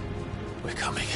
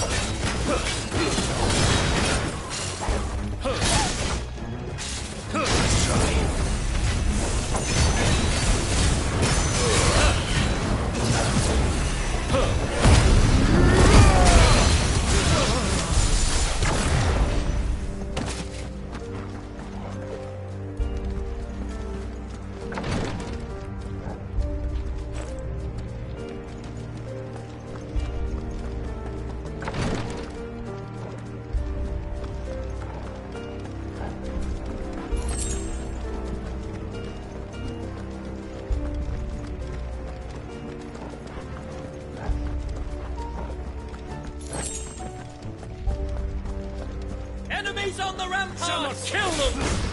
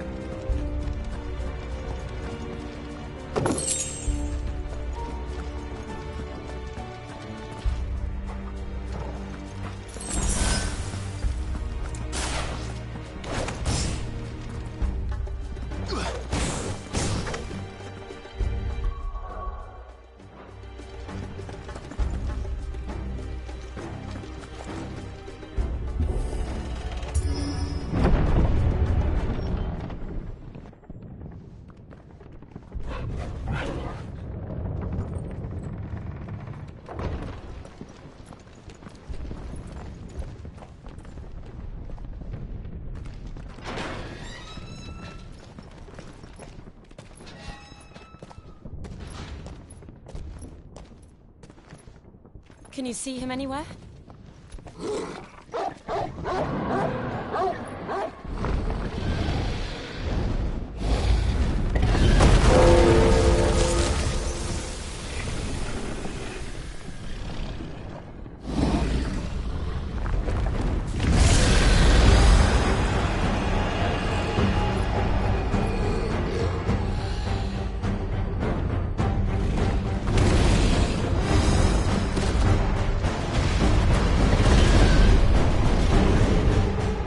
It must be one of the Dragoon's pets.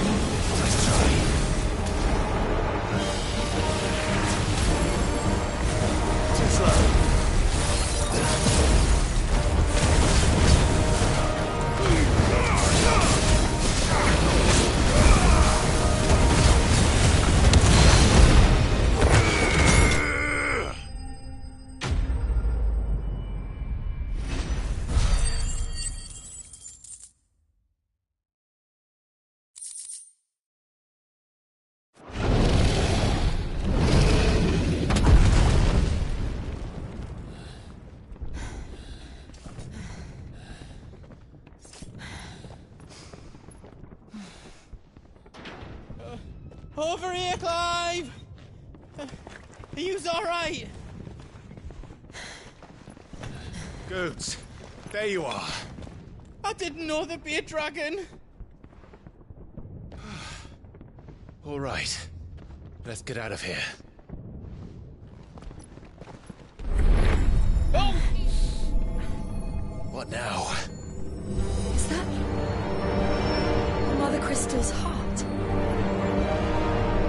What the hell is it doing up there?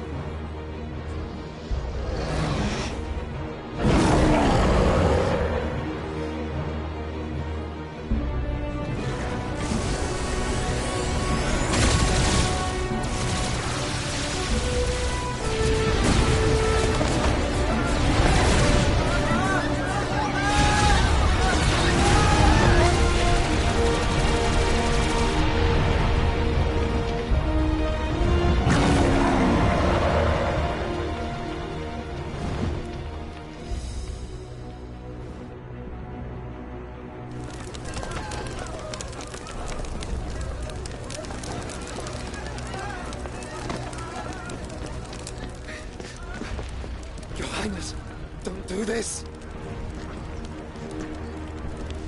We must leave.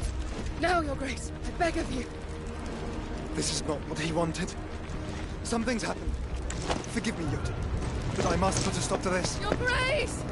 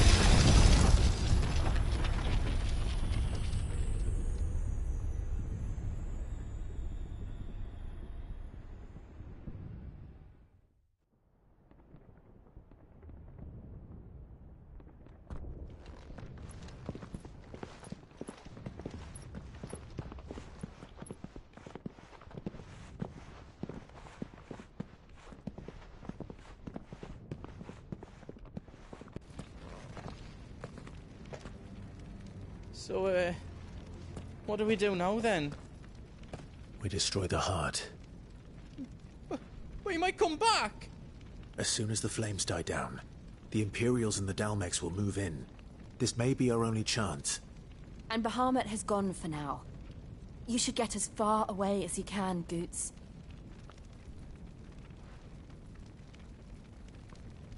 What? And leave you lot in the lurch? I can't do that. If you're staying, then so am I. I packed everything up before I made a run for it, so if there's out yous need, just ask. But I won't be giving it away for free. Nana'd never forgive us if I did. Thank you, Goots.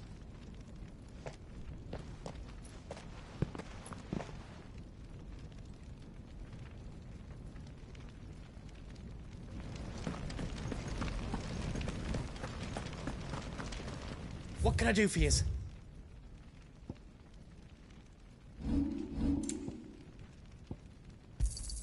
Thank you. Righto, here you go.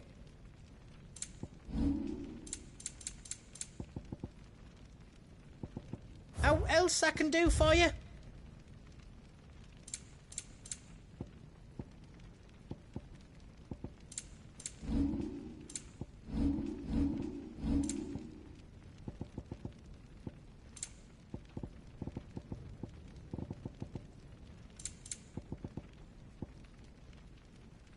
Anything else I can make for you?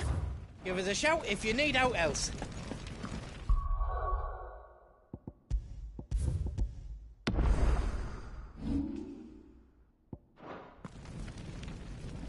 Drake's tail is right there, Clive. It's time to free Storm from the Crystal's curse. Oh, it's past time. But remember, Bahamut is still out there. And I dare say we'll be seeing him again before the night is done.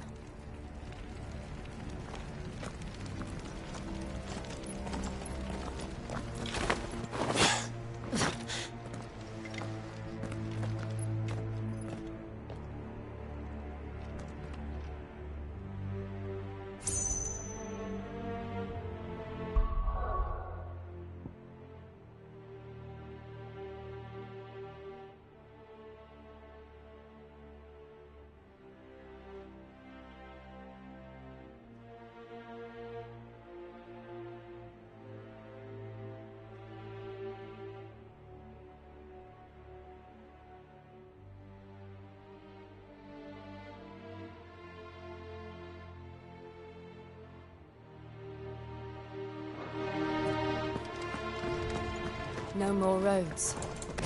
We'll have to find our own path. Do you feel that, Clive? Ether. Just what we need. Another flood. Already turned. There's no reason to hold back.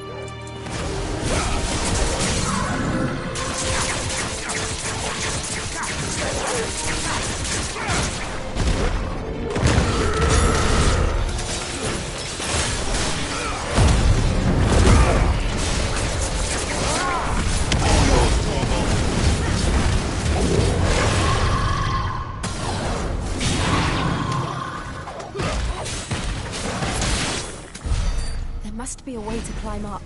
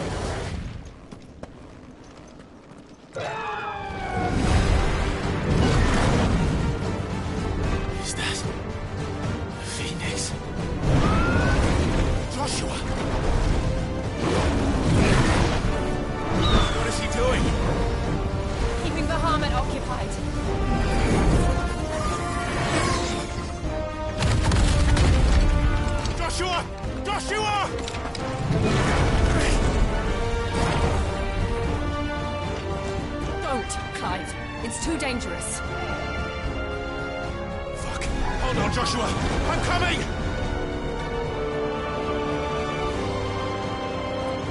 We have to save him. And we will. We just need to keep moving.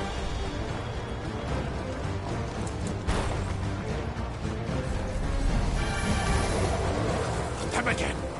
Not now.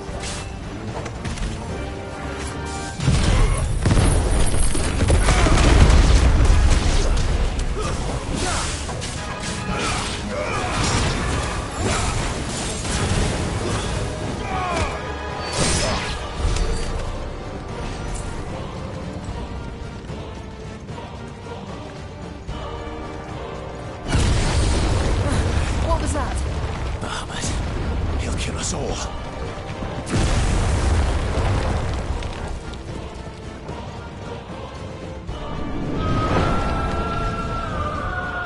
There he is. Joshua! I'm here, brother! Clive. He can't hear you. Joshua! They're heading for the heart. And so should we.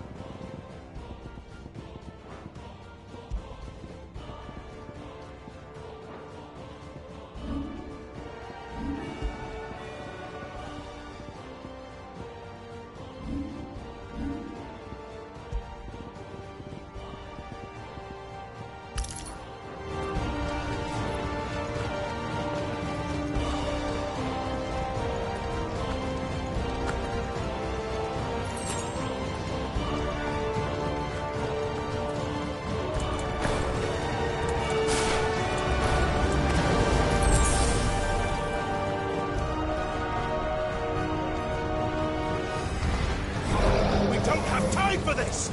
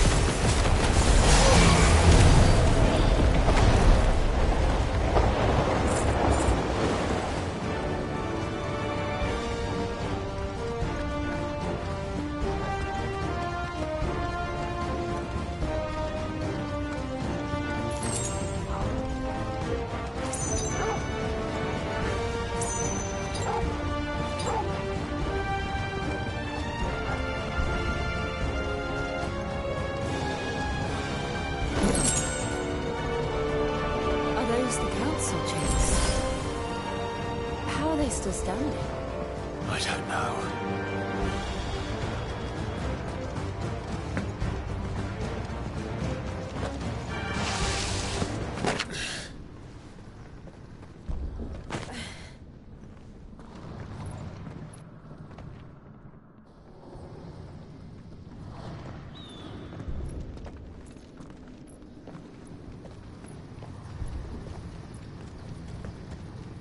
He'll be all right, Clive. He's a survivor. We're getting close.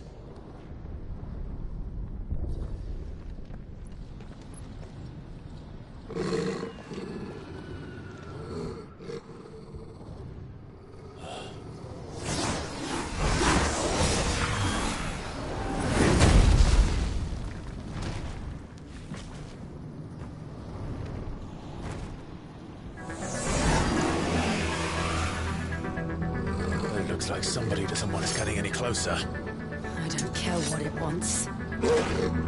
Neither do I.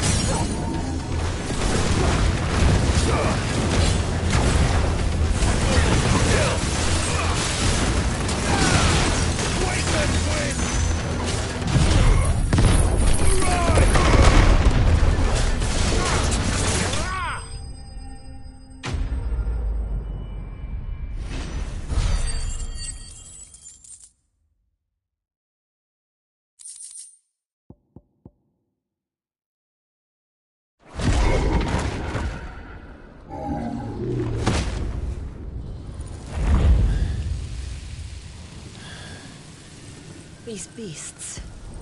they're getting stronger. We can think about them later. Right now, there's only one thing we need to focus on.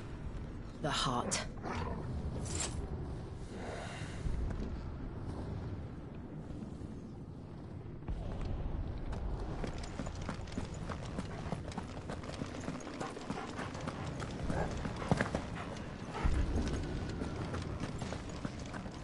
We might be able to get up through the building. It's worth a try.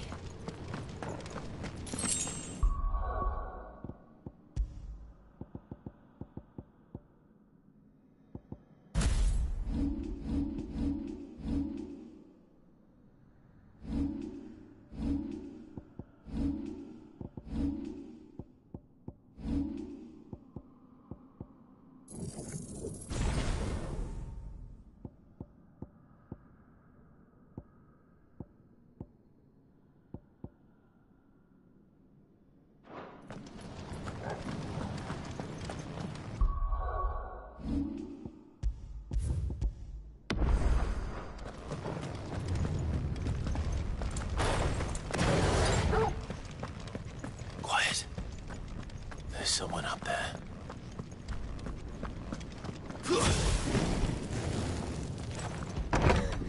Is someone there? Mother. It's you. What happened here?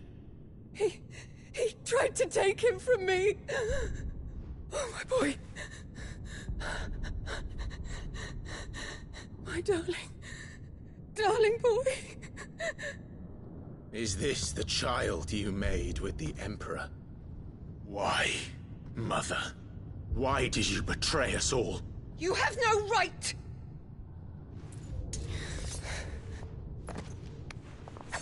Answer him. We took you in, savage. Show some respect for those who raised you.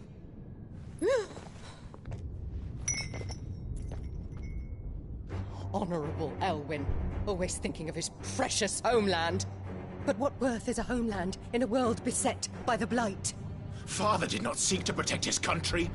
He sought to protect his people. A leader's duty is not to protect his people. It is to protect the source of his sovereignty. The noble blood that runs in his family's veins. So long as this bloodline remains unbroken, what does it matter if a nation falls? One can always found another. Unlike him, I did my duty. I preserved my line. I bore a son of the noblest blood, to whom the whole world might kneel. That is why I gave Rosaria to Sambrek, that I might join my line with the Lesages and birth a savior of this benighted land, blessed by both Bahamut and the Phoenix! You sold your country for a child. Why did he need another? You had Joshua. I had nothing. You were always your father's son, so very strong and bold and daring, and yet you failed to awaken. Would that Joshua had been granted 1/10 of your strength? Oh! How the nobles laughed that Elwyn's firstborn was surely the son of a concubine, and my own, not long for this world. The shame of it! The shame of being slandered by one's inferiors! How could you ever know how that feels? It should have been you! Why didn't the Phoenix choose you? Joshua's every waking moment was spent trying to shoulder the burden that you and the Phoenix and the Duchy foisted on him. That's why I became his shield. To help bear the weight. But what did you do? You betrayed your own blood and surrendered your son to his fate! Joshua, my darling boy. I never meant to hurt him. The soldiers' orders were clear. He was to be spared. Why did you survive when the only one I truly cared for died? What? Have you not looked out of the window? Joshua is here! The Phoenix lives on! He's battling Bahamut as we speak!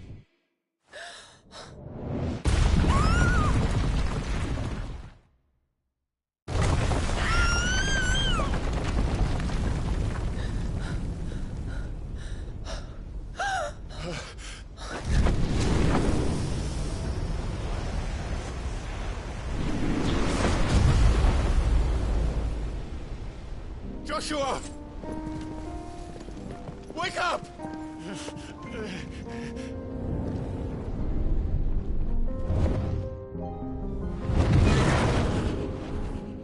I am a shield of Rosaria.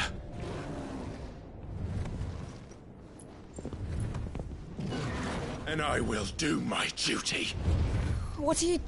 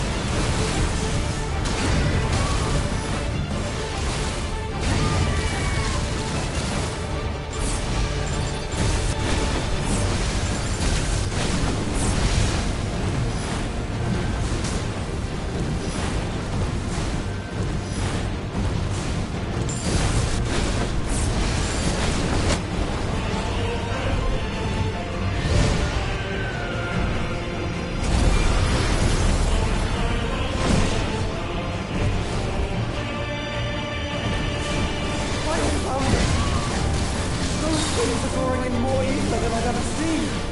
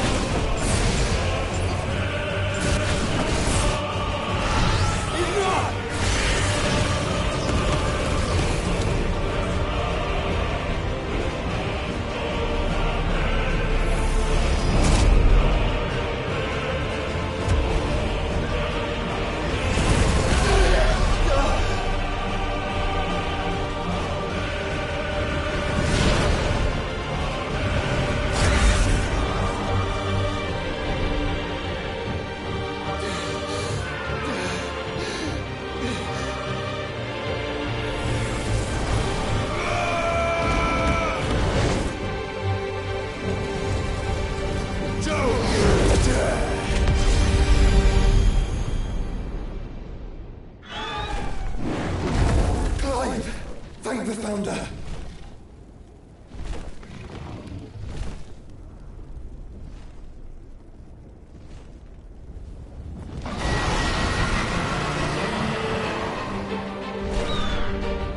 It's now or never, Joshua.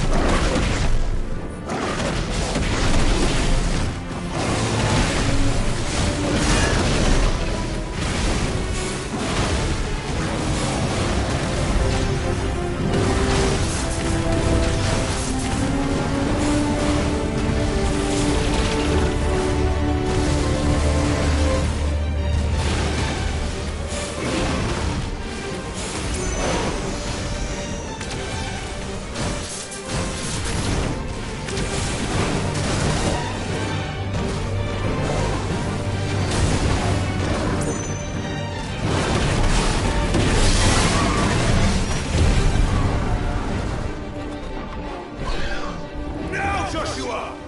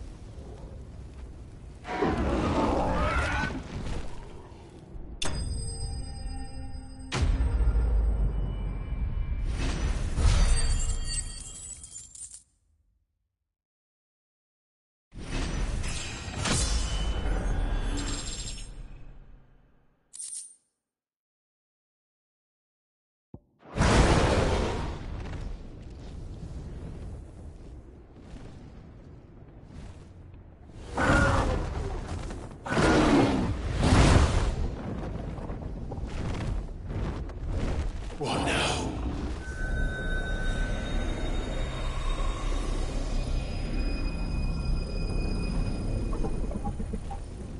This is drinking the ether. We have to stop him.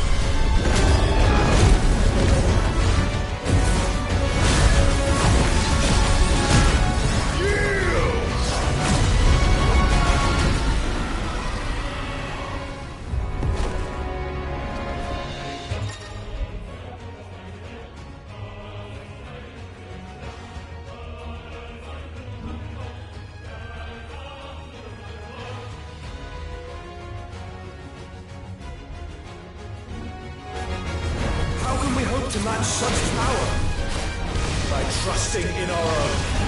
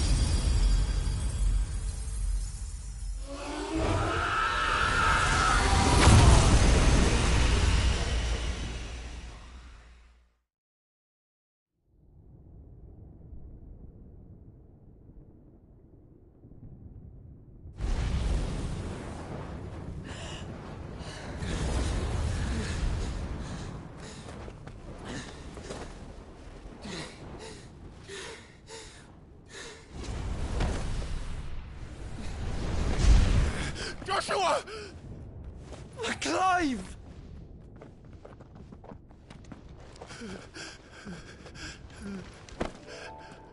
My brother. I'm sorry. I'm so sorry. You're alive. We both are. Nothing else matters.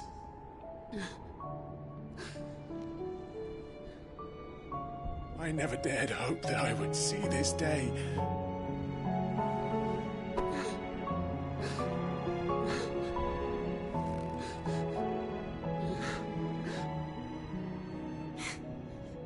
Reunited at last. Jill.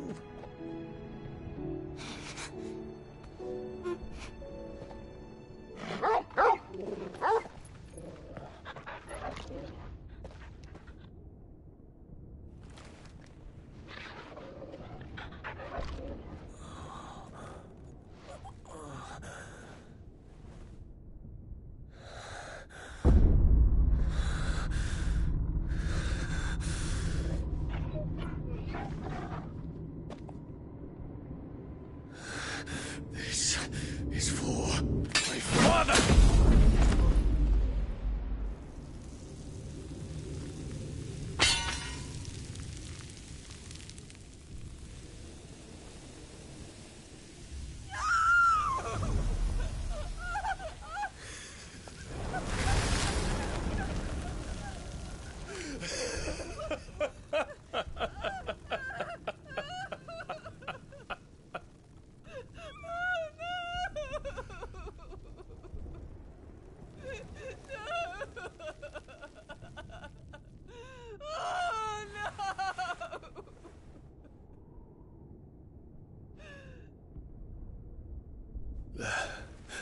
It is done. The demon that would tear our house apart is no more. Father.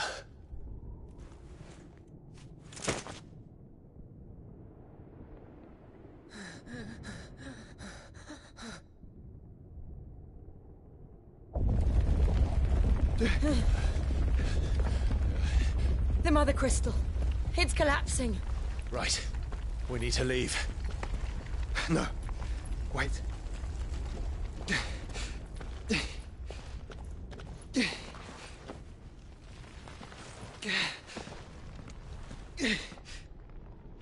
I owe him a debt. Fine.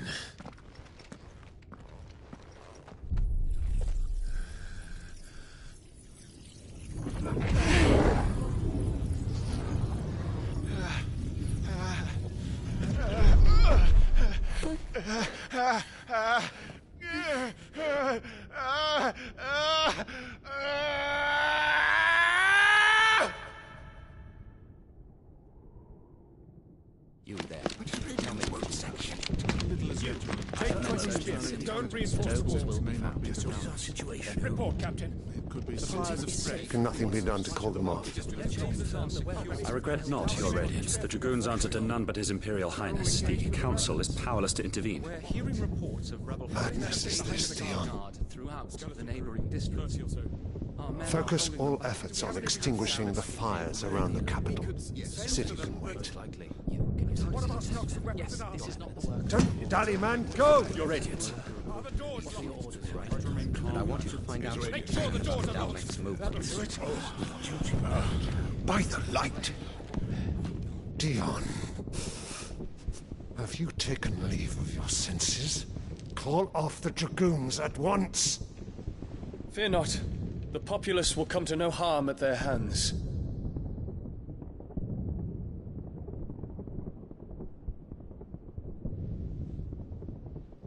I am here to save you, Father. Save me?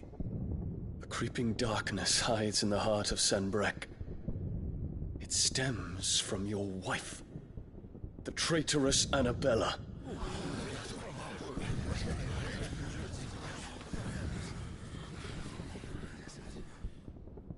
Not another word, Dion. Father, Though you may not see it, the darkness has taken hold of you. It has made you forget yourself. But I bid you remember, there was a time when you ruled not with cruelty, but with compassion. Why now do you turn your back on your people? Why now do you seek to stoke the fires of war? You too have borne witness to this change, Your Eminences. And you know, as well as I, who is responsible for it. A puppet now sits upon the throne, but cut his strings, and the master loses the power! What? Dion, you bear steel before your emperor? Guards! Take him!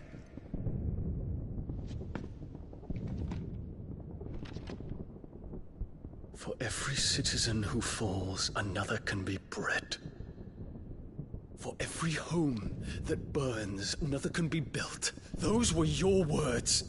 But when the last of your citizens has fallen, and all of their homes have been reduced to ash, what will become of your empire, of its rulers, of your god?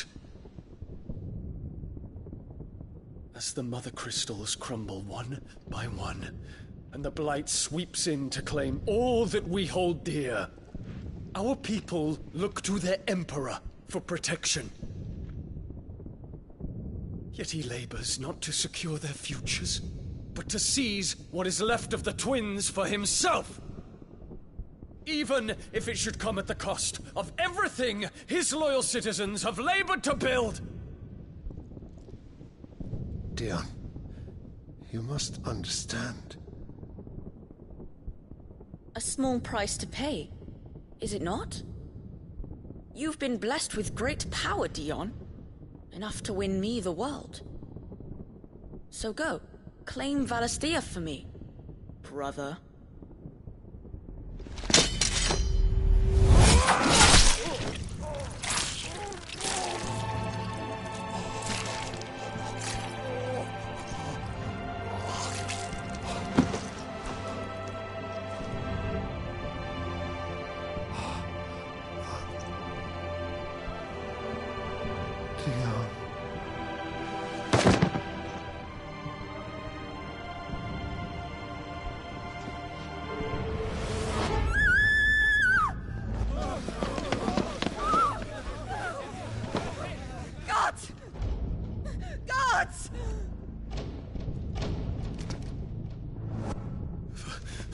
Poor father.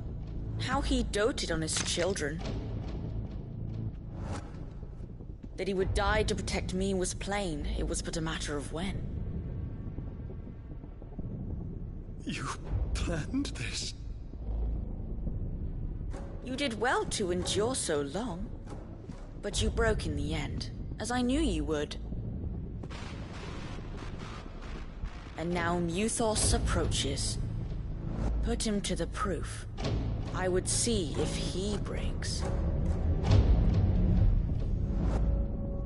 Go, Bahamut. Kinslayer.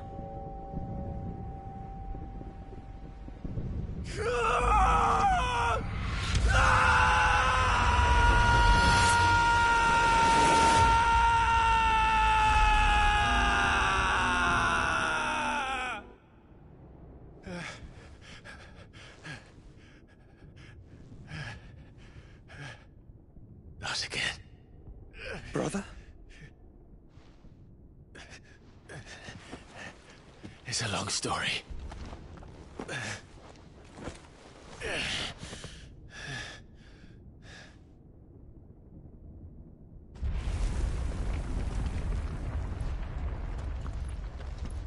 You cannot stay here, Mother.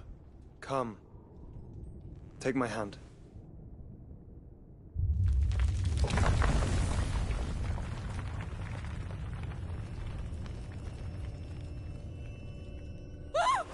Get away from me! This is all just a dream, just a bad dream! You will not take me, Shadow! You will not take me!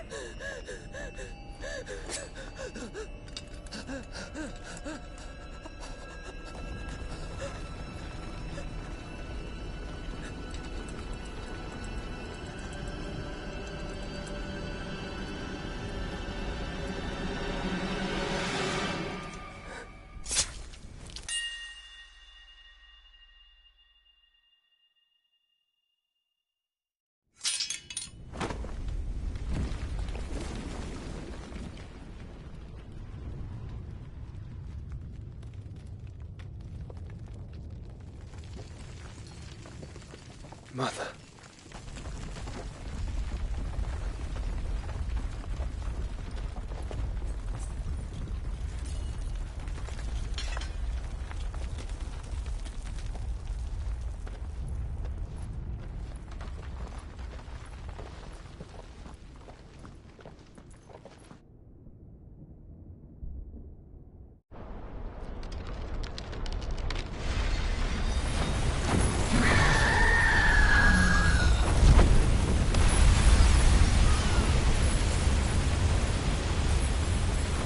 If it is consciousness that weaves your wills together,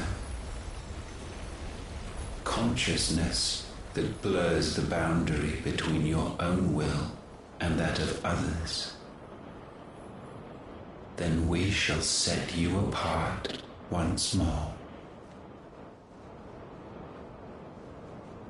The ties that bind you shall be severed, and humanity return to its proper place.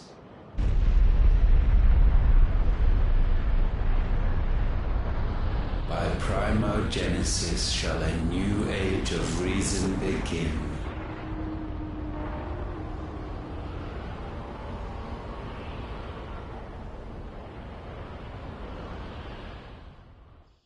Relax, Your Majesty.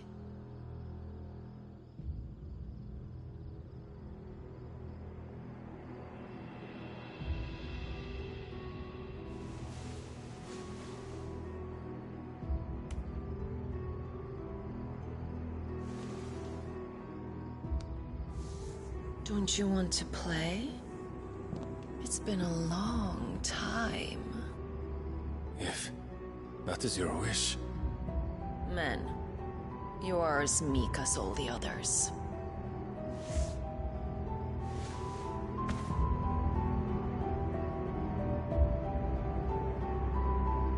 Such feeble creatures.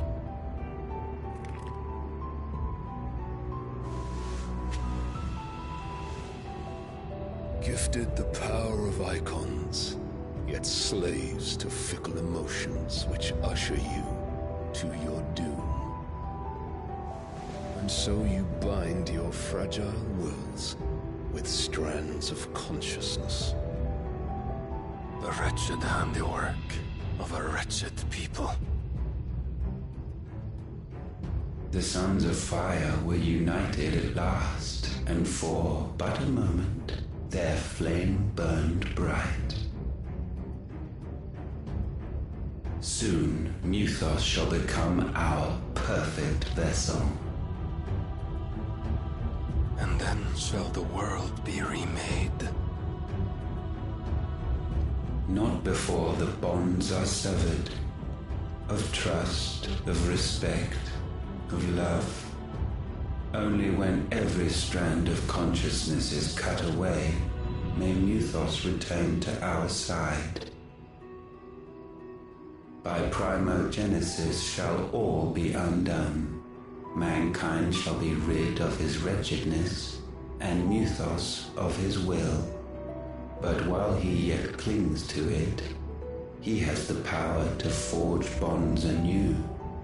And so we bid you, find Muthos, and sever everyone. To destroy that which has no physical form. You ask the impossible. There is nothing your black blade cannot cut, Odin. We shall unite with Muthos, and bring forth a new world. So long as our vessel remains unclaimed by humanity. It shall be done, Master. My will is yours.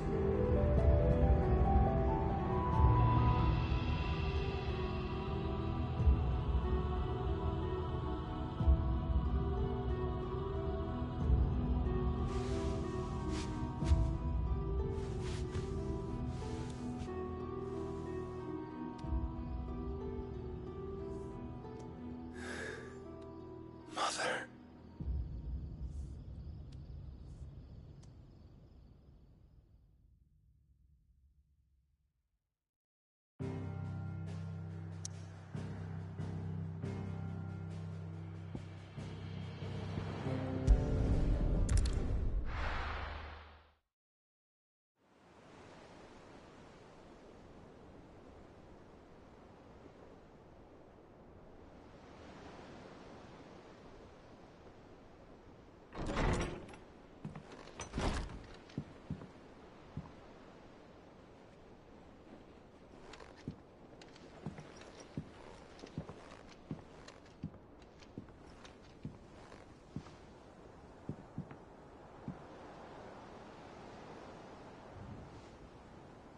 How is your brother?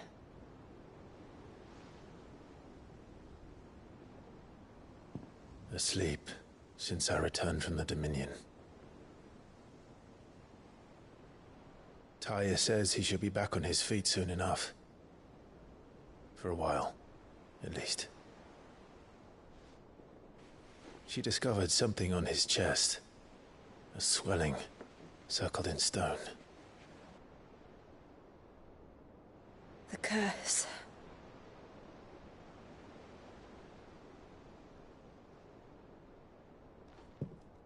For every mountain we climb, another rises up to greet us, doesn't it? It's never ending.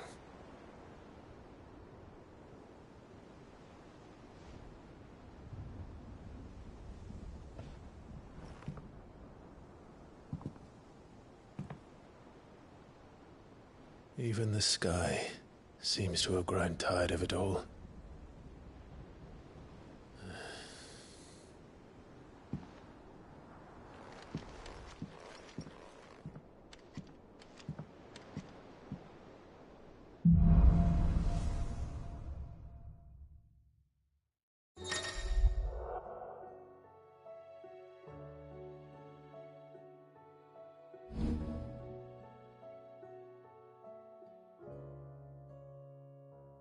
Tony won't be happy if I disturb Joshua.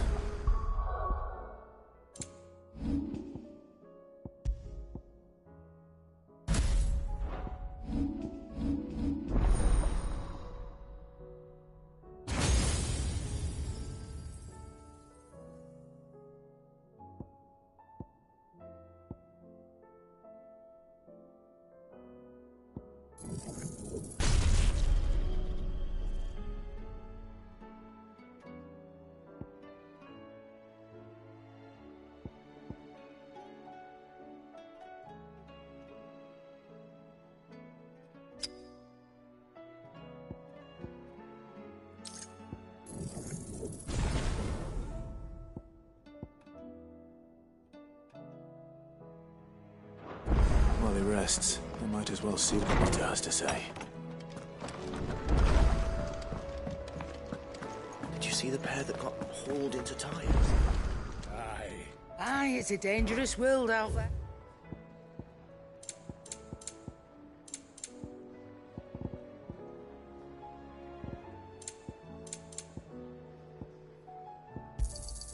You'll not find a better price than that. You're rubbing me blind, you know. Is that all?